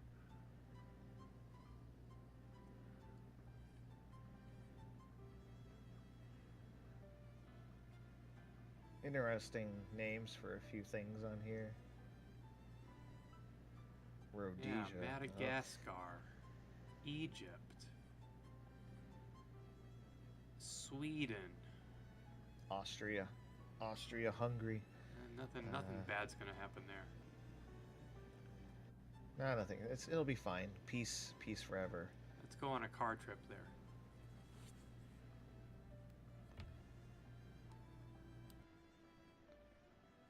Are these all the same?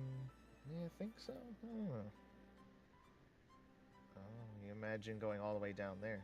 What the heck are those islands? What the heck are those What islands? is that? What is that thing?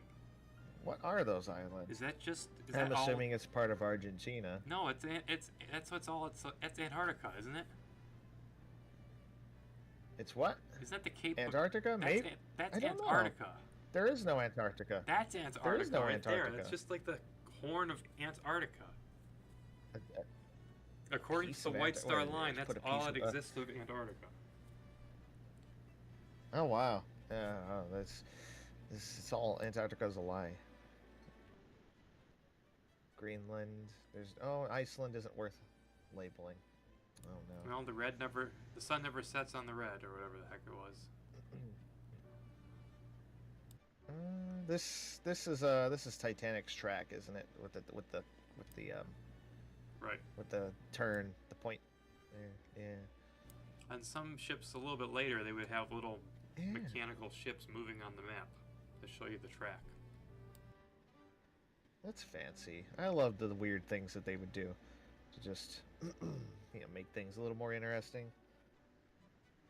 But I mean, there's nothing else to do. I don't know what that was. Pardon me. Sirocco. So this would go up to the the well deck, forward well deck. I don't know why these doors are so small, but They shouldn't be that small. No. huh. You know, sometimes there are things in this project and we don't know. We just don't know why we did them. Map. Map. I need to take a look at the map again. Okay, we got, we've cleared the boat deck. We've cleared a deck. Oh, yeah.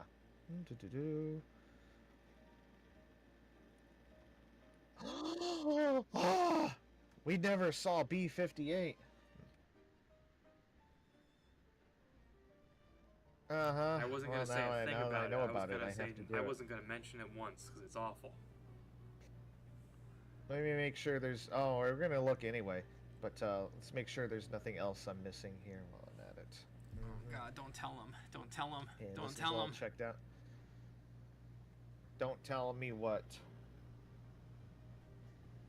Oh no! we Don't didn't. tell me what. No, we went what there. did I miss? Where did what? Where was it? I think we went there. No, we went there. You think we went there? Where is it? Where is it that we went? I forgot I was talking about stuff. It was a squash court. We went there. I was talking about stuff. Oh yes, of course. Yeah. All right. So, before we go to the cruise space, you know what? I'll tell you what. We'll leave B-58 for like I don't know, maybe last or one of the last things. Yeah, We'll go that's back fine up with to me. that toward the end. For now, we'll just continue down because I think that all that's left is these forward spaces. So let's go up here. We. Oh, didn't even know we could do that. Well, maybe I did. Yep. I don't know. Can't go down there, but you could go up here. Another one of Kyle's And snowballs. See, that looks like the correct size. so of the door. Oh no, that's too big. I will tell the story of the snowball after we a little bit more. But at first, let's just go through these spaces. So, this is the these of course are the spaces below the forecastle. Those doors are going the wrong direction. Oh no. Not that one. It's fine.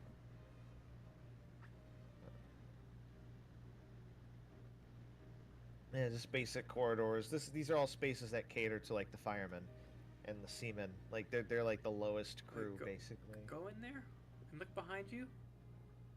Where? Go in the fireman's entrance Where? and look behind. Oh, never mind. I thought it was a different font, and I got really excited. I hate seeing the Unreal font. Okay, go continue. It's unreal.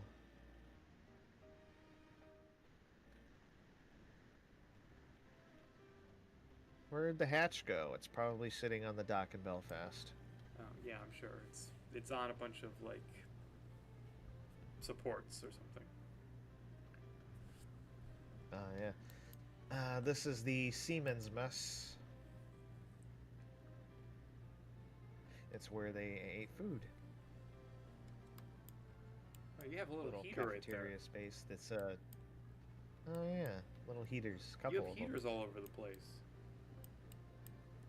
I don't know why. I was told to put them there. By who? Did I do that? I don't know. Oh, I don't even have them on my deck Probably. plans. I mean, it makes sense, Interesting. but I didn't even put Oh, them on my deck plans. Yeah. There's a photo taken in here. Looking this way, you can see this vent on the wall. So that's neat on Olympic. But yeah, I like the coloring in these spaces because I guess, at least according to the Britannic spec book, like this space would have had a dark masked dado and then a light masked upper wall. So they painted them in a white ceiling. So there's a little more. These are the more These are honestly some of the more interesting parts of the ship, if for no other reason than the sheer, which makes it look insane, and the coloring of everything. Looks like the 70s. And of course, we have. Yeah, it's like your grandma's house. My grandma's house is nice. That is true. It is very nice. And of course, we got the galley. It's the same story with the walls, but this is the crew galley where they would prepare food for the firemen and the seamen and the trimmers and all those usual people. And yeah, we got different equipment in here. This is a coal bunker. This is where they stored like the coke and the coal that they would burn in the stove. Mm-hmm. Plate racks and stuff. This is a steam oven. I think it's like a pressurized kind of thing. Steam. It cooks the food that way. These doors very. It's healthy for you. Very. This oven is a modified model that was made by one of the people from when we were working with Ferris State University, and one of the students, I forgot who, I'm sorry, one of the students modeled this oven, and but this is a slightly, this is a slightly reduced detail version, which I don't know why I did that. I mean, I guess I still had a little bit of, gotta have less detail brain at the time, but should have just imported it with the full poly count because it looked really nice. But yeah, a steam oven. And this is a slop chute. You open it, you dump stuff in there, it gets flushed out the ship. I think there should be a lever for flushing water. This is a potato peeling machine, the Cornhill model. And yeah, I don't know how it works. There's a This is motor. where potatoes are and supposed to go. Yeah, that's where it's supposed to go, Derek. Coke. What? They burn Coca-Cola. What is Coke? It's like there's coal and then there's Coke. Coke And is you the burn. remains. You do something. Huh. Basically charcoal, Interesting. and it can be, and you want to save it because you can sell it. Huh. Interesting. These are stock pots. Steam. They heat it up with steam. You got these steam lines going everywhere, which come up. Oh, who put these bags here? That's me. Steam lines that run out from the boiler room areas. This is actually kind of a new thing. It's hopefully for final THG, the final ship, we can have like the full run of pipes figured out. That would be cool. Or like, because I tried to figure that out as best I could, because you basically have these pipes. You have them running up from. If you could, that's not. You could potentially track them from the boiler room. Like so these pipes, they go all the way down through these levels. They go down to the fireman's tunnel, which you'll see in a moment, and then they go into the boiler room. And they actually, I think in the demo you can track where these pipes come from. I'm not 100% sure. I don't remember, but I think you can. But they go all the way from the boilers up here, through this wall, and they split. They go into here, into this room, and we connected the, connected the galley to them. I don't know if that's accurate, but it's interesting to be able to trace that stuff, even if it's kind of fake. Well, anyway, stock pots, soups and stuff. Little countertop, Cheese. sink, cheese, another kind of countertop. Funnest thing here is the stove. You get just a hint of what these ranges looked like. They're pretty simple. They were built out of steel. They had lining of bricks inside. You have ovens. So you had openings for the ovens, and you had these things. They called these fires. You had ovens, and then you had fires, and you had the part where you put the coal in We and call stuff. these The fire, fires. it makes it hot. We call them fires, and then we have the bits where the waste goes down. I guess the coke or whatever, and yeah. So and then these things here, these flaps hanging here, these are bellows. So you slide this in front of the fires where you need it. Move it, and then you pump air in there, basically. But it's like a simplified bellows. And of course, the top of the stove came off in multiple pieces, so that you can see down in there. And the heat comes through. You cook on it, and then there was a vent trunk that went up and vented up the mast. It goes in there. In the case of the restaurant galleys, they used much larger ranges than this, with more cooktops, more fires and ovens, and those were vented from below. There's like an extraction system it pulled the smoke down below the floor, and then you can see those vents actually in the engine room, and then it pulled them, and then it went up the fourth funnel and vented out of there. And in fact, the stack apparently supposedly was too short on the mast, and they Faux pas. and people complained. People complained about the smell of food. So that's pretty funny. Yeah, crew food. Yeah. Don't want to smell that. Crew food. Yeah, we can't smell crew food. Don't know how accurate this all is. Probably not very. I think this door is too big. Way too big. It needs to be much smaller and higher up above the floor. There's no icebergs. I see no icebergs. There's a possibility that in Project 401, the forecastle and forward well deck, and maybe I guess forward B deck could be opened up, but no promises there yet. We got to see what's involved with doing that. Got the bell, of course, everything up here. Ding ding.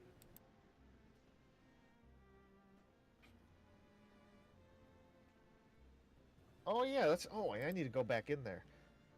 And not the mast. I mean, but it's fun to look up the mast. That was like one of the earliest kind of exterior spaces that was kind of done. It's inspired by other ships, where you can see that.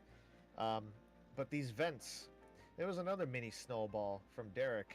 He made it so that because he wanted to take advantage of the light baking features in the way that because it's much more accurate with light in the demo. In demo 3 and the earlier demos, it was faked. The daylight was basically faked. Like there was the sunlight, but it didn't bounce around the rooms, and it just wasn't done correctly. I didn't do any of the lighting correctly, so most of the lighting was fake on the interior. There were spotlights on all the windows shining light in, and it was faked, and it just didn't quite look realistic. But in here, it's realistic. Like there isn't really, I don't know. As far as I know, there aren't really any instances, for the most part at least, where things are fake. So this vent, Derek actually made it so that this connects to the vent on the forecastle and lets light through, and it bounces into the room, and yeah, it's kind of fun. It's neat to see that. Same thing with this, you got the you've got this skylight here. That's what that skylight is on the forecastle.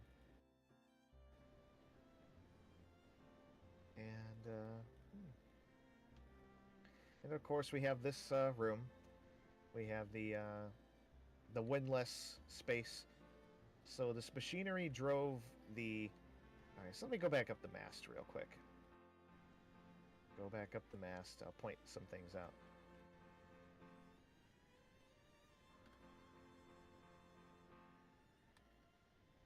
All right, so there's a similar story on the poop deck, but I'll look at this. So these things here are capstans.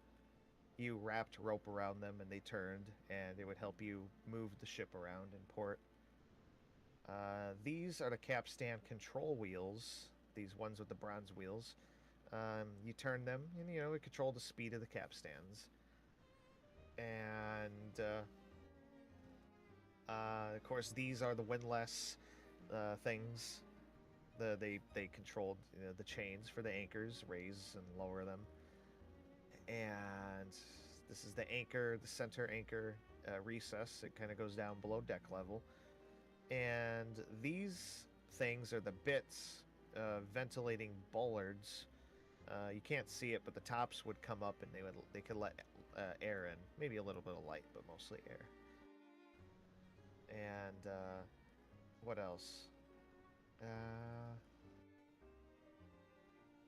Yeah, and then you had like these openings in the deck here. There's a hatch and all that. Oh, I forgot. I think I forgot to add a pipe for the hydrants. Oh no. Oh no. Wait, somebody mysteriously put the hatch on. Oh, mischievous. They got it all the way from Belfast out here. I'll take it off again. And now. Oh no, it's gone again. So what is that all that stuff I just showed you on the forecastle? Why is that relevant? Well, these are capstan engines. Yeah, these are capstan engines. They these two steam engines are connect to the aft pair of capstans. They use these weird gearing for some reason, huge gears. You do gear reduction and stuff like that. It gives you, yeah. It just, I don't know how the physics works on that, but yeah. And there you could control. You have again just small steam engines. You could control them directly using these things, these handles. But those control wheels on the forecastle, they were connected to these engines by going up here. There's a connection point here. And then there is this rod going, come on. There's this rod that goes here, and it connects here. to this in this gear, the one horizontal one, it connects to the valve up on deck, and this one also connects to a valve up on deck. And so if you wanted to control the capstan up there, you would turn the valve that's, okay, yeah, you would turn the valve that's up on deck directly above this.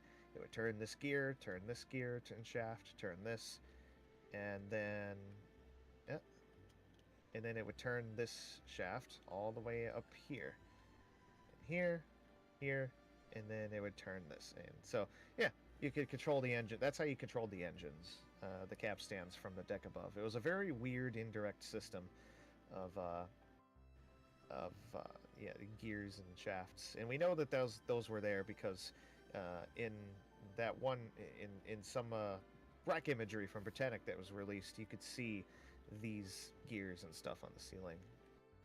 So that's how that worked, and that's how you could control the capstans directly and indirectly. And so yeah, these engines controlled the capstans, but they also controlled the windlasses. So this part in the middle of the room is very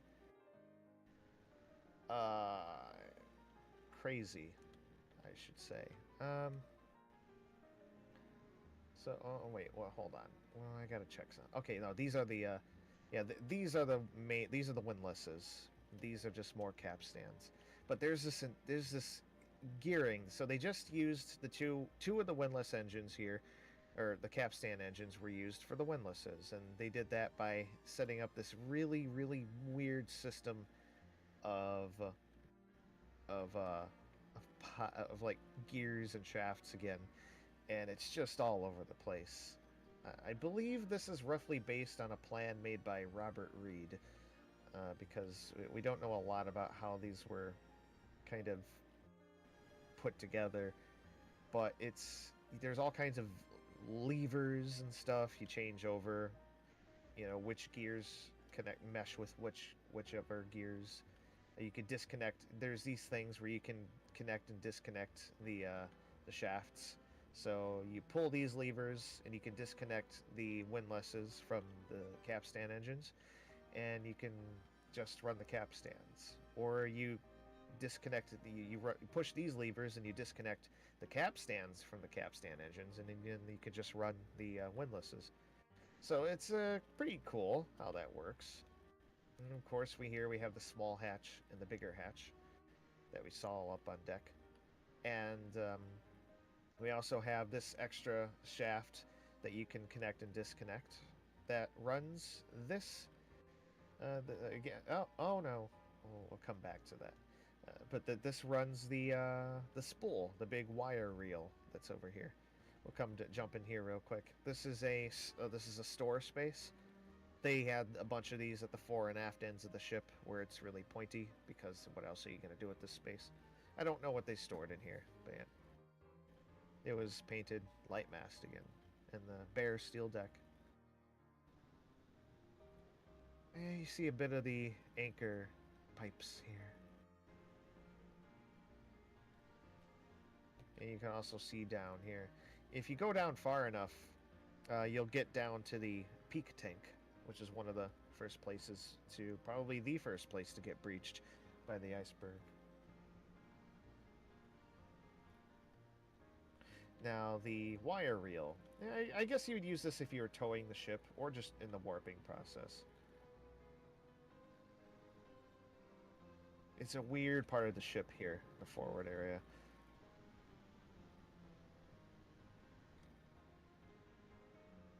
Now, one thing that when I was quickly snowballing this space, I got the hull frames wrong. They should be like a Z shape, and I didn't do that right. So that's annoying. That's okay. This is the opening at the front of the ship, of course.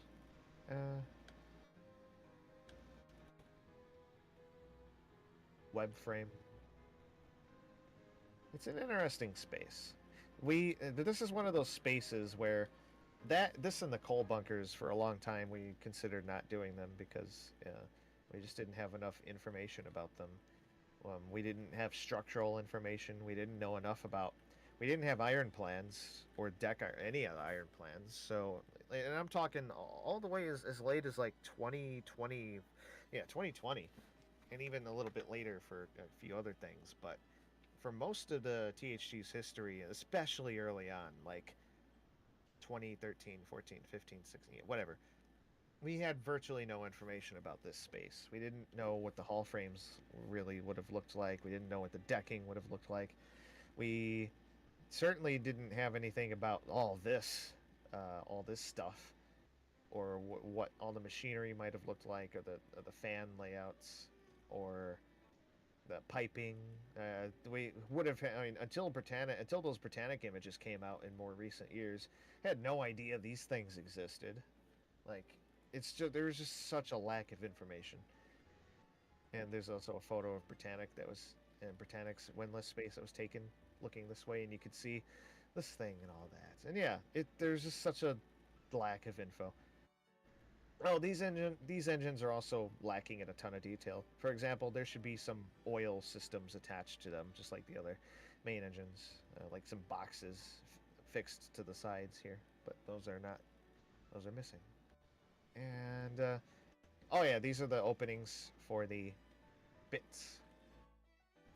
But yeah, we had considered not making the space at all in THG because of the lack of info. But and then all these years later, back in 2022 during the snowball, I made it in like I whipped this all up in about a week, I think.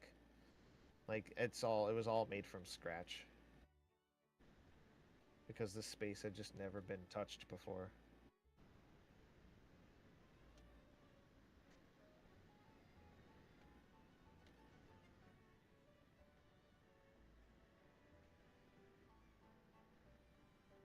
Hmm. Where's the buried treasure?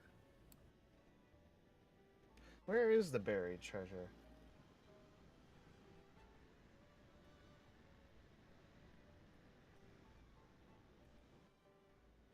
So yeah, this is one of the cargo holds. It's a little bit more accurate maybe for how they would have packed cargo in here, but not very, because there wouldn't be any space for walking. But a lot of steel work, and I kind of vaguely, I was able to use the iron plans to kind of figure out what kind of some of this looked like. This is hold number 1, correct? Oh, there's treasure. I don't remember. Yeah, hold one, I Yeah, it has think. to be hold 1 if you went down cargo hold number 1. Is that Yeah, the Holy Grail? cargo hatch one.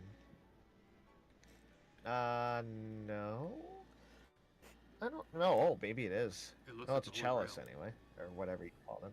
A grail, a chalice, whatever. A lot of Western themed crates in here.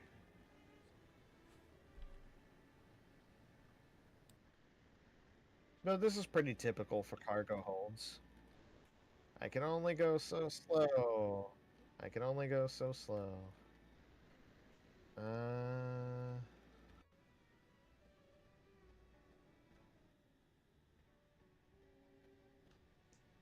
so go up the stairs. There's also something wrong with these stairs, which maybe I'll mention shortly. But oh, I forgot about this. Firemen's quarters.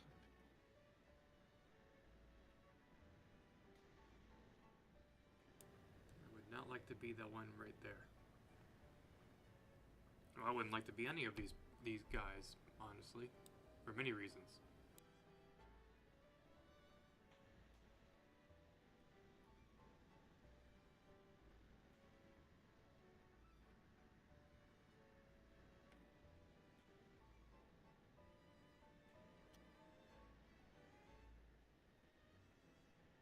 Yeah, they had a lot of they had benches. Oh yeah, they had benches. That's Wow. not nothing.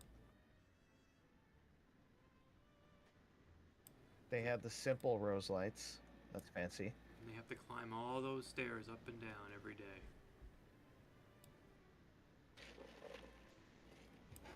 And you had to pay attention to which side you were going at. Yeah. guess. Ah, yeah, hey, they did have water fountains. That's good.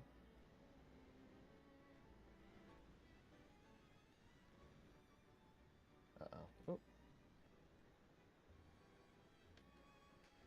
This is one of the more interesting spaces, too. Until it was modeled in 3D, you don't realize just how weird it looks. Like all this crazy space looking down the hatch. Look at that. That's neat. It just looks like an open, like apartment complex almost, but it's not. Yeah. Now, I think on Britannic and later Olympic, post Titanic, they had this bottom of the hatch here above hold one was sealed off, and there was like a watertight door attached to it. Yeah, there's like a watertight hatch type thing. Yeah. And this is I believe, a trimmer's quarters. Very dark in here. Which deck are you on? I forgot. I'm looking. And If you're on E deck, it's trimmers. I forgot which deck I'm on too. Yeah. And if you come in this room, you'll find at the front, at the bow, well, there's just a little hatch in the floor. What's this? Oh, then it was fireman's. This is the fireman's. This is a chain locker. This is the chain locker for all the anchor chain. When the anchors are pulled up, the chain is stored in here. And this side, for some reason, we've dropped one of the anchors. This is a dangerous room.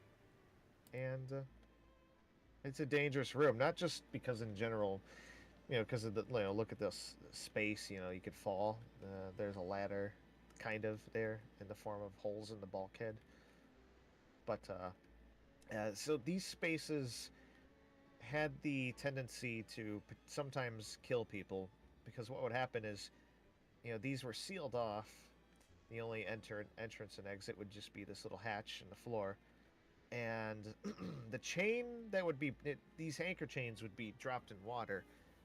And when they're brought back and it's stowed in these lockers, they rust. And I guess the process of rusting eats up the oxygen in the room and just leaves it with an unbreathable atmosphere. And there have been times, occasionally, where people would go down and open up the hatch and go down and climb down into these spaces on ships in general, like even recently in the recent decades.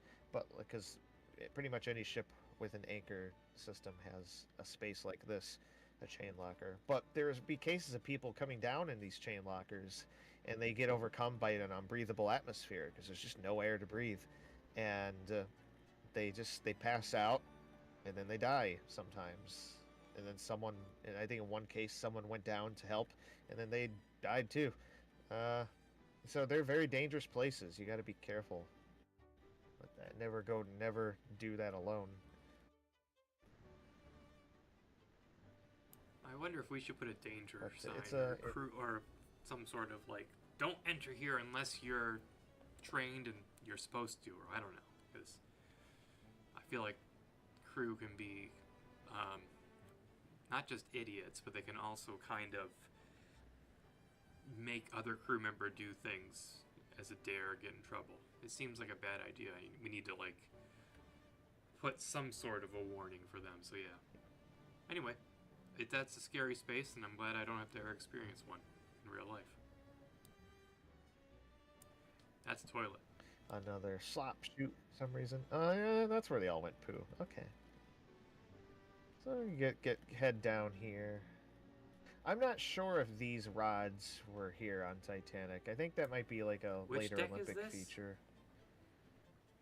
E deck? E deck. I don't think they are. I think I just looked. Well, because what it is because Olympic had a series. Olympic had basically these rods. I'll continue down because it's time to go down. Right. I'm gonna go quick. Oop. All right.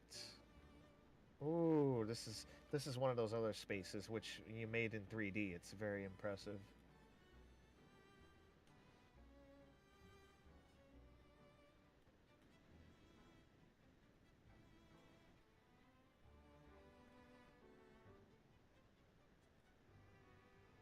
these stairs are facing the wrong direction. That's one detail that's wrong here. Is I think it was at the deck, that deck above here. The spiral stairs changed direction. They had this weird Switcheroo. thing where there was a section that went. Huh? They do the switcheroo. What's Yeah. that? Yeah, they do a switcheroo. Like there's a section where they come down to like a straight section, and then they continue down in the opposite direction. So this bit should be on this side, facing this way. So that's one thing that's wrong in here. Yeah, these rods, they come down here and they operate these valves, and I think that was a later Olympic feature. It allowed you to operate the bilge pumps or whatever, even if the area was flooded. So of course we're in the fireman's tunnel now. It's a very cool space. Indeed, I saw someone This ask way before, out. what is brakes? The warning that not brakes to men must brake step rather, and that is indeed a vibration issue with this platform, because right now we are essentially on a bridge as we walk across towards the boiler room, and if you are stepping and marching more or less because the men are leaving after their shift in the boiler rooms, or they're going to their shift, if they're marching in step, the vibrations on the bridge can cause the entire bridge to shake in a way that could cause it to collapse, which had happened recently in several bridges at the time Yeah. with troops. So they were Yeah, it's very something much trying to protect against Yeah, that. it's yeah, it was like a frequency thing. Like you you're marching and you cause the bridge vibrate at the right at like a frequency that just causes it, like matches the bridge's own like frequency or whatever, and it just kind of rattles apart. It creates a dangerous pattern. This is a pump of some kind, weir pump, and watertight doors. These were redone That was a for freshwater pump. 401 and freshwater pump. I think Huh? so. If we're on the starboard side of the little Yeah. vestibule there, right? Yeah. Yeah, Wait, that's a no. fresh Yeah. water. Yeah. I believe on my plans it's a freshwater pump. And a filter. Why is there steam coming out of Must there? be a hot. Anyway, Must be hot fresh water, I guess. Then, very hot. or there's a leak. The watertight doors are pretty neat. So they had different ways of operating.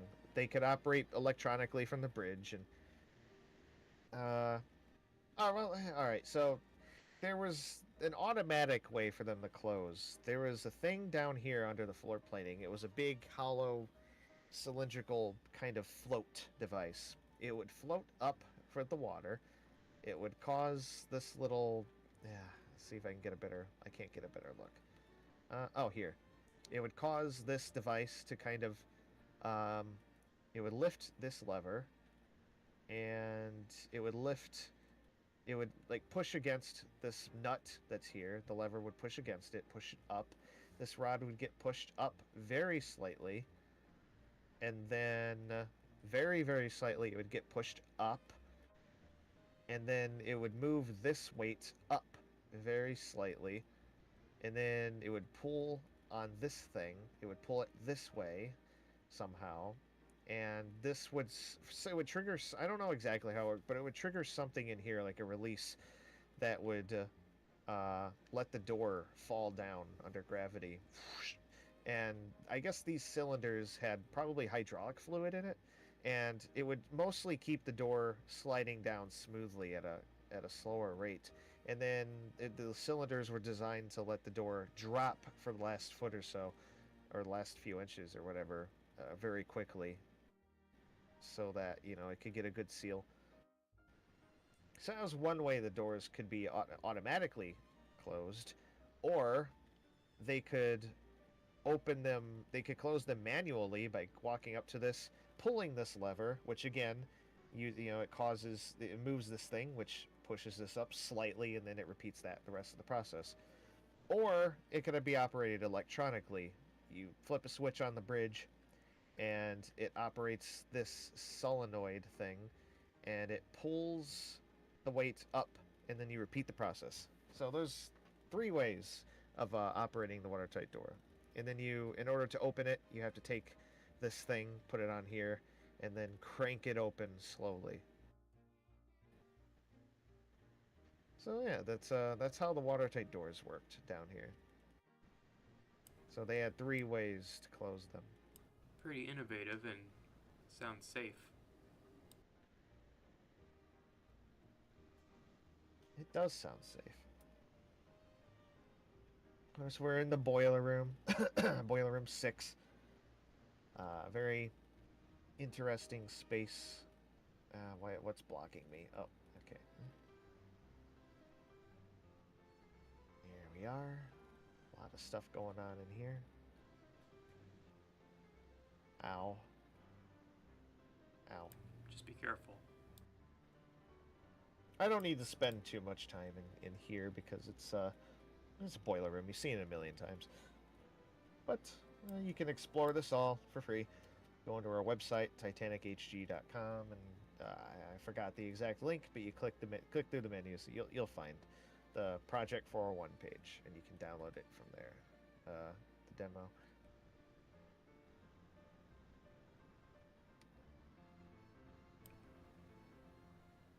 We've got the casing up here. Light. Sky. The color of the walls in here is supposed to be a color called stone. It would be the same color that the lifeboat interiors are painted, but I'm not sure how accurate the color is.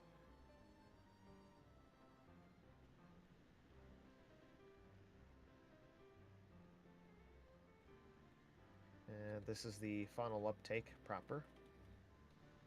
Don't know how accurate this is either, but it's probably not a complicated space.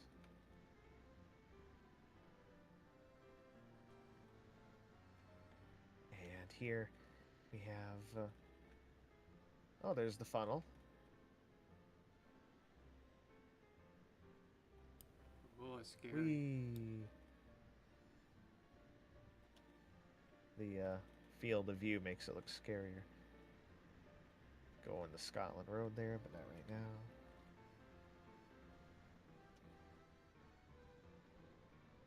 They had several water tanks up on these kind of weird areas in here.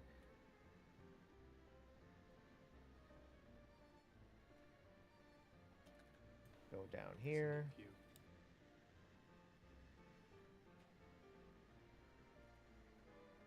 So they had the chain. They used a different structure for the hull in this area because they couldn't. They needed to. There was wide. The boiler room was wide enough here. Boiler room 5 was wide enough to fit 5 boilers, but not wide enough to also have the web structure for the hull. So they went with this more reinforced kind of thing going on. So that's why it looks different from the other boiler rooms.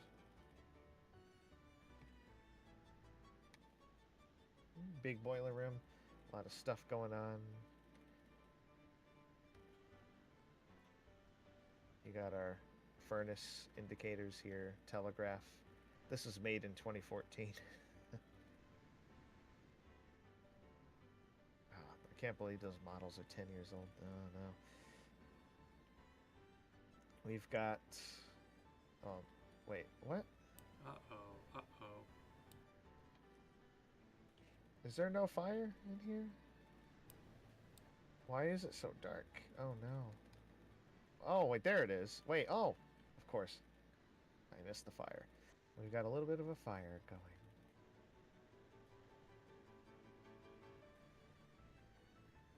Yeah, this is roughly, maybe, oh, not specifically here, but somewhere in this bunker would have been the coal fire.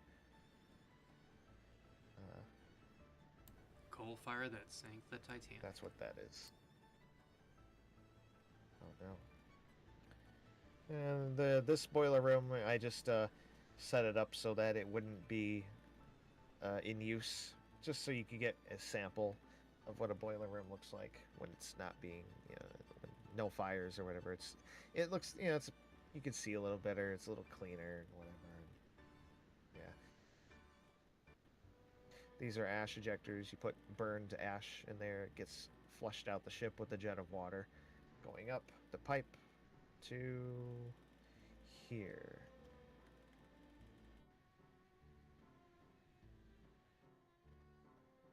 Right out the side. Oh, we can go down the other side. Takes a little bit to climb these ladders.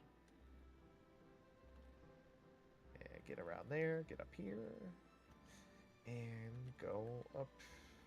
No, it's not there, actually.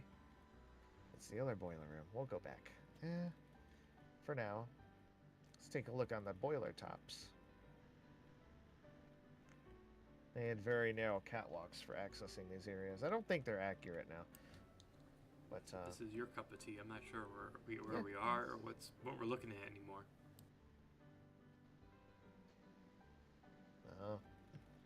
It's very confusing. These openings in the air in the coal bunkers for the big steam pipes to go through.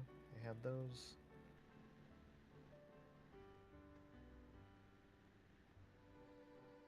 And what do we got going here? I didn't even know we could go into one of those. Oh.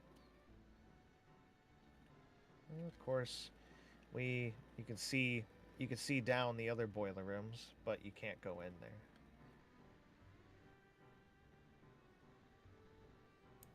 They're all the same anyway. Yeah, they're all the same. And get in here. Get in here. Alright. So yeah, we had the ventilation trunks and all that. We have an ash hoist. So at sea, they would dump the ash in the ash ejectors and shoot it up there. But in port, they couldn't do that. So they would pile the ash into these buckets that were lowered in, and they'd be raised through these pipes that you see here. That kind of stick down into some of the boiler rooms. You go up, and go up the ash ejector. Yeah, then there's this sort of ash ejector space, recess space here.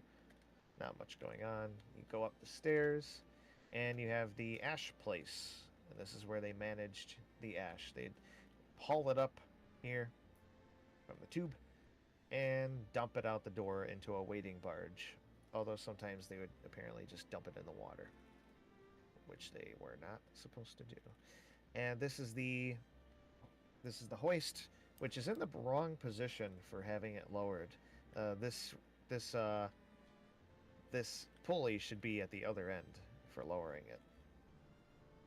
So that's wrong. But otherwise, the position of this weird angle that the hoist is at is correct, because there's a plan for one of Olympic's boiler rooms that shows this room, and it shows the hoist at this weird angle, and it makes sense because they need to be quite big. And this door, we don't know if this door existed. It may not have. Oh, I don't think so yet. We can get down. Yeah, we can get down there, back down there quickly by just whoop. Rope burns, or just wire burns. Yeah, wire burns. So there's a map somewhere around here. Again, I think it's in the other boiler room. It's back here. Yeah. Well, let's just double check. We got the boat deck cleared. We got A deck, B deck, except for 58. We'll head back there real quick. C deck is cleared, I think. We got D deck. Got everything there. Stores. We got this. Yes. Yes. Okay. I think we've pretty much got everything. So before heading back up deck, I think so too. how did the snowball happen? Yeah, but so how did the snowball happen here? I've told this before, I think, but fun. It's always fun to talk about how that happened. So you might recall that originally for for Demo 3, Demo 3 is, again, Demo 3 development is a whole story in itself, but I'll only tell the part where basically Demo 3 was originally meant to be Demo 2, but with VR. And basically for the first couple of months of 2017, that was what the kind of goal was, the first few months of working on Demo 3. I think we started in sometime in January or something, or maybe in February, I don't remember. And basically the snowball started with just, oh, let's bring in the Demo 1 spaces that were left out of Demo 2. And then for some reason I was like, you know what would be cool is to have a boiler room in here. I don't know why, but I just started modeling a boiler room. And boiler room 6. And I had limited research at the time. Again, that same curse of not having enough material. Huh? Oh, no, I just said uh-oh to the snowball beginning. Go ahead. Yeah. And I didn't even tell anyone on the team that I was doing it. Well, except for, I think Matt and a couple others. But, yeah, just kind of quickly over the course of like a week maybe, or a few days, kind of whipped up this boiler room model. And for boiler room 6, I left out the aft side of the boiler room, so it was just one half of it. And, you know, stuck that in the demo, because it was like, oh, well, it would be cool to have an engineering space in here.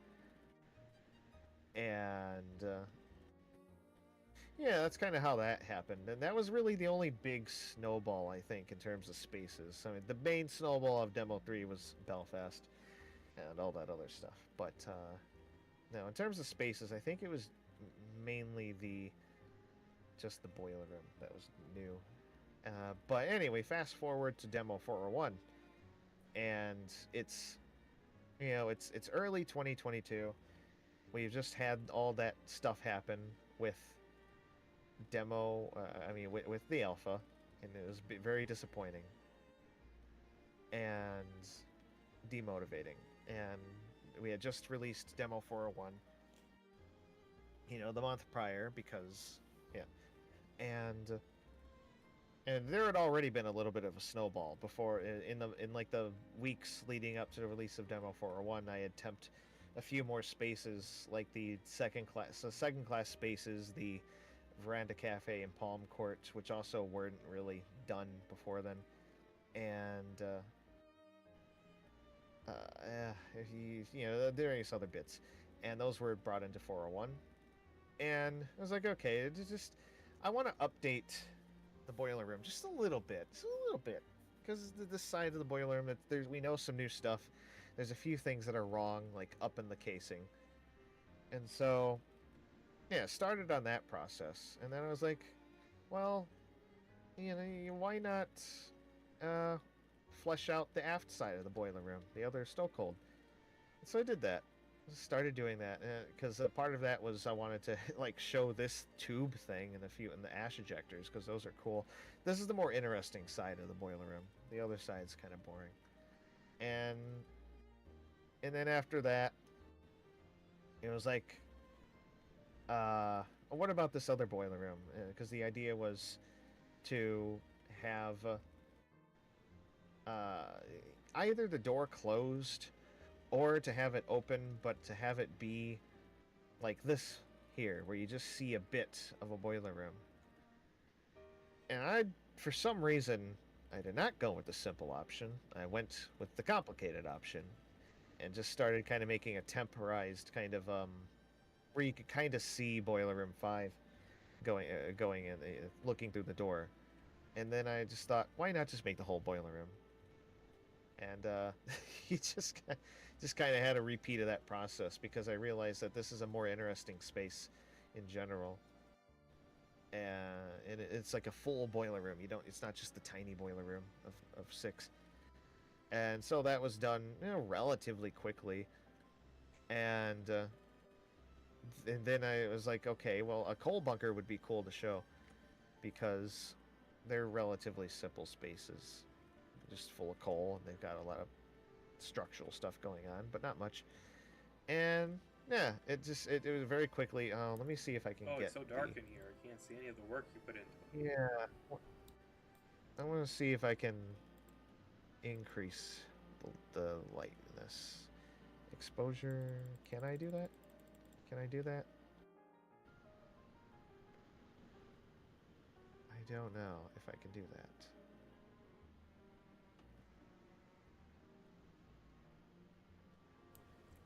Or it's gonna be blown out. You can kind of see it a little bit. Is there a gamma option? Okay, the exposure offset. Can I do 2? No. Lighting, high contrast. Blimey. Alright, so high contrast is what you want. So there's nothing we can really do to make it brighter. It's just it is what it is. You can kind of see what's going on in here. That's not so bad though. The coal bunkers. Yeah, it's not horrible. It's probably better than in real life if you had it. I forgot, how do you get up? These are big spaces. How do you get in here? Oh yeah. But this is generally what the coal bunkers would have looked like, I think, except they wouldn't have had these lights all over. I put these these portable lights in here. And now here's the trick. You can get up to the upper level of the bunker. How do you do that? You go out of here. I think I was told this You trick. go to boiler. You go to boiler room 5. So let's go aft. And go to boiler room. No, not 5. No. Stay in here. Stay in here. Stay in boiler room 6. Go to the aft side of boiler room 6 and go into this door here. And go up in here. You can't. Apparently you. Oh, okay. Interesting. Okay, you can't get out. So you have to go through this door. Specifically this door at the aft side, aft port side of boiler room 6. This one's closed. This one's closed, so you have to go through this one. Go in it, go to the right, and climb up the coal pile. Up the coal pile. Let's see, get some fun views in here. But yeah, go up the coal pile, keep going.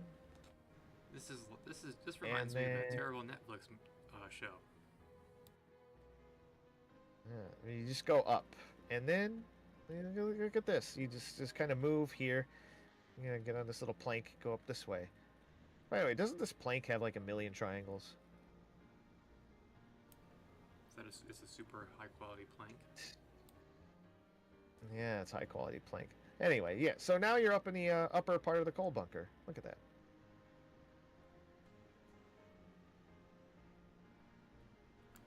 Which coal bunker is this? You were in I 5? forgot. I mean, they're all lettered. Or so. no, you weren't. You weren't in 5. You went. I don't remember. You went back to 6. This is the coal bunker that surrounds boiler room 6. Oh, so you're in Z. Yeah, I guess. In reality, this place would be much more full of coal, I think. Especially the lower bunkers. I mean, the upper ones, maybe not. By this point in the voyage. It's a very I just thought this is a very interesting space. Because this is another one of the spaces that, at the same as the windlass area, where we were considering just never making the coal bunkers because we didn't have info about it. We didn't have the structural plans and anything. But I was like, no, I got everything here that I need, so why not try to just whip a couple of bunkers together? And that's what happened. But of course, it did not end there. So, how did it go from there? Well, there was also the, as you saw, the funnel uptake. That was kind of shown a little bit in demo 3, but through a partially closed door, partially open door. And so I just took the space and kind of added the funnel in there and whatever, and along with the additional, where is it? Along with the additional fiddly uptake from Boiler Room 5. And, yeah, just I built a basic funnel and some catwalks in there, and so that uptake space was added in there, and then after that, we had this space. Okay, let's get down here. We had this little space. Ah, the vestibule. Again, it's a case of you could close the watertight door and just not show anything here. But that's not how I do things. So I was like, okay, just make the vestibule and bring in. You know, we already had the fireman's passage anyway, and the vestibule. So I was like, okay, just spruce them up, make them look nice. You know, add this pump and a few other things, rivets, whatever. Didn't really need to do much in here. By the way, I think this door is incorrect. It should be a barred door, because I think we have blueprints of it. And, Oh, you'll need to show me that. so yeah, later. spruced up. Oh yeah, spruced up the tunnel, and then it was like, okay, we need spiral stairs in here because, you know, whether you're like over here, well, no, you couldn't see them from here, but if we do let people go this far back, gonna need spiral stairs to kind of go up. You can block them, whatever. And so I added the stairs, but when we added the stairs, it was like, okay, Spinny, spinny, spinny. now what? So- Spinny, spinny, spinny. Now, and then it was like, okay, let's have this space here. Let's just have like this space here where you could, at the top of the stairs, you have something here. And then, no, didn't stop there. And then it was, well, why not just add, these are simple enough. Why not just bring in, quickly make a few of these. Well, why not make the next couple of levels? And we could add this. We could add a fireman's room, like a quarters, so you could see it. And it's like, okay, yeah, let's do that. Let's do that. And I mean, it was. So yeah, we did that, and then I'm not sure when it was decided, but because I'm not sure when I decided to do it, but because I think I realized that this you could see into the if you have this space, you can see into the cargo hold. So I was like, well, gotta add the cargo hold. So this was made pretty quickly and added. Then a thought occurred. Well, we got this. They got this space up here. Why not just run this all the way up to the upper decks? To let's see.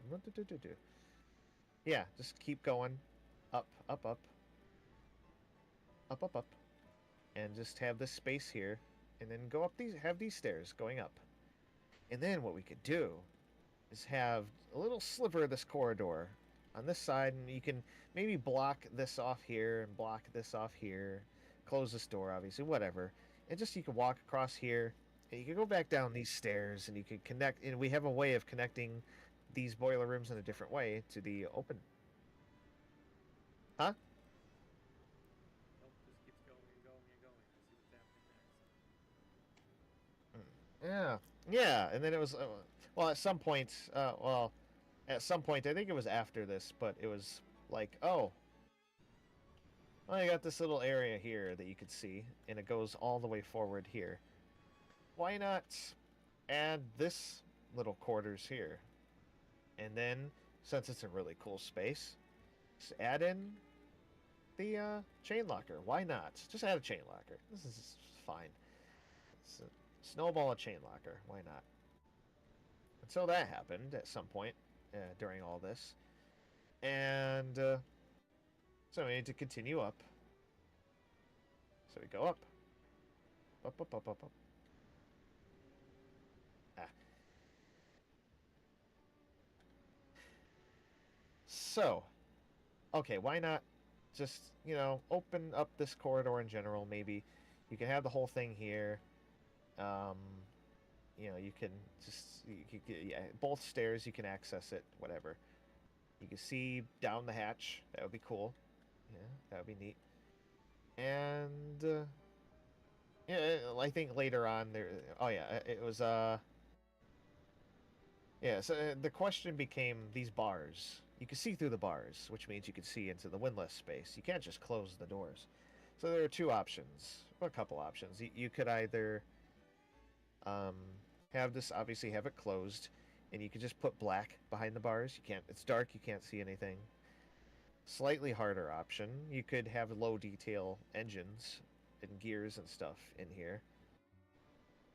Or the crazy option, which is that you could model the whole room and just go in. Obviously, I took that option because why not? Why wouldn't you? Why wouldn't you do that? And then after that, it was sort of a case of, oh, why not add a seaman's mess to show how the crew ate, what the lower crew ate, and then, hey, we don't have a galley yet in here in the demo, and we're not going to have D-deck galley. That's too big. Do the smaller one. Why not? Why not do the smaller one? So they whipped that up pretty quickly too. And yeah, so that's how, and I think that's it for the forward. So that's how the forward spaces got snowballed. Oh yeah, and of course it was like, oh well, we've got this little space here, literally right next to where you would have to go down here originally. So just connect it to the mast and go up the mast. Why not? uh, yeah, it makes sense at that point. And then the engine rooms, I don't even know, remember. I think it was just, I thought it would be cool to show the engine rooms a little bit. So I think the turbine space got done first, and it was just what you could kind of see from there, from that upper space. And then and finally, the reciprocating engine room. It was like, oh, just have the E-deck space, and you could just. Or originally, I think it was you could just see in the doors. You know what? Let them go through the doors and just go on the upper platform. Just like stand around the upper by the doors. And it was like, you know what? No, let them walk around parts of the upper platform. And then it was like, just let them go down to the bottom, not the whole thing. Like, that's the one area where I showed some restraint. I didn't open up and model the entire engine room. That would have been actually too much. But at that point, so you can't go through the whole engine room. But yeah, and then finally at the end of all of this, when it was all done, it was just a sort of matter of, well, already down here in the engine room, just animate, make the engines move. Why not? Why not? And yeah, that was the last thing I think I did. And then Well, that last thing only took you an hour, you said anyway, to animate the engines. So yeah. Yeah, well, let me do the mental math. do the mental math while you walk towards B64. If you would, very kindly. I think it all took about 3 months for the whole snowball. Where's that door? So I mean, at the end of the day, that's not terrible. No, you're pretty All efficient. these really cool spaces to show. I mean, that's the thing. I mean, it doesn't really take that long. God, even the gantry snowball. It would probably take a regular person a couple of years to model the gantry. I did it in like a couple of months.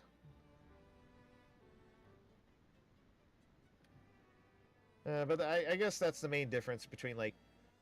Oh no, I forgot about the options. Yeah, I guess I'm the kind of person who always says, "Why not?" But I never go with not. I always just do it because why not?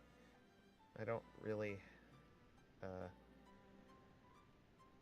have a standard contrast,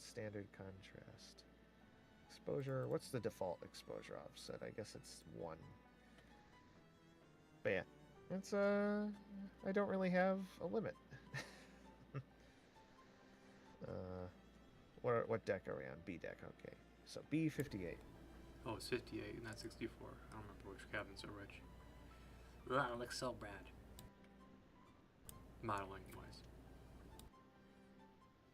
Yeah, that's the thing though. it did take a lot of extra time for Derek, like, because once he got these extra spaces, because modeling them and just quickly putting them in the engine is one thing, but then Derek had to go and do a bunch of optimization and stuff like that. It probably took him more time to work with it than it took me to model it.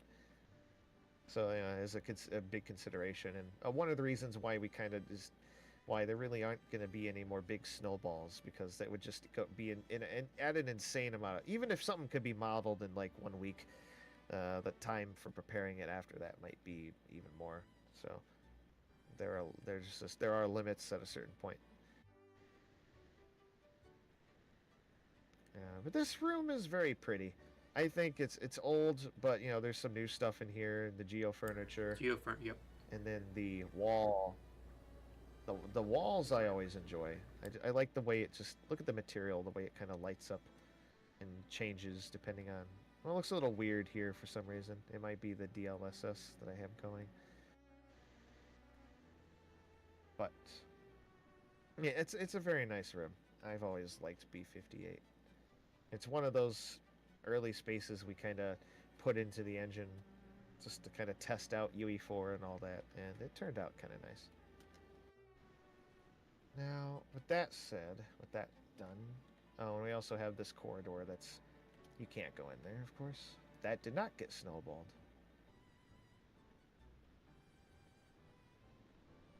Thank God.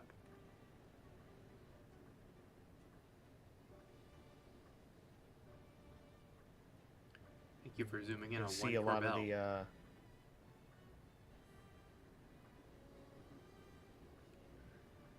If anything should be 3D, is the dome molding. yeah, that's going to be another thing too. That's going to be more 3D. And the light fixture, we always enjoy these. Oh, the beads are 3D on that.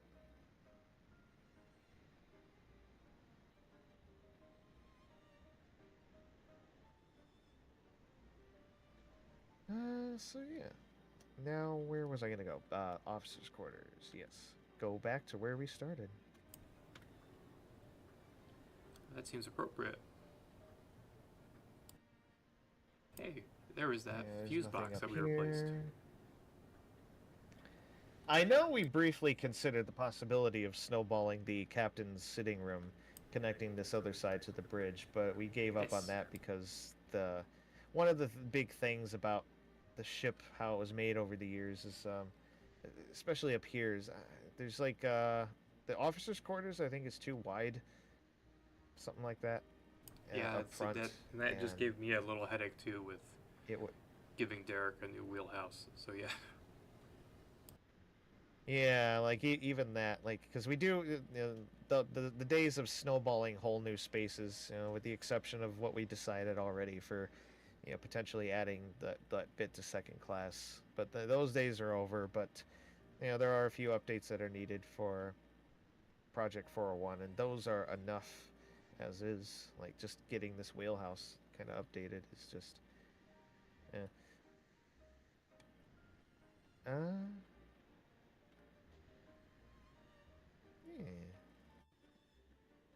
yeah. Derek has enough on his plate as it is. So yeah, we're back to where we started, and very nice, very nice wheel here. This wheel is also from like 2012. Yeah, that's on one of my All right, top of the lists. But yeah, well, that's I believe we've explored the entire ship, every space on it. I can't believe it. We did it. It only took 5.5 hours. Wow. What a record. Yeah, I don't know what's going on with the frame rate on this. It's pretty bad apparently. I could see it on the stream. It's not, well, it's not bad, but it's not perfect. It's whenever you So run that's around something really else to fast. figure out for them. And it's on my end as well. So Yeah, I need that. You can thank Comcast. I went to, I was paying like $275 a month for Comcast Triple Play, and then I went to go cancel the cable and the phone because I wasn't using any of that. I had a home phone, and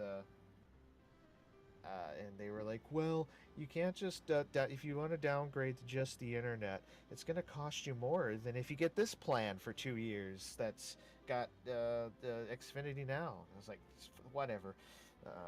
And it doesn't even have very good speeds. Like, oh wow, you can get 1,000 megabits per second, and then but you still have only like 40 upload.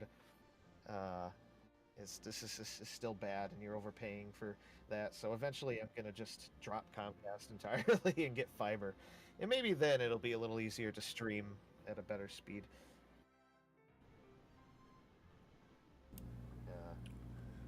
So It was still enjoyable on my end anyway to watch it. Oh yeah, this whole thing, it's something I've wanted to do for a while. Is just have a thorough tour of the entire demo where you just get through all the spaces. I think we did that. I think we managed that pretty well. I mean, it only took. Oh no. Yeah, 5.5 hours. Oh, 5.5 hours. I have such a headache. It's late now, yeah, but still, it was successful. Yes, indeed. it is. You better. Yeah. You are trapped in your office, aren't you? I am trapped in my office, yeah. Uh-oh. No. You better get out I have there. to All go. right. Well, sorry. Anything else? Any final words? Any? No, well, I just want. Do you wanna? I'll just say my usual. The thanks everybody for staying tuned with us. If you did stay tuned the whole time, you're crazy. No, but it was very awesome of anyone to watch us go around and talk about crazy stuff, as we always do. You know, we enjoy speaking about Titanic, and of course, it's proud. It's a proud thing to be able to show off the work of the entire team here. Remember, it's teamwork. It's not just one or two, even though one or two people, not just one or two, but all these people do like amazing things, but the amazing things put together make an even more amazing and incredible end result, even if that takes a while. So yeah, thanks for being so supportive and being here with us tonight. I'd like to. Yeah, I'd like to give a shout out, I guess, too, to just to some of the team in particular. You know, obviously, Matt has done so much work over the years for modeling so much of the ship. And of course, all the whatever I did with the exterior and the hull and some of the other stuff. James over the years is, he started out on this project as a voice guy and then a writer. And now he's been really just incredible over these last few years with the new direction, in guiding Project 401. Derek, absolutely incredible. He's really, really good at what he does, and he is amazing at kind of figuring out the engine and getting these incredible graphics, squeezing as much of this, just beautiful stuff as he can out of Unreal Engine 5. And we've got Gio Castro, of course, who's modeled so many of the gorgeous sort of interiors and some of the furnishings that you've seen. He just has a really good eye for that kind of stuff. And, of course, some of our volunteers, particularly Donald, who has done some of the objects that you've seen, the new objects. Yes, Dante as well. He's been making some stuff for us, and who else, Matt? I feel like I'm leaving some people out. I mean, I didn't want to name names because I'll feel bad if I miss anybody, but I mean, hats off to like everybody from, Andy, for instance, and Georg and Troy, Luke, researchers. I mean, obviously all the researchers. I mean, they all help to find so many different things. Zhao and Zhao, Matt, Robin, Patrick, the other Patrick. Yep. let's So not many forget people. Fred. Oh, of course. And and that's Oh, at and the end Jack, of the of day, course. it's good to have a big team to. Oh, of course, Jack. I'm just Jeez, can't Jack. forget Jack. But there's so many different things. Yeah, everything. And of course, Nico and Chris.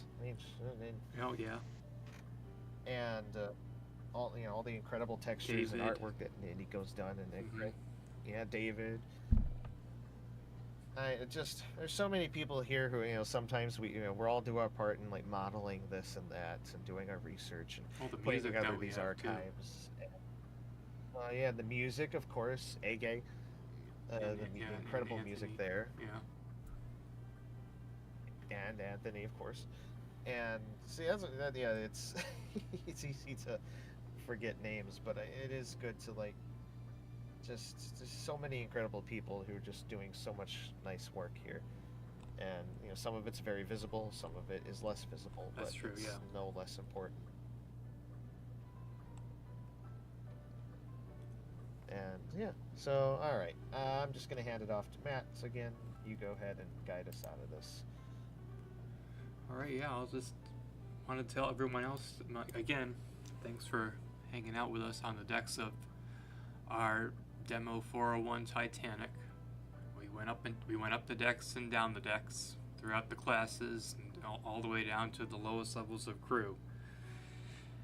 I'm sure you'll see us all again here at Titanic Honor and Glory. I don't know who you'll catch next time, but oh gosh, next week is Titanic's birthday. I almost, I don't know what's happening for that, but it is. I don't know if we're doing anything, but next Friday is Titanic's launch anniversary. I don't think we're doing anything gigantic. We did a gigantic thing for the sinking anniversary last month, but yeah, the 31st is Titanic's birthday, everybody. So, well, I don't know. We have nothing planned, but we'll see. But stay tuned. We'll see if maybe we'll just reshare Jack's amazing video from last year, and yeah. So again, thanks everybody. Oh, and big thanks to our friend Mike Brady. Thanks to who? To our friend Mike Brady. Oh God, yeah, of course, Mike Brady. Definitely Mike Brady. Yeah.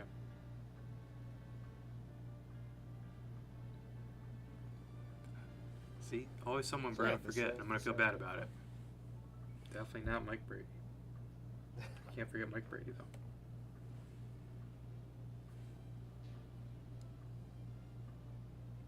Yeah, this will work. Yeah, this has been fun. Yeah. Obviously, thank you to everyone who's still with us. Somehow, still 130. Yeah. And of course, thank you guys for those who sent in super chats. Oh yeah. Thank you for the super chats. Thank you for the questions. I don't think we got to all of them. I try to see and check out as many as popped up and answer the questions that came.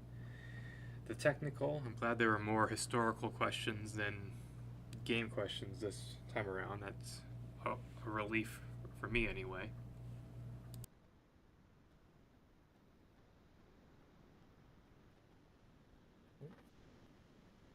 All right. Well, once again, thanks everyone for coming, and we'll see you again. And hopefully, one of us can get around to putting out a new update for the project in general pretty soon on Patreon. Yeah.